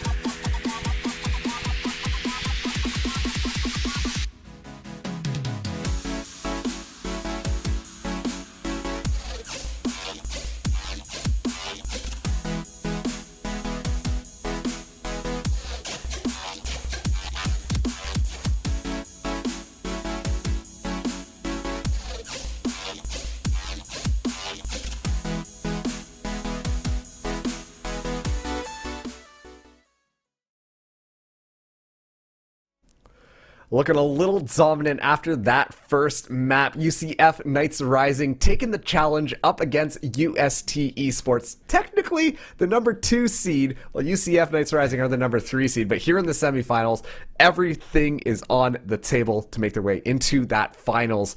But we've got map number 2, and it is going to be Ascent Orbital. I am a little shocked, if I'm being honest with you. Yeah, so let's go back a little bit and lay the stage a bit more, because I don't want to discredit anyone at these top slots here in this Champions division, right? The top 3 seeds, UCF, UST, and Blinn, all of them, I believe, had the exact same map records in 7-1. It was just that they lost to basically each other. It was a very interesting mix-up. All of them were sitting at a 7-1 standing, though. So these teams are not, there's not a very large disparity between first, second, and third. It's just the fact that they should be very close in terms of skill level, and it's crazy to see UCF come out with this level of absolute dominance, and that's where I really do agree that this has been a surprise. If UCF are able to continue doing this here on this map here, it's going to be so scary and terrifying to anyone looking to meet them in the finals. Couldn't have said it better myself. And keep in mind, too, that first map Haven was UST Esports' map pick. Now, Ascent is UCF, sorry, not UFC. Knights are Rising. And you know what? There's probably a reason why they picked this map. They're probably very practiced, well-rehearsed at this. This is going to be the moment. UST are facing elimination on this map. Could still get that 3rd place, but they really want to be able to secure that final spot. That finals spot, sorry. All right, let's see how this is going to be going here. UST Esports are going to be starting us out on our defense here. And I just want to take a quick second to talk about these agent compositions. Notably, UCF Knights Rising are going to be bringing a Killjoy into this map. As the game of Valorant has continued to play out, this has mostly been replaced by that chamber pick, just with the raw frag potential. But I think that Killjoy, very, very, very still viable here. And already UCF Knights are doing a really good job at being so aggressive on mid. And Drave finds that first pick in Shoei. And that's not going to be good at all for the defenders. Now, things are slowing down just for a second.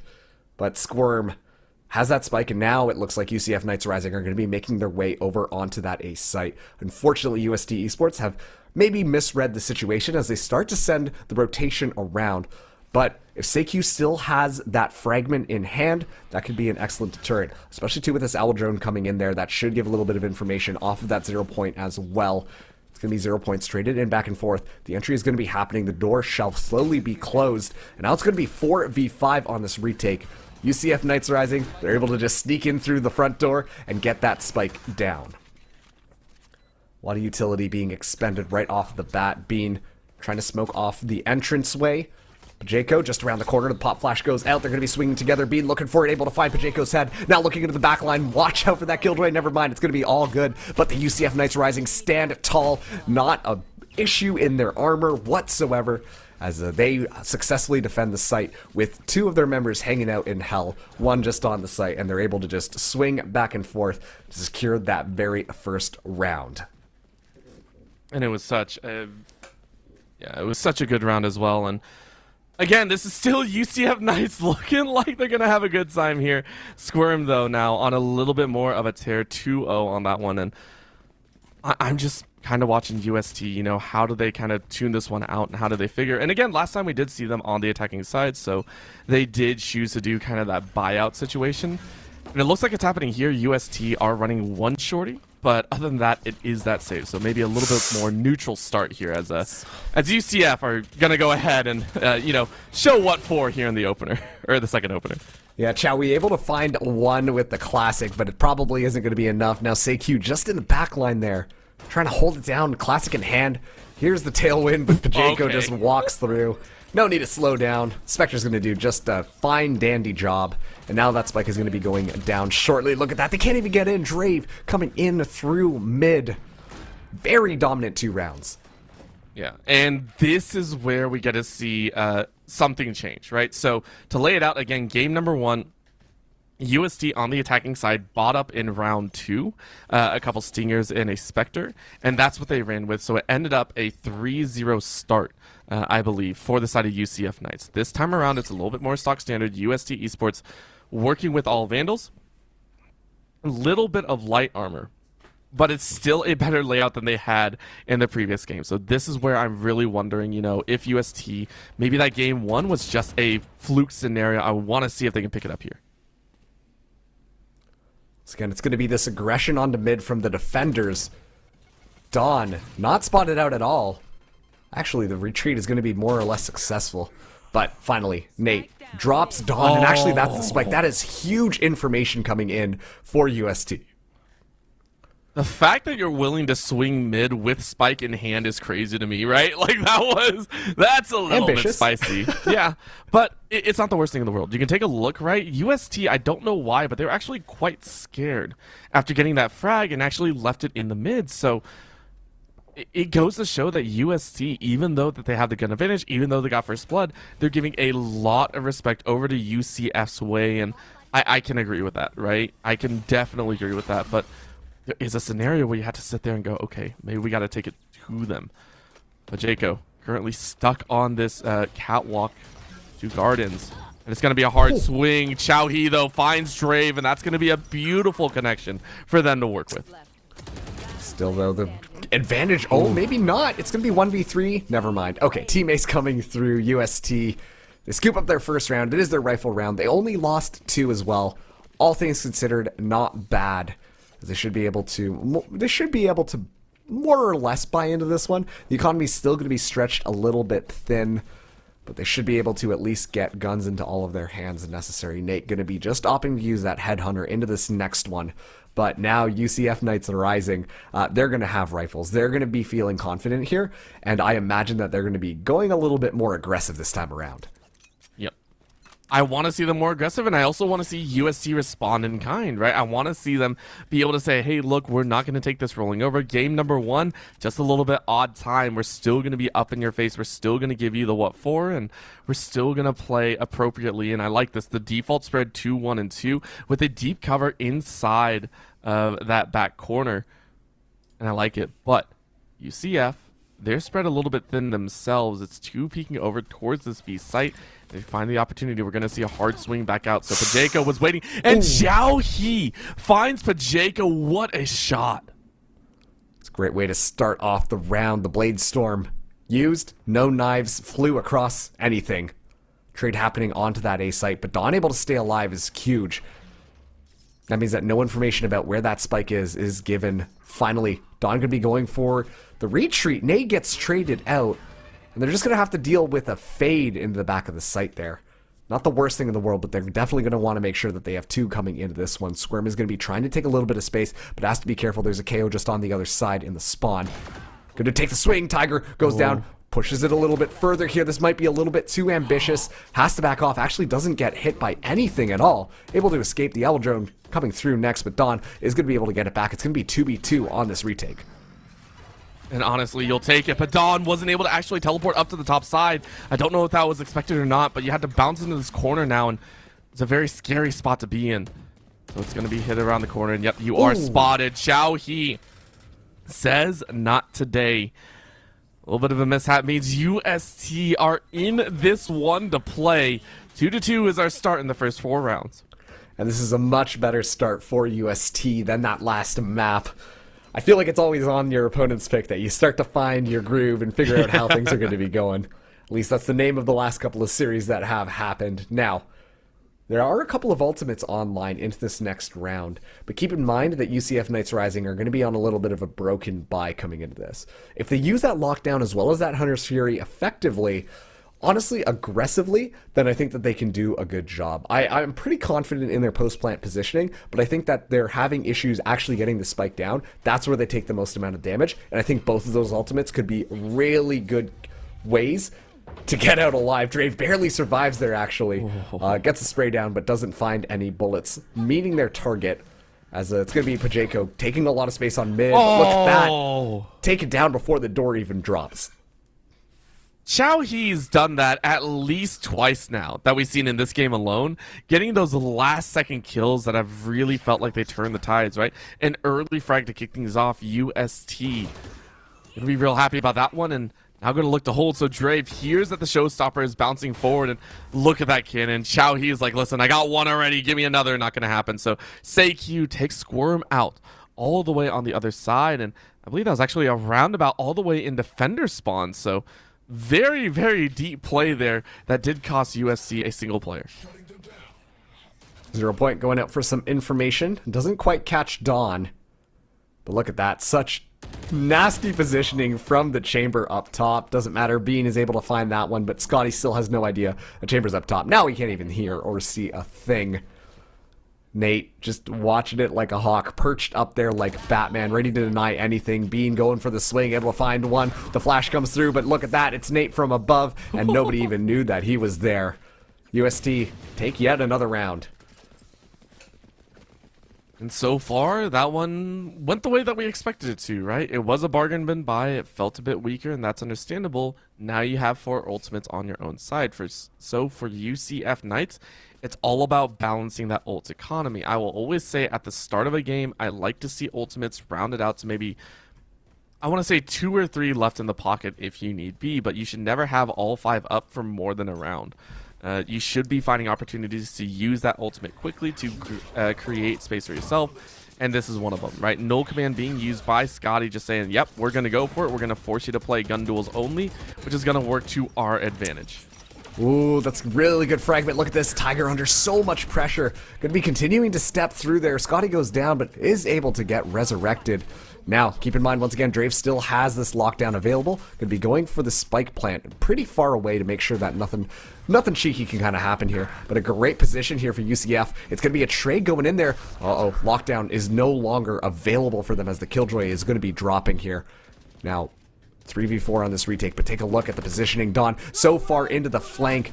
Could be good. Hunter's Fury coming out as well. So much going on, but Nate actually doing it dirty. Dawn goes down, but Squirm able to find one with that Hunter's Fury.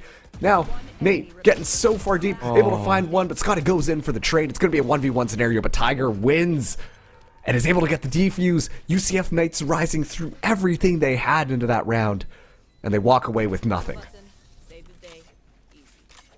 Nate is absolutely a thorn in the side of UCF right now.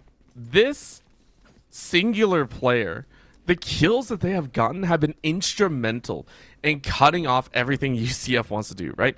Every corner that is turned, it's like Nate's right there. And if Nate's not there, it's Xiaohe that's there. And then the rest of the team follows up. UST look way more comfortable right now, and this feels a bit more in line with what we were expecting in game number 1. Bit more even stack, and granted, UST are currently on a run of 4. We could see them absolutely steamroll all the way through and take game number 2. But it just feels a little bit more even pace. It feels like UST have woken up and are currently fighting for their position, especially with this 2 to 4s coming out here in round number 7. Ooh. SeiQ finds Dawn. Not a great start for the Knights. Right now, UST are starting to get into that ultimate cycling. And Tiger just holding this angle. Gets the first peek in. Pacheco taking a bit of damage there as Bean finds Drave, but Pacheco's not quite done yet. Goes in aggressive, but gets shot down as well. Now it's just 2v4. Oh, it's not looking good. Scotty, last person alive. Spike is down. Able to pick up a Phantom, though. Might look to inflict a little bit of economic damage into UST. Potentially also, too, getting a little bit of money for the UCF Knights Rising as well. I mean, you're hoping for that. And the fact that all of UST is currently hiding in that B site, and that you were spotted by a util piece, grants UST a clean house. Yes, you lost Sexy Bean, but that is a 1-for-5 trade that you will take any day of the week. UST looking strong here, 5-2 with 3 ultimates to their name. I wouldn't be surprised if we see UCF take a timeout here, just try and figure out what the heck is going on. How are they going to kind of revamp themselves for the coming rounds? And hopefully find a little bit of magic. Again, for them, they are the ones that won the last series, albeit it was a very close series. They want to try and close this one out 2-0. They want to try and finish things up quickly for UST find any more steam. Here we go. Very aggressive this time by the Knights Rising, going in so deep. Nate couldn't land that operator shot. Pacheco already so far deep in. Three ultimates online here. They know that they're in the back. It's going to be a Nightfall coming in defensively. And look at that. Bean didn't care, just walked right through it, uses the paranoia, does a great job of catching so many of the agents here. Pacheco can't find anything, and it's just going to be a clean sweep for UST. Drave, the last person standing. It all fell apart once again. UFC Knights Rising have had incredible difficulty finding their way onto any of these sites. I mean, what's going on, Marks? What is going on? Right now, UCF Knights are looking like UST were in game number 1. They feel outgunned, outclassed, outmaneuvered, right? That defensive Nightfall gave so much over to UST. It was perfectly played. It was so well done that I couldn't find a fault in it. USC Knights, that was their bye round as well. So now working with a single stinger, like, where did the game 1 menaces go? Where did the squad that was winning gunfight after gunfight after gunfight, even with pistols, even with SMGs, where did they go? That is, it's so scary to see. Chow, he's just going, yeah, we're okay. We know we got this one. Let's go ahead and chase. Gets an opener once again. I'm wondering if this is just the UCF Knights Rising also overheating a little bit too. You know, they're trying to be so aggressive. They're trying to take so many opportunities. But this is just good discipline coming in from UST Esports. They're very patient with how they play, and they're just making sure that they're playing very textbook Valorant.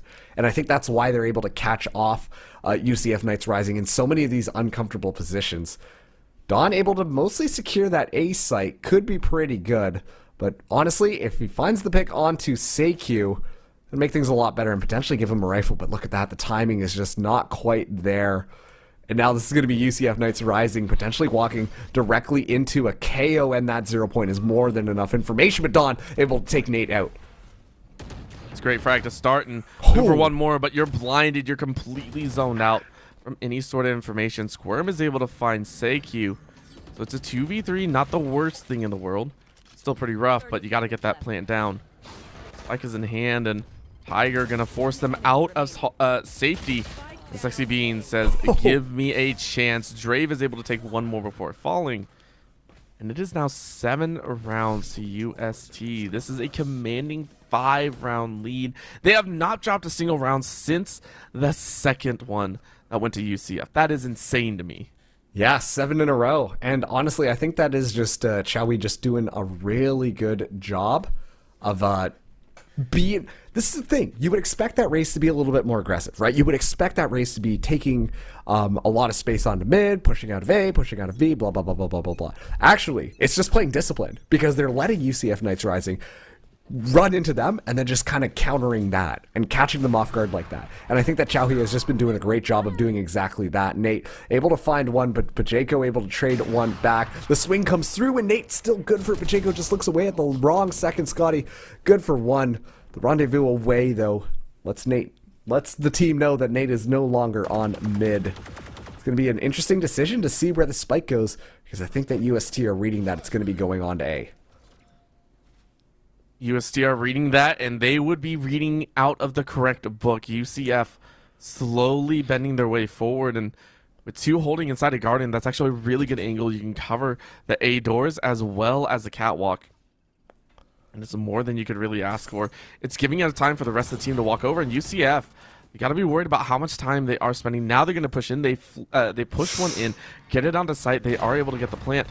Now the question is Scotty. Scotty finding an opportunity, gets one. For a bit more. Now Tiger knows and is going to drop them down to a little bit of an HP gap. 90 HP still left. Drave trying to zone them all out now as UST working with 2 players alive are going to try and work their way into this site. Down goes the drone. Not as Squirm takes one. Chowhee finds 2 though, and it's all down to 1. Scotty going for that null command and trying to zone them out. Oh, this is such a good call as well. Chowhee, I mean, you're going to have to try, right? You're going to have to try and flex, but you clutch it out. Chowhee with the 3K will defuse and push UST to 8. Wow, this is literally the opposite of what we would have expected on the very first map. Are you kidding me? This is unbelievable stuff that we're seeing from UST Esports come through here. I was just about to comment. Scotty, great on that flank. The fact that Scotty was able to, 1, get a pick, stay hidden, and then also escape, you could see how much utility was being forced out of USD just to deter that flank coming through. I 100% agree that Chowie probably wanted to save those pate shells specifically to zone people out of sight. Could have made sure that they could have cleared some of those more angles, but instead Scotty forced that away. Yet still, oh man, Chowie just comes out on top, able to find 3 kills and the defuse. This is a very commanding lead, and look at that, Scotty is already down. It's like these teams have just done a Freaky Friday. I mean, to none other than Chowie, right? At this point, just expect Chowie to show up on the kill feed. Dre takes a quick shot, is going to lose her life, and they are looking lost right now. UST taking things in stride. They're saying, look, we're on point, we're cool, we're as calm as a cucumber here. Dawn, though, is able to grab one back. Tiger, it finds Dawn's life, and UST down to 4. So we're going to chase these last 2. We are absolutely chasing 2 more into the abyss. This is the thing, though. Squirm looking to potentially isolate these 1v1s here. Finds one headshot, but being so good with the follow-up. Pajeko does have a Vandal.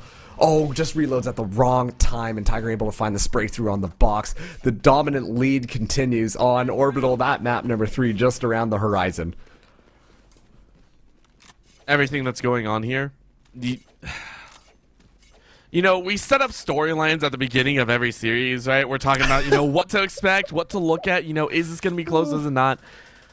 Both these teams took our script and just dumped it in the trash, right? They're just like, screw, we're not following any of this. We are playing by our own rules, by our own terms. If we want to go lopsided to lopsided, we're going to do just that.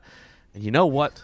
Hats off to you, USC and UCF. You're doing just that, and you're giving us such a grand show of strength on both ends. Well, Pajeko says not just yet. We're still going to find an opener here and might be able to scrap together a final round here if they can.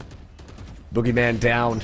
This could be the round that USD Esports feel confident enough to go through. Hunter's Fury going to be online as well. Nate, though, is able to find Drave just spraying that sewer to force through the dark cloud. And even then, oh, that's a huge shock bolt. Gets a lot of value here. And look at that, the defender's so fast to make their way in onto site. I don't know that they know that Dawn is going to be on the back there, but the rest of the team has to be aware that they're going to be moving in rather quickly. The defense is still good. Squirm and Dawn, good for 2. Now there's only 2 members left. Dawn coming into the back line, but look at that, can't see a thing. And Nate goes down as well. Finally, USD Esports get taken out, but just on the last round of the half. In Orbital, it's 9-3 again. And let's see, right? Let's see if USD are just as good on the attack as they are on the defense. And I will say there are some teams that definitely change up, right? They look much better on the defensive than they do on the attack, and vice versa. UCF Knights have a little bit to show here, right? They took game number 1 in style. Game number 2 has not gone their way. They now need to win 10 rounds to be able to give themselves a chance here. And that's what we're going to be looking at. So UST only need to win 4, and they'll be very happy with that. The UCF Knights on the defensive, going to try and play a little bit more stock standard. And again, their composition does feel like it floats towards that defensive. If you run the Killjoy, you're looking at a bit more defensive play here. Nate says, not a chance. You're going to take 1 for 1. Pajeko, sitting on a sliver of HP, is now going to heal up a little bit more and thankfully have that extra HP because you're still alive right now. Yep, looking for it. Able to find yet another one on the way into the grave. 2v3 onto this retake. The spike is still not down. Look at that. It's going to be Squirm going for it. Able to take one out. A couple of shock bolts on point. Now 2v2. Honestly, this is a pretty darn good scenario.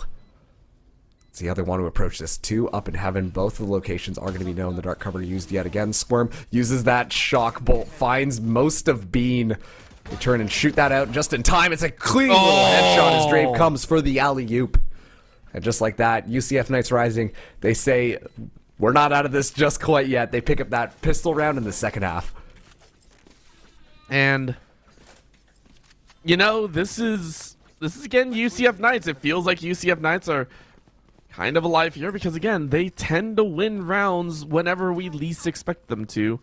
And then it just kind of steamrolls out of control. So being able to pick up that first pistol round, once again, gives them a little bit of an advantage. And it doesn't look like UST are going to be trying any cheekiness, right? They're not going to go for any of those Spectre Stingers. They're not going to set up in any sort of capacity. They're just going to try and hold steady. And Squirm going to be having some fun as well. Okay, I like it. Is it necessary? Probably not round 2, but whatever. Yeah, have a little fun. And already, you can see why you bring a Killjoy in onto this map. Shall we? Has the shorty, goes very far deep in. Sexy Bean, though, able to take Squirm out here. Drave holding it down, actually gets headshotted by Nate. Are you kidding me? This is all falling apart. That's going to be 2 weapons for UCF Knights Rising to utilize. Scotty just around the corner here has to be aware of what's going on. Tosses out the flash here and goes for the spray. Successful in doing so. It's going to be 3v4 in this retake, but that weapon advantage kind of slipping away from them. Yeah, this is out of the control right now, right? That last round looked great. But this is going to be the chance. What a swing, though. Scotty and Pajeko make it look easy, and it's now a 3v2. You get a point blank, and you finish it. Okay, UCF Knights, I'm sorry I ever doubted you. I totally thought you were going to win that all the way out, so very nice job. But even though they win the round, unfortunately, they lost so many of their members, and they also allowed the spike to get planted. That is going to mean that UST Esports are in an excellent position, economically speaking, to make sure that they can buy all of the utility that they need, make sure they have all the weapons they need, make sure they have all the armor. This is going to be a tough round for the Knights Rising because they're going to be trying to bonus with not that much in their pockets. We see that Squirm is actually going to be... No, never mind. They actually just trade that rifle around. But these SMGs have to come up big, or they have to find those headshots. Otherwise, it's just going to be a clean utility game as UST look to push very aggressively onto this B side. They'll go ahead and give it the best. What for? But Pajeko says, not today. You tried to force open the door, and we ain't going to let you. You got to knock like everyone else. Great stopping power there. That was very, very important here to keep UST on their toes. With the teleport out, Dawn is going to get back to relative safety here. 3 pushing along this B side with 1 lurker over to A. That A fighter is definitely honing in on a single target, just saying, look, give me a chance, let me get a kill. The other 3 are going to have to do their best getting a plant on B. Oh, Dawn just steps out at the wrong time. Gets taken out, unfortunately, and now it's going to be 3v4. The haunt comes in. Scotty got a little bit of damage in there, but just gets taken out by Tiger. Now the spike is going to be down. The team reassembling their position here. Squirm does have this recon bolt, going to be using it to try and get their entry in there, but unfortunately doesn't find a soul. They go in for the drive-by, but Nate goes for the spray, and that's going to be UST making their way to double digits. It's now 10-5. If we go to a map 3, you know what? That's poetic in its own right. But at this point, USC are just trying to pay back UCF for the map number 1, right? They're trying to pay him back. And to give an idea, last time it was, let me double check, it was 13-6. So UST are going to try and let UCF win 1 more round and then just take the rest, right? Squirm here, though. Squirm is set and ready to go with the old tried and true of don't pass beyond this doorway. But Jaco able to find Chao He, and that's another kill that we've been talking about, right? Chao He being an important fragger for the team. Being locked out early on in the round is a huge win for the side of UCF. Here we go. Utility being tossed in onto the site. The engagement coming in through mid, actually. And go right through market, force the people back. And Pajeko trying to make that one work. Has the operator in hand, but switches to the classic as he realizes what's been going on here. Spots out the back of Seikyu, just misses the shot, unfortunately. Gets hard swung, and it's all falling apart. Only 2 members remaining on their way over. Finally, Bean gets that spike down. See how this one goes 2v3, but I think the utility should work out for UST a lot better.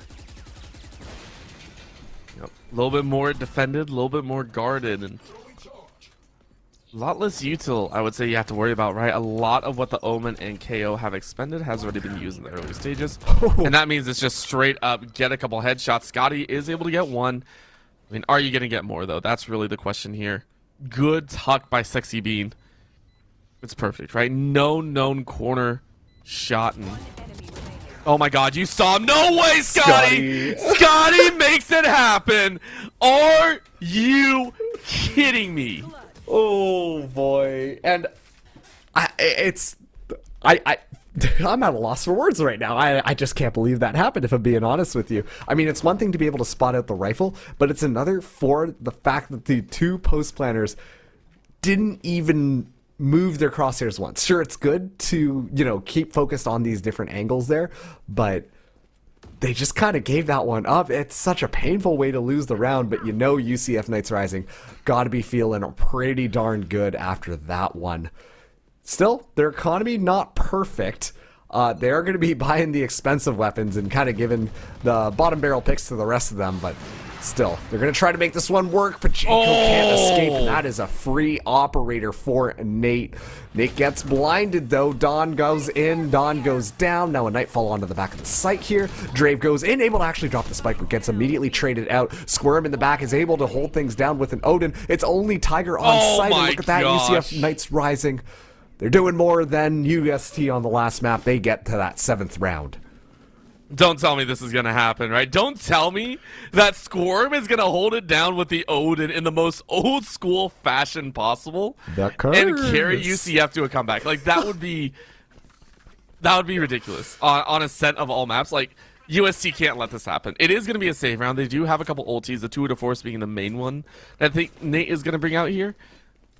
But still, like, no, that can't be why. All 5 ultis are ready for UCF, and I mean, the main one that I'm looking at is that lockdown. Very, very important if you're on the retake value, so depending on how they play, it should be good.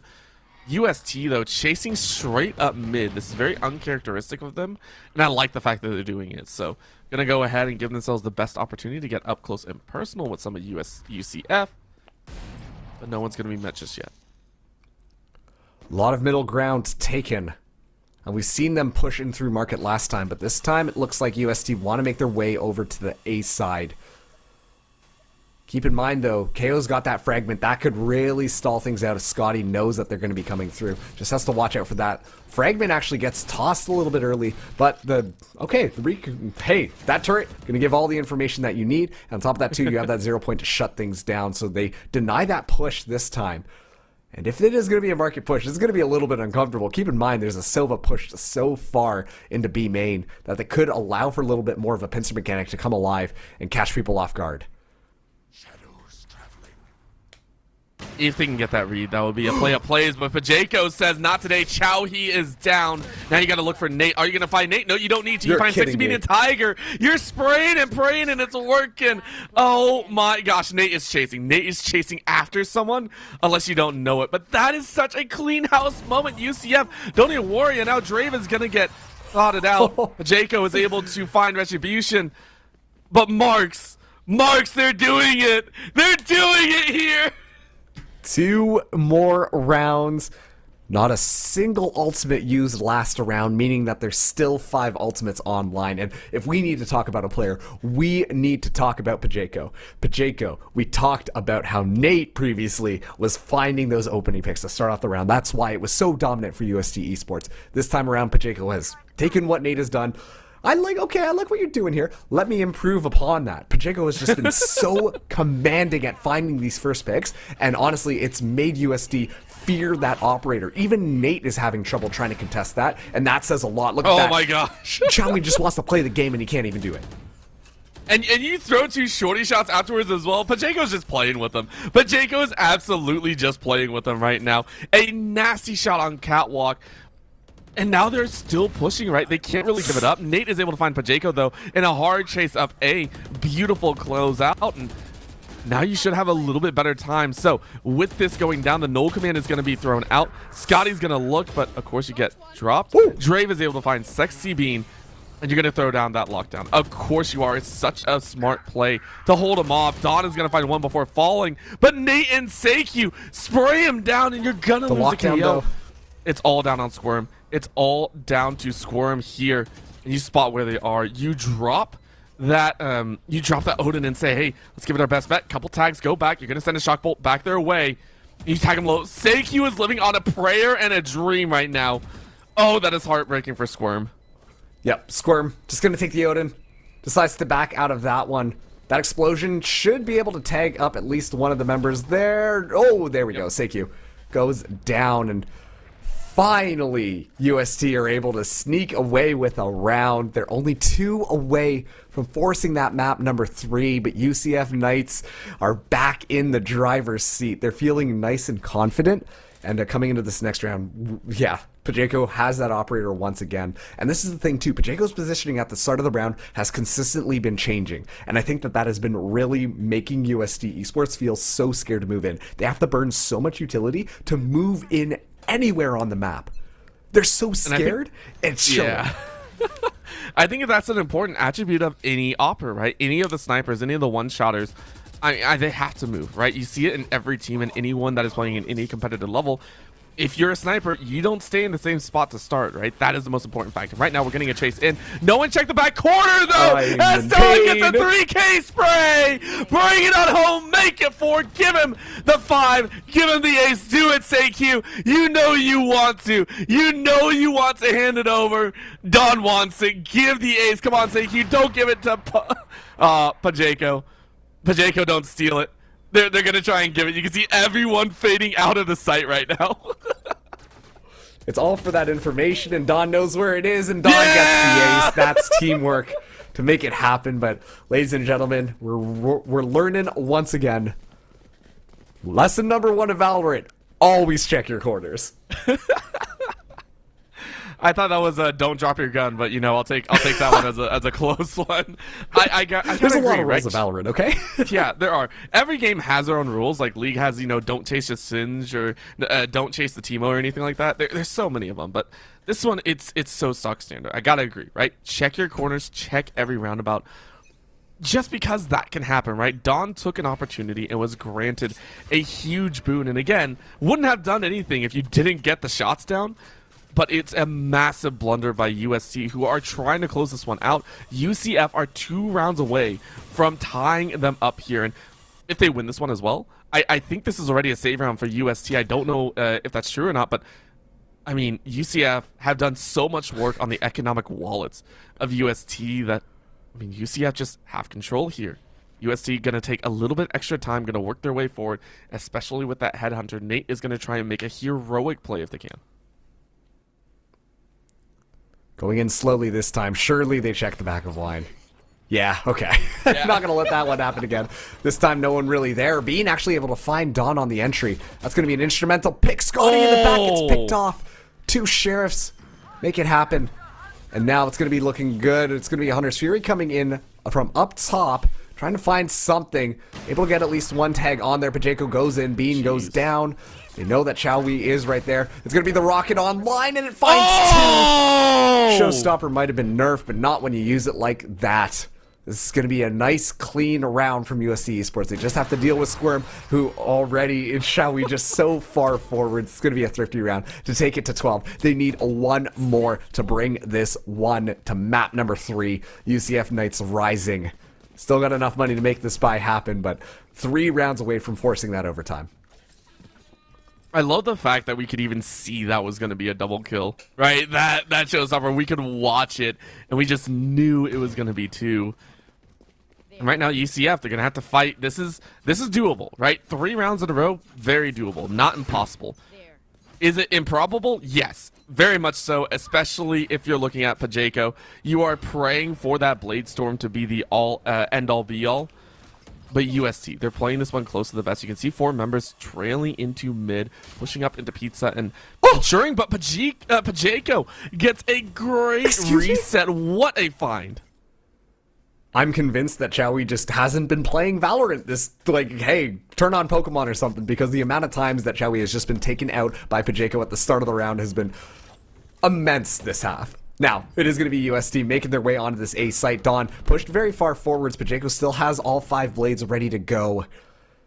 It's going to be tight, but keep in mind that there is a flanking chamber all the way onto that B side. The Killjoy will spot that one out, but it is going to be a very fast hit. Now UST have made their way onto site. Bean is clearing everything out. Make sure that it is all kosher. And the spike will finally be going down, but not after Tiger takes a little bit of damage from that shock bolt. Getting that shock bolt is going to help alleviate some of the more aggressive damage that the team has to do. And Squirm is going to pick right up on that beautiful headshot on Sexy Bean, opening up a chance here. And do they swing left and right? Yes, they do. Dawn is able to cover that one. And they just clean house. What a clinical routine of the site. Nate's going to run away, right? You have the op. Save it. No reason to give it up. Very, very easily done. Oh, Nate ran like the very right thing to do. But it's there. UCF played that one extremely well, and that, again, comes off of this top fraggers. Nate and Pacheco are the two that are kind of finding those opportunities. And granted, Chowhee as well at 19 frags is doing the exact same, but it's really, just these stars kind of stepping up here. And UST, of all teams, is the one that we're watching saying, yeah, you guys have to win this if you want to make it to Game 3. They're the ones playing on a knife's edge, and that is so scary to think about when they were sitting at 12-9 for quite some time. Aggressive out of A. Dawn hiding in the smoke. Ready to move out there. But actually, UST, they're interested in B. Thankfully, the Killjoy utility will make it a lot easier to make things happen here. All this utility being expended, not finding anything, but at least we'll secure the site, honestly. The spike is... Okay, the door is going to be dropped there, and so will actually the nano grenades, but Drave is already down. Not a great way to start out this round. It's going to be 4v5 onto this retake.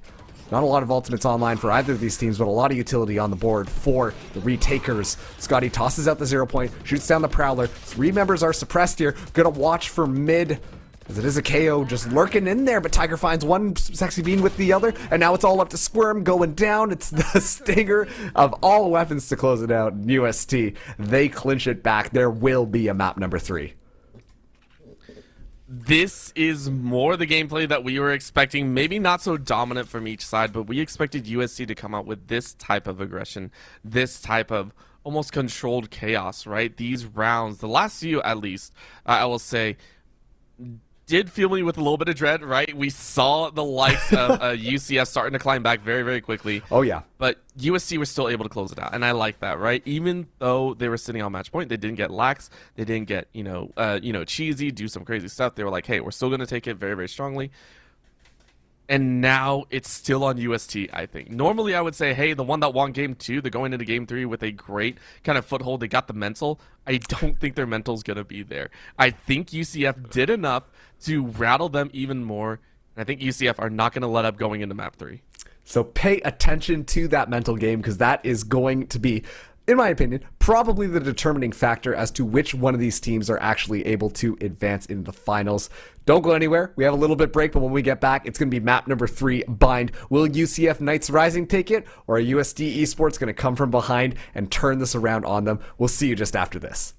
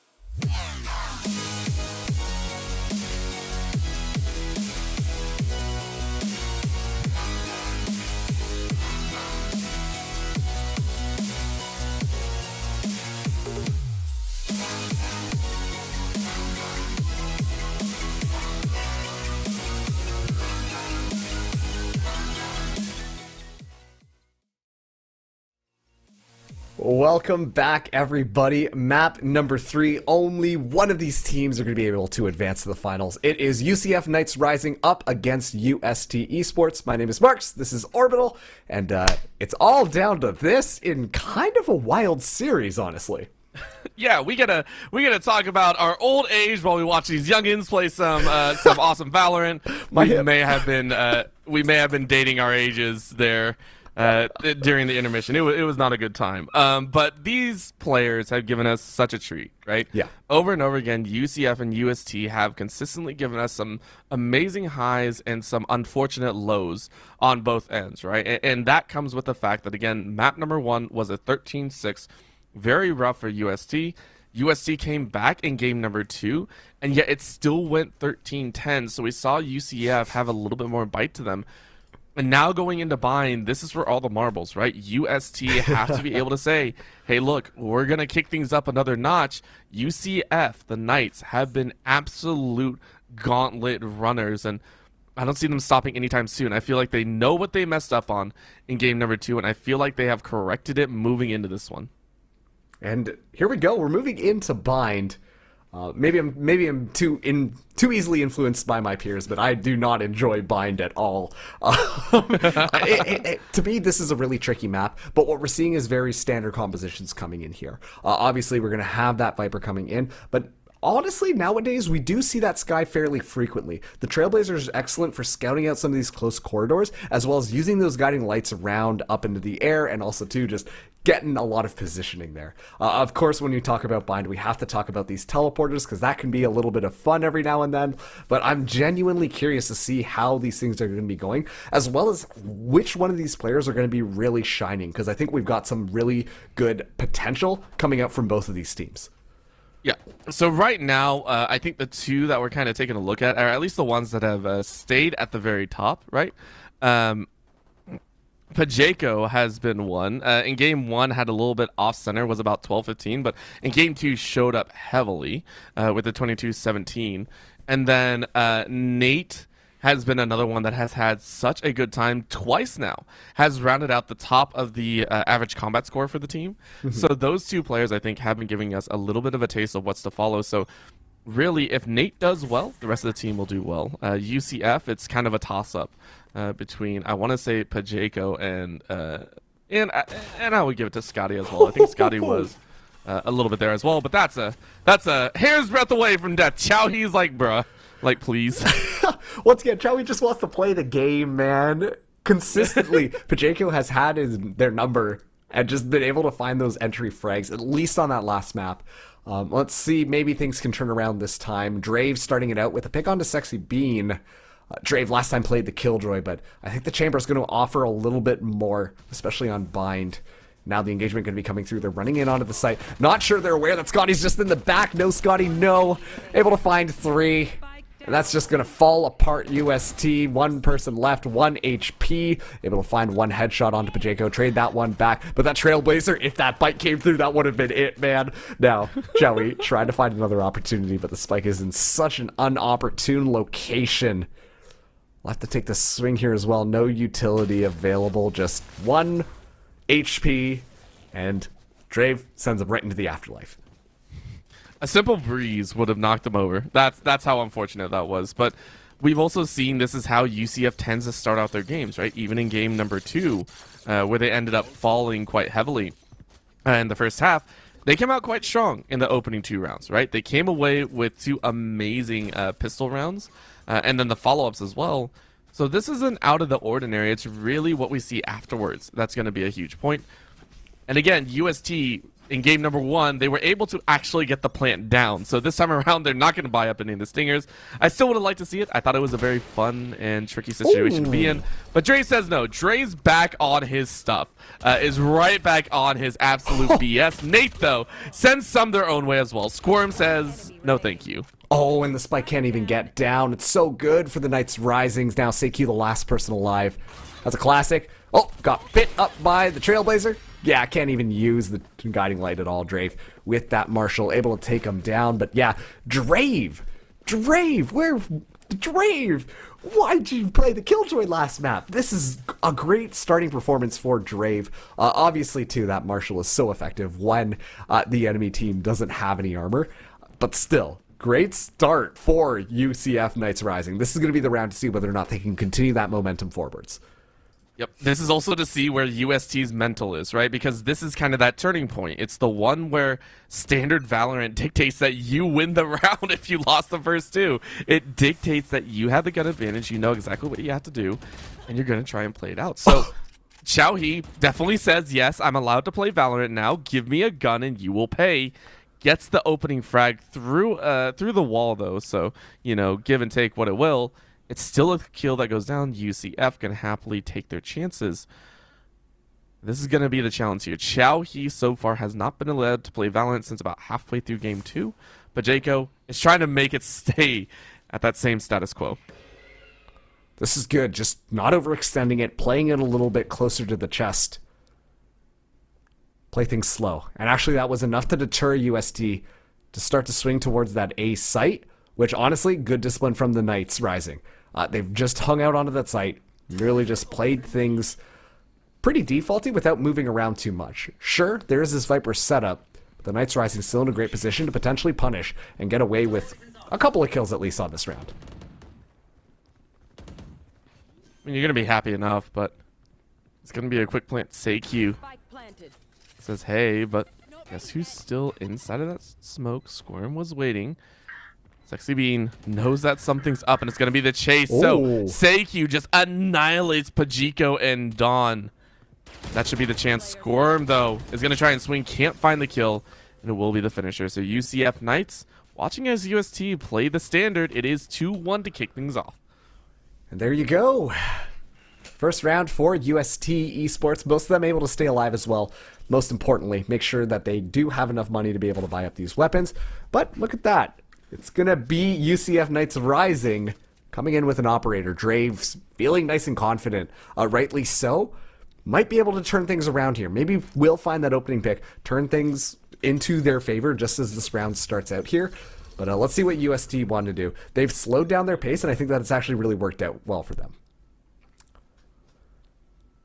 I think slowing down is always a little bit more important than people would expect, and so UST, rightfully so, especially when you know Drave is on some right now. Oh, Drave. If Drave had just taken a blind shot, would have been so angry, and you still knew. You find the body of Sexy Bean. Xiaohe did find Pajiko, and now Xiaohe is absolutely popping off. And remember, Xiaohe has been an absolute force to be reckoned with in some of the other games, but Scotty able to shut that one down nice and easy. 3v3 here for the Knights, as UST is still jockeying to find a site they want to go to. Look at this. Drave has rotated around with that operator, and that's going to make things a lot more difficult for this hookah engagement to happen. Thankfully, the smokes are going to be good. SeiQ has that guiding light in hand, waiting for an opportunity to pop it as the engagement starts to come through. Should have heard that drop come in, actually. But look at that. Oh, it's a massive information that's actually given to Scotty. And you can tell that they immediately back out there, Drave, with the Phantom finds 2. Last person scouted out into the back of the site there. Tiger all alone as Drave gets healed up, and Squirm is going to be coming in for the assist. Even if Tiger has an opportunity to go for the TP, I think that this is still going to be really easy for the Knights Rising to turn things around onto them. Yeah. And Tiger has unfortunately been not so standoutish, I think, through the last few games. Has ended the last few games in kind of the lower standing side. So is definitely trying to make a move here, but can't find it. Drave gets a 4K and is immediately propped up into ult status mode. Has that 2 at a force ready to go. And I would, just for funny, and just to have a little bit of fun with it, I would love to see a double op play come out here just to mess with UST, right? Neither team has done it, right? Neither team has gone for the double op. It's a very risky business, and to be wasting an ultimate when just a single weapon would do. But it does tend to throw opponents off, right? Like, it really does to have an op on B and A, and just like, bruh, like, really? You decide to do that? They aren't going to do it. Drave is still sitting pretty with the ult and the weapons, so they're going to be happy. But it is a 2-3 setup, this time leaning over towards A site, which has honestly been touched a bit more, but it's been back and forth from UST.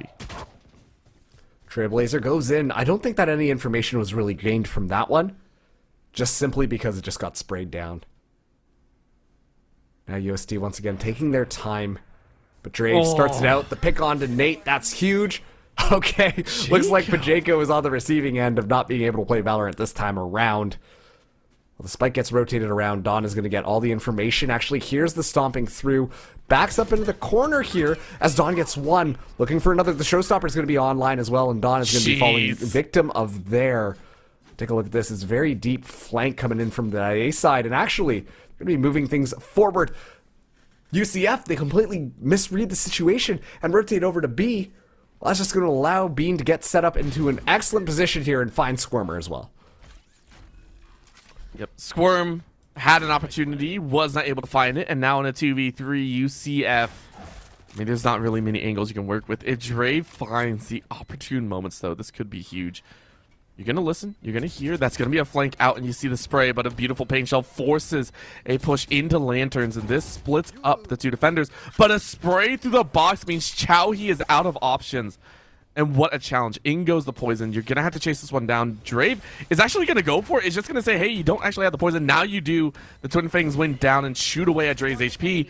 And they're going to try and flank. Scotty's able to find one. Can you find another? You're going to go for the defuse. It's a single molly, and it's going to be enough, but you get halfway. Scotty is able to get it. Is this going to be enough time? I do believe so. No, is it? Not enough time. It's not. It's over, and it is going to be the molly. Tiger burns them all alive. Whew. And that's the fun to play with. When you have a Brim plus Viper, you get full coverage. That's absolutely insane. I mean, what...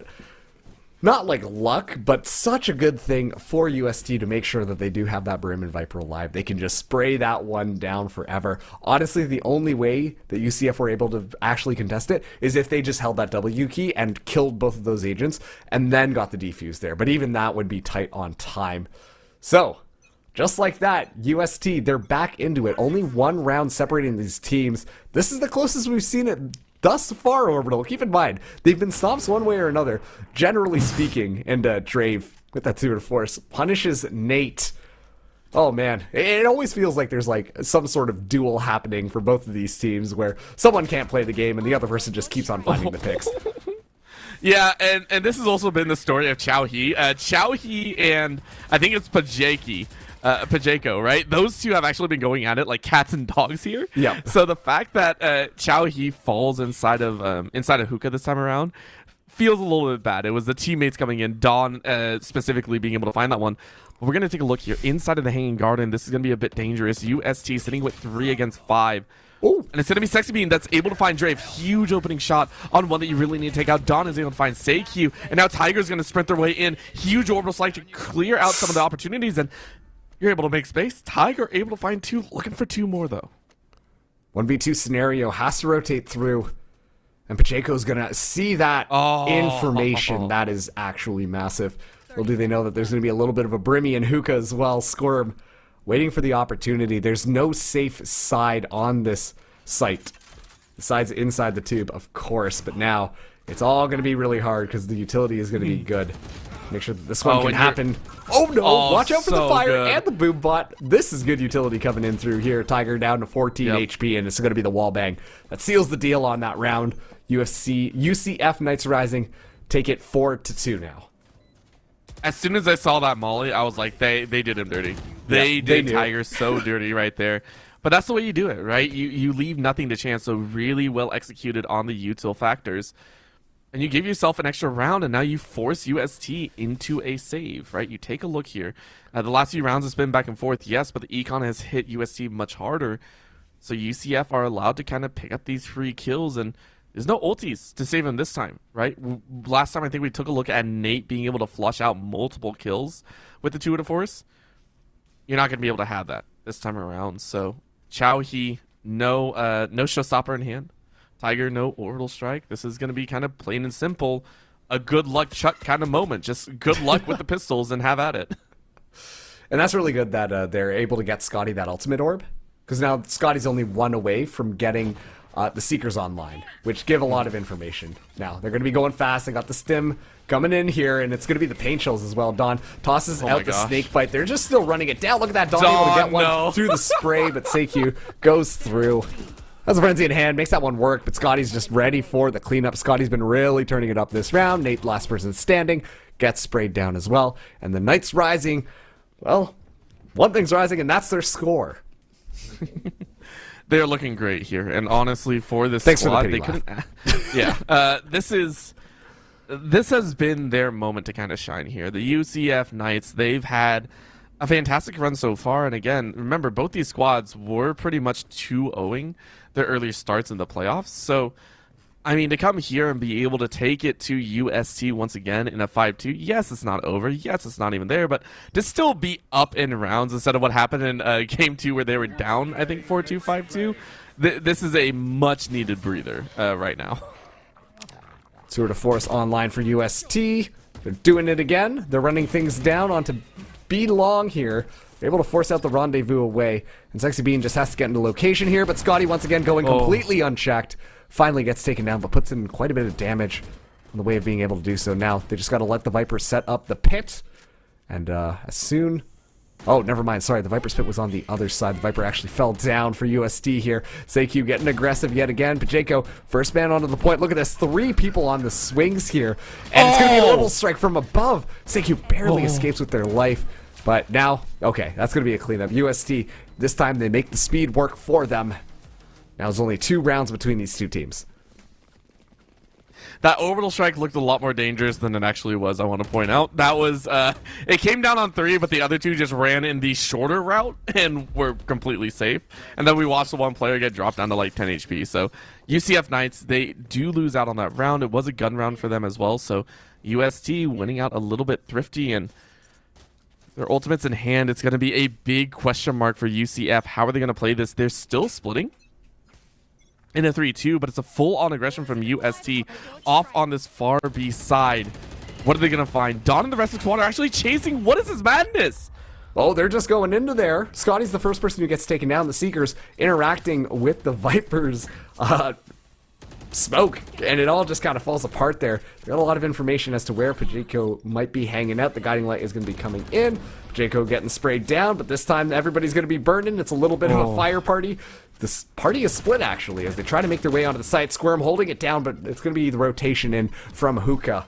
Seems like UST have figured out what's going to be working, and it's going to be storming this B site with extreme speed. And I think they're calling this appropriately, right? UST, they need to make a statement here. They need to really show their stuff and be able to take a round cleanly. Most of the rounds have been a little bit lopsided, left with only 1 or 2 alive. If they claim all 4 alive after this one, this is going to be huge for them. It's going to be a huge injection of econ, and oh, a beautiful Viper smoke right there. Keeps them off of Hookah.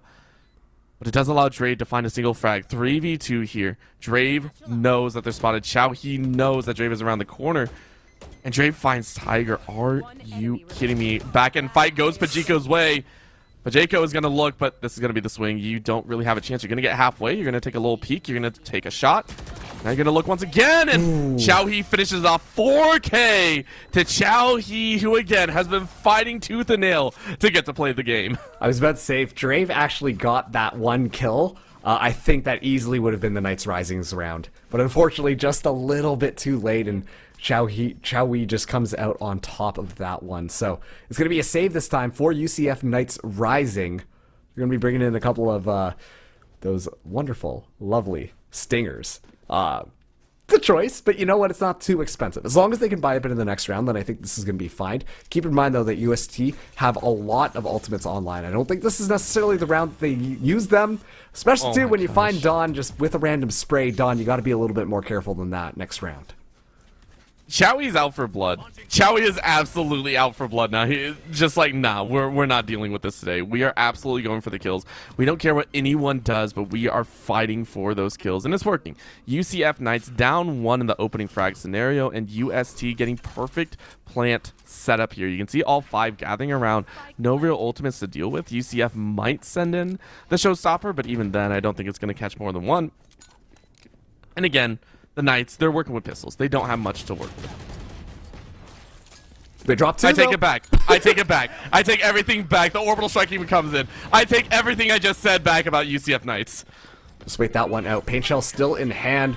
Stimpack Gonna be dropped down. A Viper Spit as well. This is such a heavy investment coming in from the Knights Rising. Seikyu comes in looking for another one. Can't quite secure it. It's a little bit of a roundabout. They run out of bullets and Seikyu comes out on top. But you know what? The Knights Rising make it so expensive for USD. Look at that. They had so many ultimates in that round and had to drop 3 to make sure that they won it.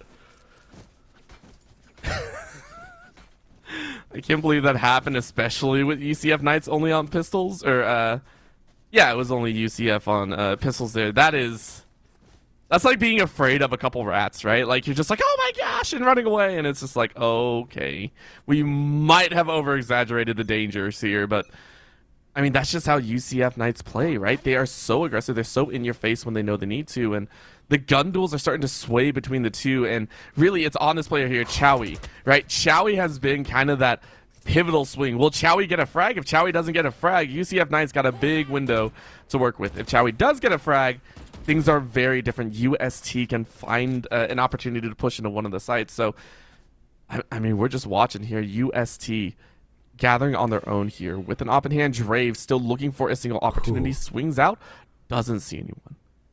Yeah, but might spot Tiger, and that's the spike as well. Seikyu making the right decision. Goes for that teleporter there. Dawn able to find Nate. Great job just holding things down. Pacheco goes for the swing. Gets taken out, but Dawn is still good for the alley-oop. Dawn has been turning it up.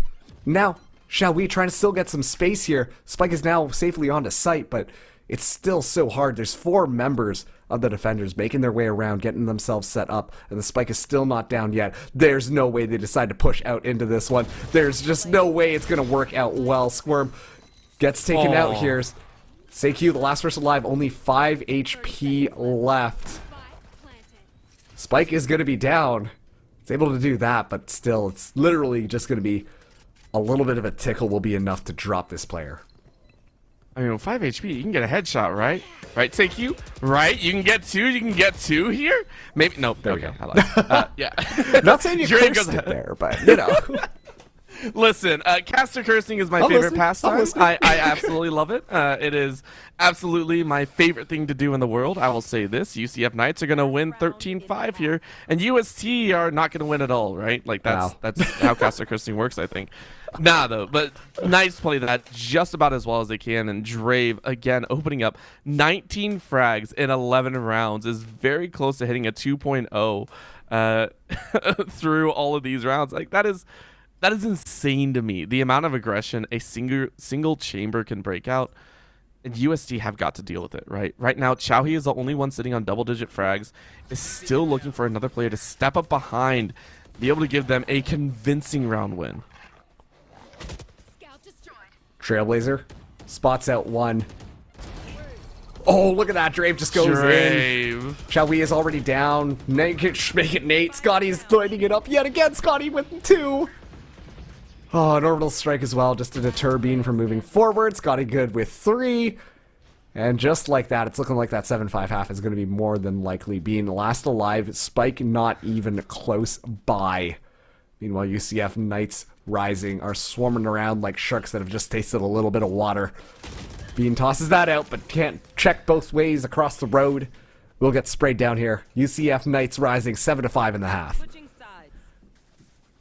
Before I break that down, Marks, did you just say a couple sharks that have just had a taste of water? A taste of blood in the water. Oh, blood in the water. Okay, all I heard was water. I was like, Marks, we got to talk about this one. But yes, blood in the water. Agreed. You know sharks don't sleep? Sorry, I'm getting off topic. We can focus on the No. Wait, what? Yeah, they what? Because if they don't swim, then they can't. Their gills can't get the air into their body. You know. That sounds so sad. I agree. That sounds so sad. Well, now I'm sad on a Monday night. What are you doing to me, Marks? My bad. Another fun fact, I believe seals, if you ever seen a seal fall asleep at the bottom of the ocean or anything, they just kind of roll back and forth, and they roll themselves up in seaweed to make sure they don't float away. Oh, that's actually kind of smart. Yeah, it's very cute to watch. I found a TikTok of it. It was by far one of the cutest things that made me go on for about 30 minutes. It was terrible. I wasted 30 minutes of my life right there, but it was well worth it. Yeah. Well, you know what? UCF Knights Rising, maybe they heard your sob story about TikTok there, and now they're going to be just running it down. The stim pack, no time to spare, and now they're going to be able to make their way onto this ace site. They do have to deal with someone in hookah, though, and watch out, because Bean is also about half HP as well. Going to be going in, but actually, Pajeko walks out. Nate good for it. Scotty goes down. I'm loving this. Teams are getting aggressive, and it's starting to get a little bit haywire-y. Teams are starting to just not care about any of the macro game. They're just kind of running and gunning it and saying, listen, I'll let my skills speak for themselves. Drave is able to find Sexy Beast. Nate finds Drave, and it's a trade back and forth. Inside of Lanterns, everyone is there, and it's a flush for UST. They clean house and take the pistol as UCF. Wow. Can't do a thing about it. There we go. They got a pistol round. You'll love to see that one. UST now looking like they should be able to tie things up. Obviously, they will have the weaponry to do so, but here, let's see what the UCF Knights Rising want to do on this offense. Unbelievable statistic, actually, when you take a look at the screen there. Drave has 21 kills. The next highest in the lobby is Xiaowei with 14.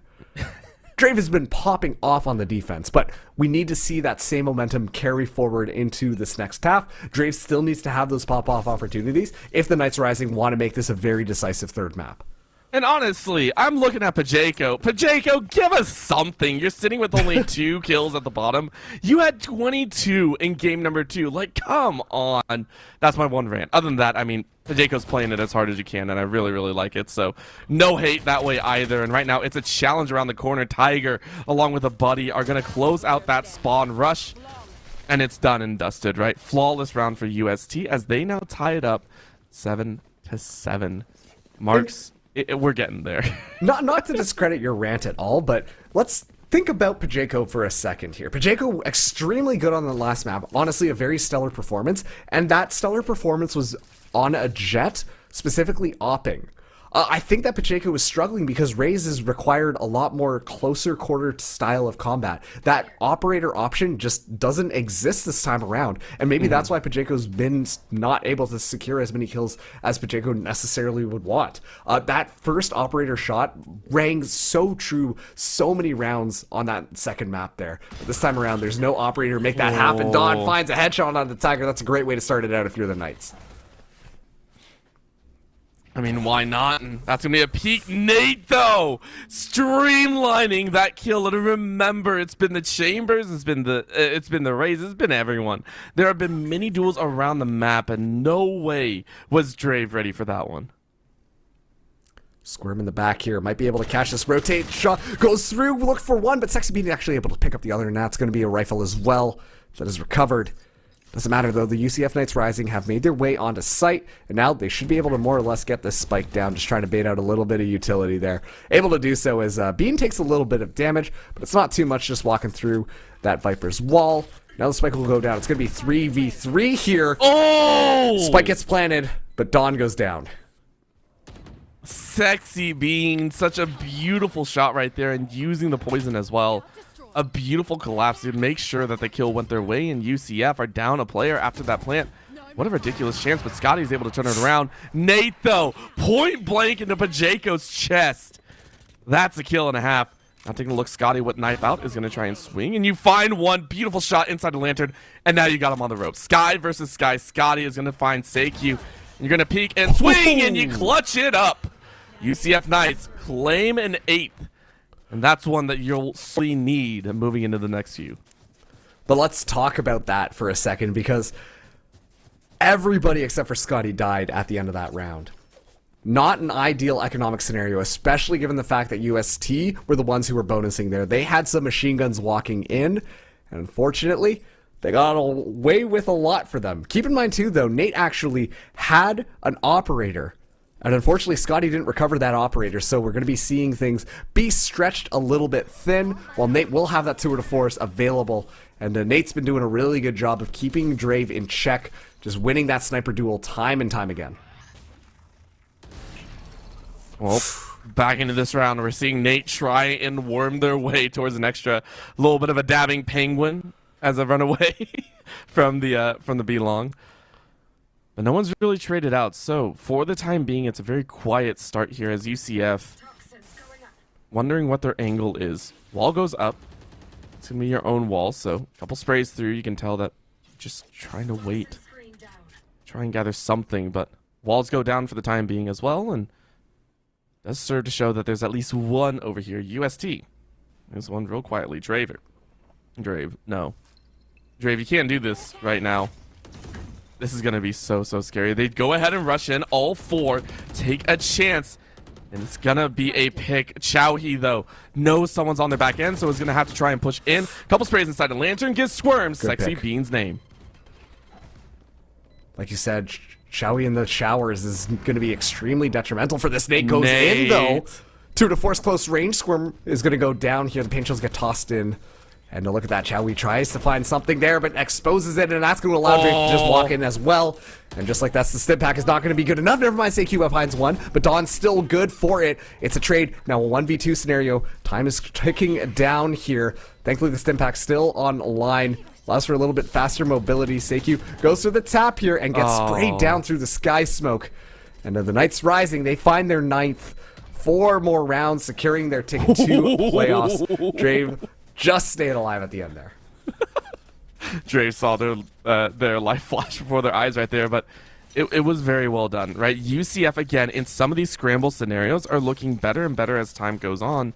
And I give huge credit to their nerves of steel, right? Some of those fights should have been USTs. I will say here, UST should have had at least 3 or 4, I would say at least 2 to 3 of those other kills, and UCF are just a little bit quicker on the draw. They're a little bit better in their positioning, and that's a huge key factor. So UST down 2. They're going to try and work their way with just a couple pistols here in this save round. That's and big. I mean, Scotty finds Nate. This is the perfect opening scenario again for UCF to look to hit double digits. Scotty's looked so clean this map. Scotty, generally speaking, was a very reliable anchor on our previous 2 maps, but this time Scotty's taken opportunities. Also, too, on this offense, and honestly has just been doing such a good job. Now, a lot of ultimates on a line for the attackers in their arsenal, but you know what? Given the fact that UST are on a little bit of a save, they might try to win it without using too much. Seekers are going to be online, though. Get a little bit of information on where they're coming from. Seikyu does get spotted out here. The guiding light going to be used, but Seikyu has to escape as the sky smoke comes in. Squirm now watching the backlines here. Spots out one, looking for the next one. Bean gets dinged up, and Bean goes down. Squirm wins the duel. Spike is now planted. Tiger with that... Oh, no. Seikyu coming in as well, but Squirm around the corner, and the stinger actually works out well. Just like that, that is going to be 1 rifle down, but it's still a 2v4 here, Orbital. Not looking good for UST. Nope, they are still getting beamed out a little bit. Tiger down to about 5 HP. It's a hope and a prayer is what you're looking at, and they've done it before, but not this time. Drave and Dawn, D&D, sends them all packing, and it is double digits. UCF arrive at what can be said as the final steps to going into the finals, and look at that. The first one of the series. Not the first one of the game, not the first one of the half, the first one of the series here. Nate is calling a timeout for UST.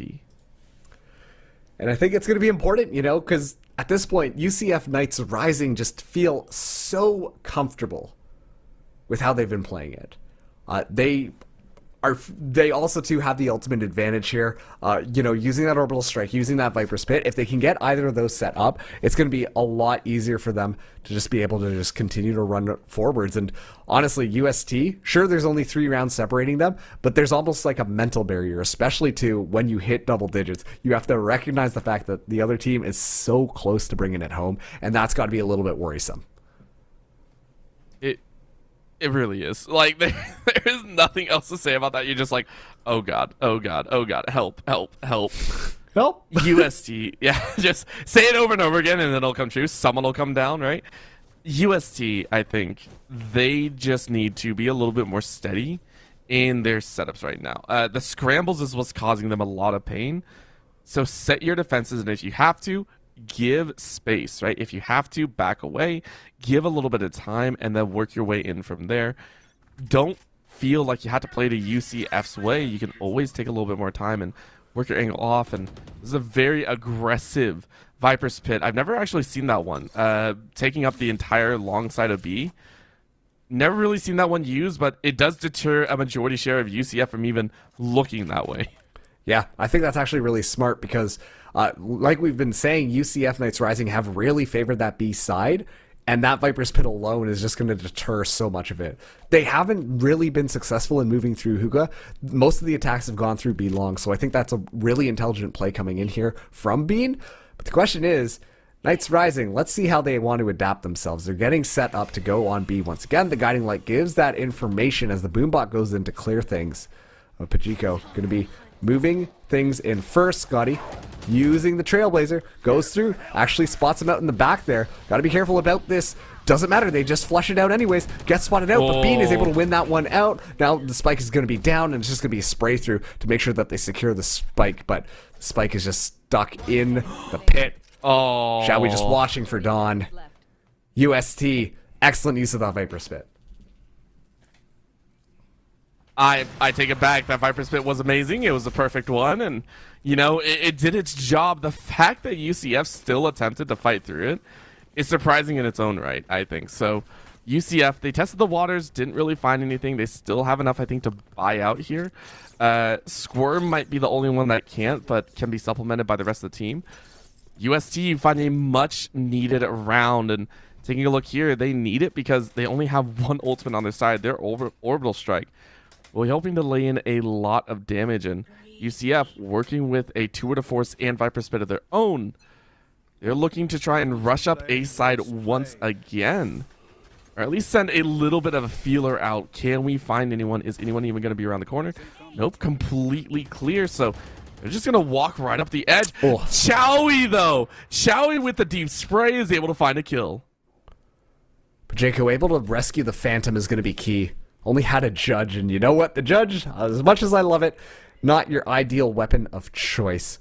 Squirm going to be poking around the other side. Tiger just around the corner there. I think that was a bit of information. Squirm knows and just goes for the spray through. Gets a lot of bullets in there, but not able to secure the kill. Spots that one out. Goes for it. Actually goes for the drive-by onto Chowie. Gosh. That's going to be 2. And now it's all up to Bean to hold down the actual site. They do have Overwatch from above. Drave does find Bean, but Squirmer goes down first. Nate has dropped down, no longer on Overwatch. Maybe just plain watch, I don't know. But Seikyu walking around, knife out. Scotty finds that pick. And now they're all just going to be running for that B side. Oh man, this has been a comedy of errors round. I feel like, right? This has been getting caught with your pants down, getting caught reloading, and just that too. Pajeko not properly watching and getting ready for the shot. Drave though is about ready to answer an op for an op, which makes the whole world blind apparently. Nate is gonna get a shot on Scotty on the back and taking a look towards a little bit of a rendezvous call. Is like one of the worst standouts that you could ever have. You're looking at it to Jangle Nate! Nate makes it happen with a 3K to push UST to 9. I can't believe that happened. You want to talk about a comedy of errors? Even down to the end there, I have to say that it just felt like it was just so disjointed. Like where Drave was playing, Drave should have been a little bit more forwards to allow to watch for that crossfire so that Scotty doesn't get taken out there. Scotty probably should have not just tried to book it all the way into the side, and that might have given them a chance, but regardless, no matter where you look at it, Nate doing a really good job playing a little bit more unconventionally on this chamber, but catching people off guard, and that's what you got to do if you want to make that one stick. So UCF Knights Rising right back onto a save. They will have 2 Vandals coming in here to balance out their economy, but Nate is feeling himself this time around.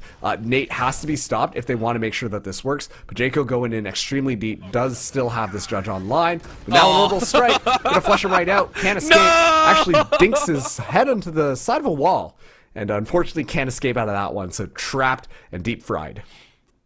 Oh, that feels so bad, and that leaves it open to Sexy Bean and Chow He. Oh man, Pajeko's not had a good time here. Drave is the last one alive and is going to try and worm their way forward. The timeout seemed to be exactly what UST needed. You lose one, and Hope for a bit more, a little bit of an op shot, but Drave is able to find Nate, so that's actually a huge econ deficit. Watch the Beautiful flank. job so far, but everyone is behind Drave, so I mean, this is going to be so dangerous. UCF praying that they can at least get a plant to retain some economy. The Trailblazer gives the information. That's not good. Look, coming in from behind, Drave has absolutely no idea. A guiding light as well, and yeah, it's going to be an easy cleanup. The double swing is clean. Don't even need to trade it, honestly, because Drave was just looking the wrong way. And just like that, we're all tied up. This is more what we were expecting this entire time. I mean, we got both teams coming out here and giving us like a what for. Both teams came out with an exceptional prowess. Game 1 was UCF Knights, and then game 2 was UST. This time around, though, take a look at that kill spread, right? This has been ridiculous. Drave has just had a phenomenal game. Currently 27 kills in 20 rounds.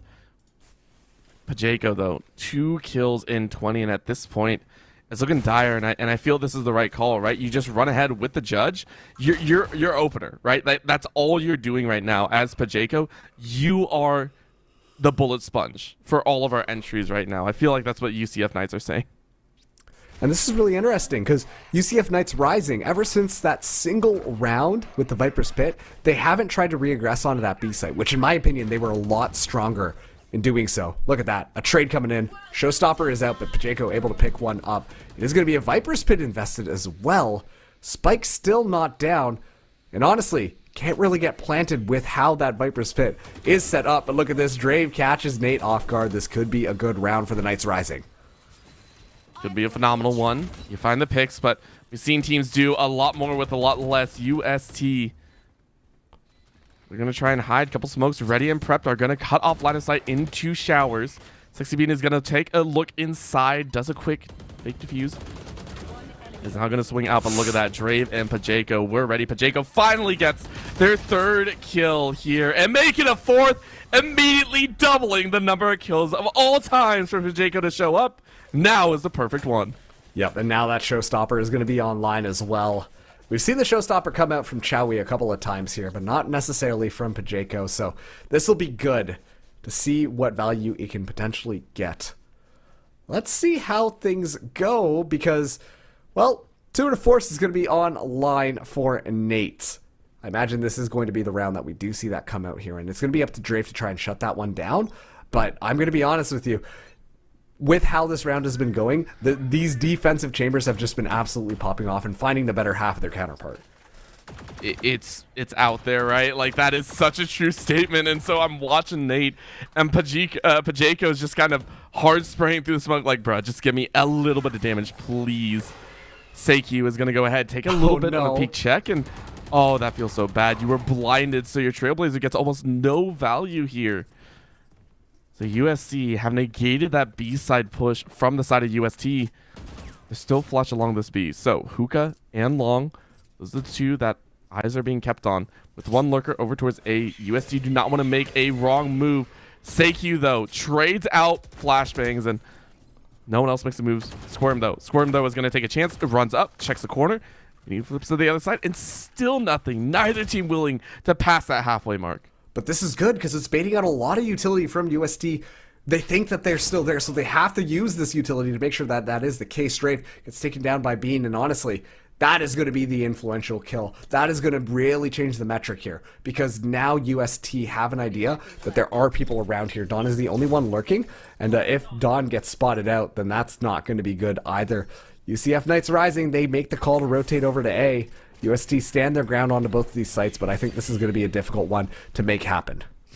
I mean, it's going to be a chance. They're going to have to sprint in. They're going to have to try and sit down. They have some, and Pacheco was going to look, gets a kill, immediately swaps back. Scotty's going to find Chowie, and maybe they got it. Sexy Bean and Nate, though, fly through and get the kills, and it is going to be the finisher. Oh, Seikyu does the smart thing and hides. Wow, that went up, down, left, right, and all the way a loop-de-loop. That looks so close to either side. Honestly, great stuff from Chowie. I'm not sure if you saw that, but use the blast packs actually to deny the plant twice. Yep. Oh my goodness. if that didn't happen, and on top of that too, that allowed enough time for Nate to make the rotation over there, 2 to force in hand, get the pick on the spike planter, there just simply was not enough time to make sure that one was going to happen. So all tied up. I don't know, it's looking like a potential overtime just around the corner here between these two teams. Couple of ultimates online for Knights Rising though. Showstopper as well as the orbital strike. Very classic setup, but at this point Nate has just been doing a really good job of scouting this out. Still goes, tries to take the duel here, looking for it, but gets taken out. This is good for Knights Rising. They're going to be a lot more fearless making their way onto this A site. And honestly, Nate, what a little bit balls deep there. Not a necessary reason to actually try and check that. And that leaves his entire team open to a Shower's Rush. It now leaves A completely or slightly undefended. And this is going to be a chance. Dawn is able to find Chowie. And you said it right. Chowie has been so pivotal for this team. And they lost him. Tiger's able to take one, but it's only one. In a matter of seconds, Dawn is able to get Tiger because Tiger ran on top of the poison. And SeiQ for the second time is the last one standing, but this time in a much more dire circumstance. You have nothing. You are the lone survivor. And it's going to be a chance. We are at match point. UCF reaching 12 first. That's tough. The economy is broken for UST. That was the round that made it so difficult for them. And they're going to be trying it out. They do have that Viper Spit online, so I think that if they use the Viper Spit to deny one of these main sites, kind of like what we saw earlier, then UCF Knights Rising are going to be in a very uncomfortable position here, right? The fact that Nate no longer has a sniper rifle almost gives UCF Knights Rising free reign. They're going to be a lot more confident, but that's where I think that UST can take advantage of that overconfidence and potentially shut things down. It's going to be up to Showie, though, to really make sure that they find what they need out of this round. The Viper Spit already deployed. While UCF Knights Rising, they've got 2 ultimates of their own, and I'm going to be honest with you, those are pretty good anti-Viper Pit ultimates. Yeah, this is you're thinking 5D, 7D chess over here with what UST can do, but they got to get past the opening moves first, I think. So UCF, they're going to take a chance. They're going to walk into the poison, which I think is appropriate, but immediately stop. So nothing more than just a little bit of fragment.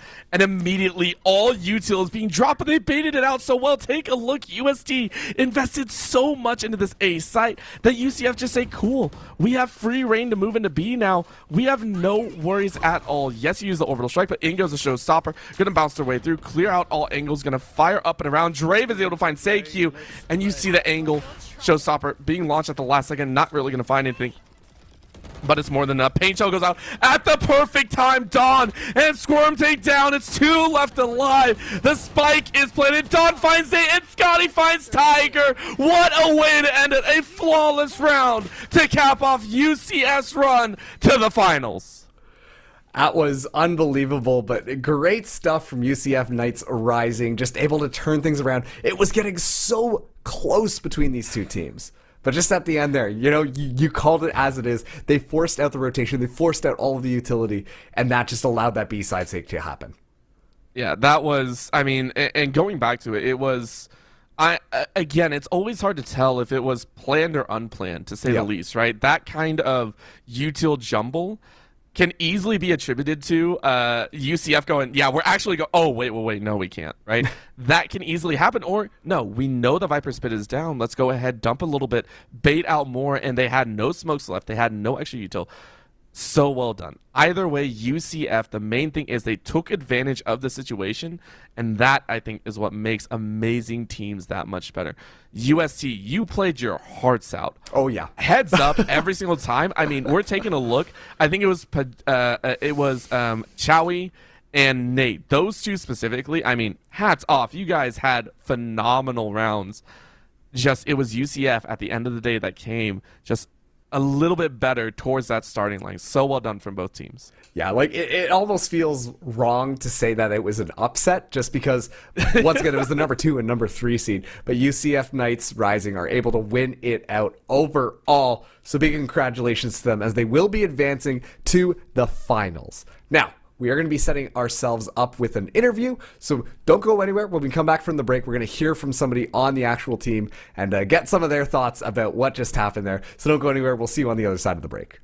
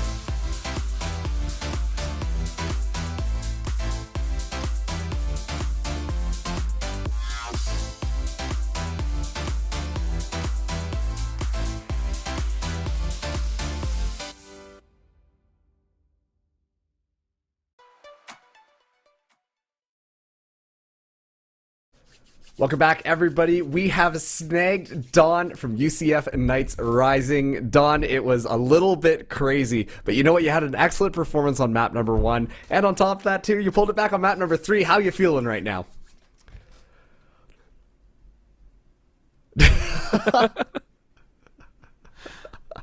So, we're having a little bit of tech problems right now. Sorry, give us a second.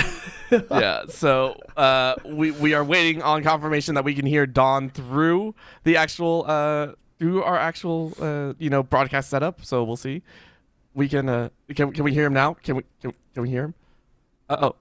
We right. can't hear him. We'll be back in a second. We're gonna be throwing a break. Oh. Just get this all sorted out before we resume this interview. Don't go anywhere.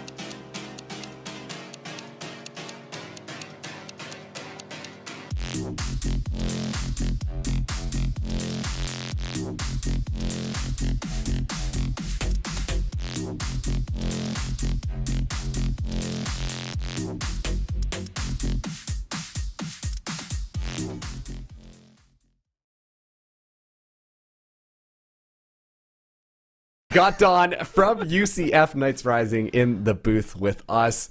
Dawn, you guys are advancing to the finals. How's the team energy right now? It's pretty chill. All I can say. We're happy with the win. Of course you guys are. I mean, last time you guys played, it was still a 3-game series, but you won that one as well. This time around, it felt a bit spicier, right? Game number 1, you guys came out really, really hot. Came away with a 13-6. During that game 1, how are you guys feeling? Was it like, hey, listen, we knew we could beat them kind of thing? We knew what we had to improve on? Or was it a pleasant surprise that it felt like it was going to be a pretty easy series?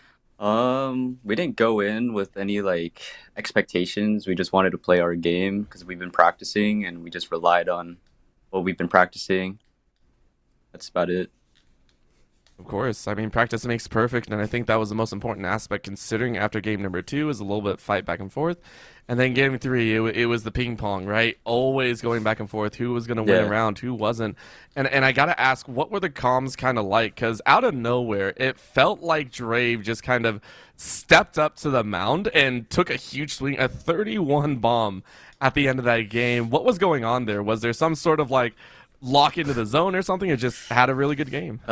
He after the second game, he was like, I got us next game. I'm dropping 30. He did exactly what he said, so He's psychic. yeah. He's just that guy. You'll love to hear it, but you know what? You guys have actually secured your spot into the finals. So getting ready for that, is there anything that the team is going to be doing to prepare yourselves for it, or you're just going to stick with what you guys have practiced and keep on moving forwards? Yeah, we'll probably stick with what we got. Blinn is a hard. If we play Blinn, we lost to them. That's the one team that we struggle with the most. And if we play them, we're just hope that our foundations and our practice is good enough. Okay, sounds good. Well, thank you for joining us in the casting booth, and I just want to give you a chance to shout out anybody you'd like to before we kind of wrap things up here. Shout out to my mom, my dad. That's about it. My family. We love to hear it. Well, thank you so much, Don. And once again, big congratulations on your win. And we'll be watching you in the finals to see how everything kind of shakes out. All right, thank you. Thank you. All right. And just like that, we are at the end of the night. A very exciting series to close things out. But Orbital, do you have any final thoughts for us before we just kind of close out the stream? My main thing is the fact now that we have seen all these teams play, whether it be in Navigators, Emergence, all the way to Champions, and maybe even Legends. We have teams that are scrapping, right? This is. Oh, yeah. I've been casting with the NECC for a while. A few times I've seen so many game threes across the board, going all the distance, right? This is crazy. I love it so much, and I cannot wait to see what the finals hold for us next week. Yep, exactly. The finals are going to be happening next week, so you're going to want to make sure to tune in because that is going to be the peak of Valorant in NECC for all the marbles, or maybe just most of the marbles, depends on how you look at that. But that is going to wrap things up on the mainstream tonight. My name has been Marks. This has been Orbital. We've been produced by Shiro, and we had Bulby observing for us in this final set. But thank you guys so much for tuning in, and we'll catch you there for finals. Let's see who's going to take all of it home. We'll see you next time. Have a good night, everybody.